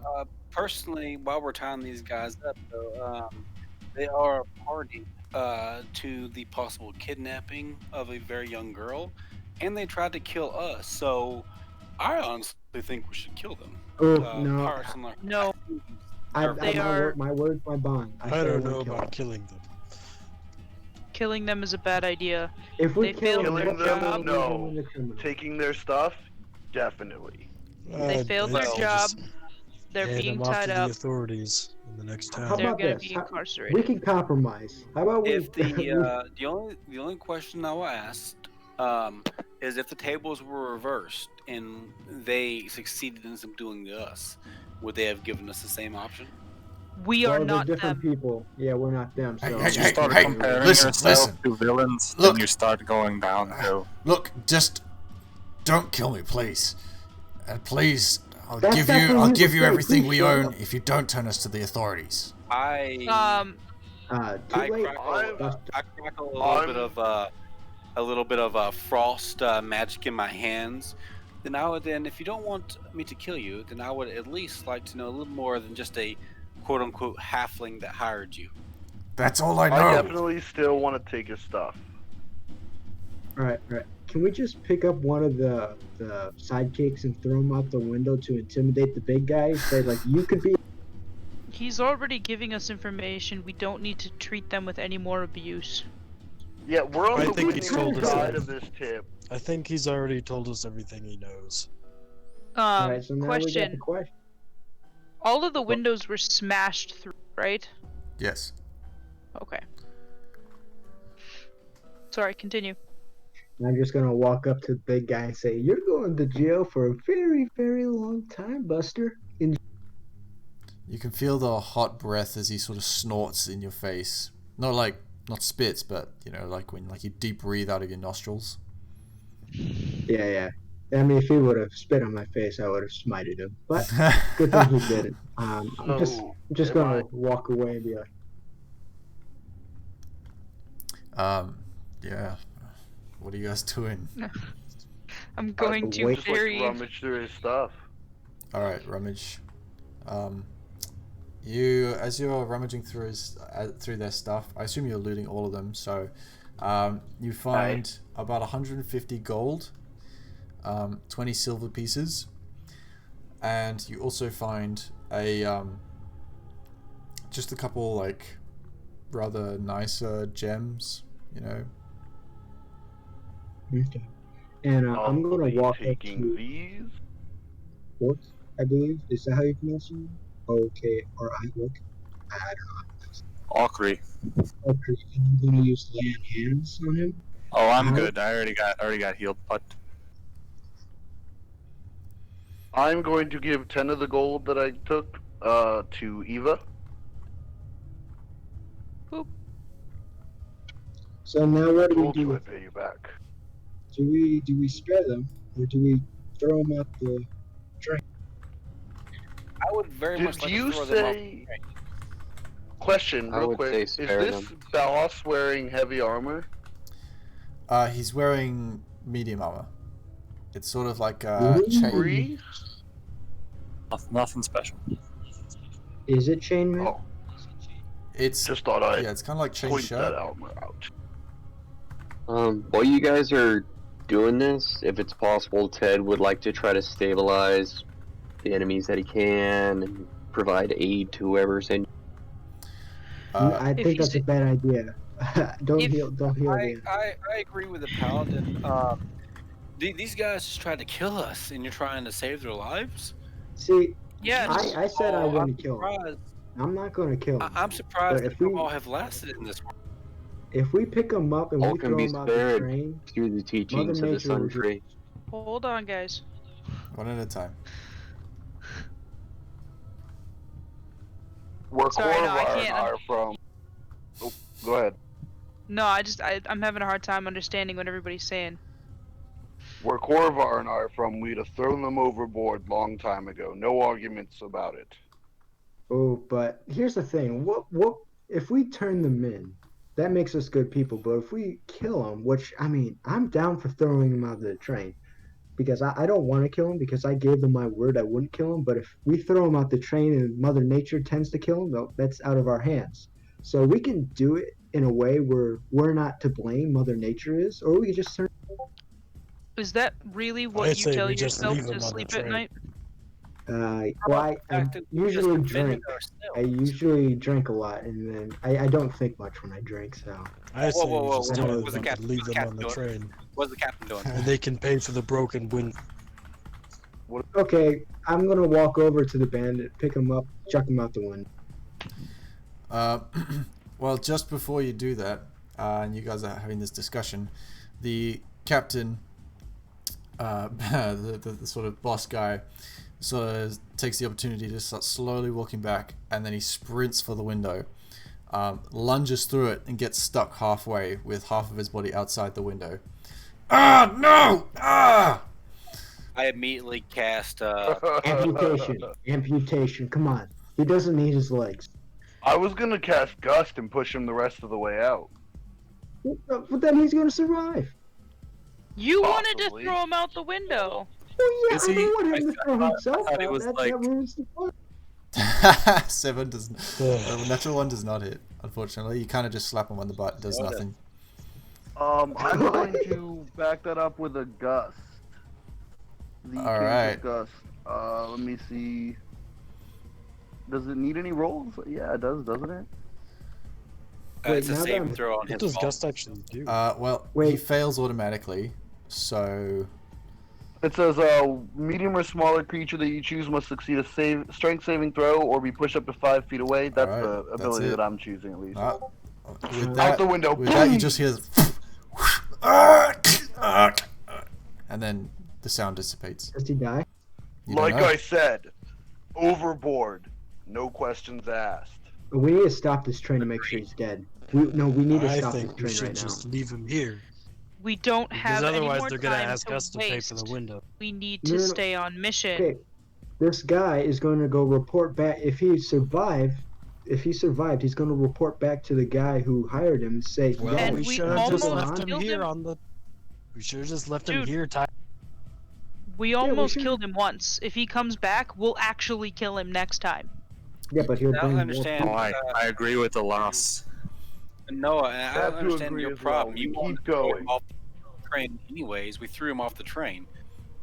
You And he's guys, tied he up, threw- so he he'll threw die. himself off the train. I wanted to do it I personally, but he- threw, Okay. I threw him off the train. I'm not gonna stop the train so you can fulfill your fantasy of throwing someone off a train. as you guys are arguing, you see. There is still one more left, right?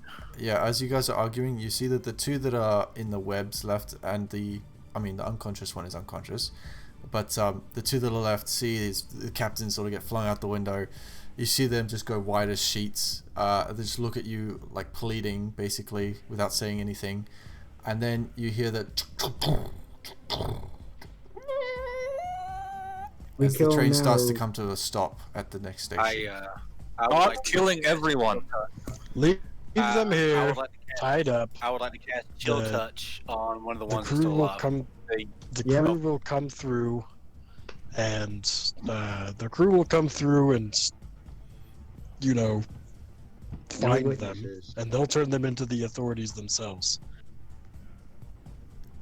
All right. And Well, also I make agree, a I motion. agree. We They're leave web, them they're here. tied up, so they should be fine. And they're lackeys. They're not going to be DM. doing much. Are they I would really like going to to cast confess to Chill Touch authorities? on the one that's more injured. all right. Cast Chill Touch. Ted, what are you doing to help the captives? I know a couple of them got injured. I'm basically binding wounds, trying to be somewhat careful about it, so I'm not breaking them out of the webs, but Okay, so while just you're doing basically that, trying to tend to their wounds. yeah. So while you're doing that, definitely the one that looks more injured is both the one that was unconscious as well as the second one. And while you're busy doing that, you hear this, "Ah!" And you look over, and there's just this sort of black veined corpse of a person left as you see Korvar cast Chill Touch with a skeletal blue hand around the guy's neck. Oof. So, the way that I'm helping Ted is while he's healing them, I'm basically like watching over him to make sure that no one else comes over here. Yeah. When I hear that and look over there, I say anyone who comes near these two gets my fist. Okay. I'll join you in that, Ava. We have to. All right. It's whatever the group. I'm fine with whatever. Look, I have no We problem. don't have to kill everything killing that an fucking enemy moves. The Look, train I have Kill no stops. two. problem We save killing two. somebody who's trying to kill Someone me. made the good but point. Someone made the good these point. guys are They tied up tried into- killing- I agree that we don't have to kill everything that moves. We have to kill things that attacked us with deadly intent. Train has stopped, guys. Oh, We let's killed open up the two. door. I open up We the door killed- I'm getting- before Oh Anthony my has to. god. I'm getting up. The door opens, and on the platform you see this one warden who looks sort of like a little more old in his sort of maybe late 70s even, kind of this older human. And as you open the door, he kind of comes over with a smile on his face, takes a look inside the cavern. You see the horror strike his face, and you see him reach for the whistle. He starts no. panic whistling. Guards! Guards! And he starts running away. God. Okay, well, we have to run. We don't have to run, we can explain ourselves. Two of them are alive. Oh yeah. Well. Oh yeah. Okay. Yeah. I'll stay. I'll just stay at the doorway. I'll grant the. I'll wish the. Yeah. For a religious man, you are quite cowardly. I was religious. That was a long time ago. Back in the wars. Nah, not religious. On a serious note, what time are we planning on ending tonight? Yeah, I gotta get off like Well, really soon. I was So, Yeah, it's. I know. We went over a little bit. we did it. We go Yeah, over we a could little just bit. end it right here. Well, that's I'm what I was fine with about to do it. actually. So if you guys sorry. are all good with it, then I'll say thanks for playing session 1. I hope you enjoyed it, and see you guys next week for session 2. Can't wait. Sounds good. Yep. Sounds great. Which DM, I know the session's already ended.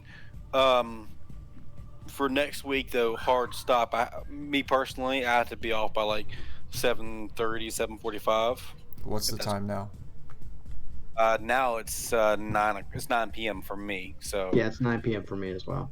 yeah, Okay. so if we're cool next week going to 8 o'clock, I can swing that one. But 7:30, 7:45 for me, I have to jump off. Yeah, that's okay. Yeah, we'll do workarounds and stuff. No worries. If anyone else has time constraints and stuff, just message me and we'll work it out from there. All right. Yeah. Cool. Thanks. Sounds good. Good time. Thanks, Bye. guys. Had a great time. Yep. Thanks, that was guys. Great fun. time. Yeah, good Can't game. wait for next week. Good game, everybody. Yep. See you later. See you guys See ya. next time. You guys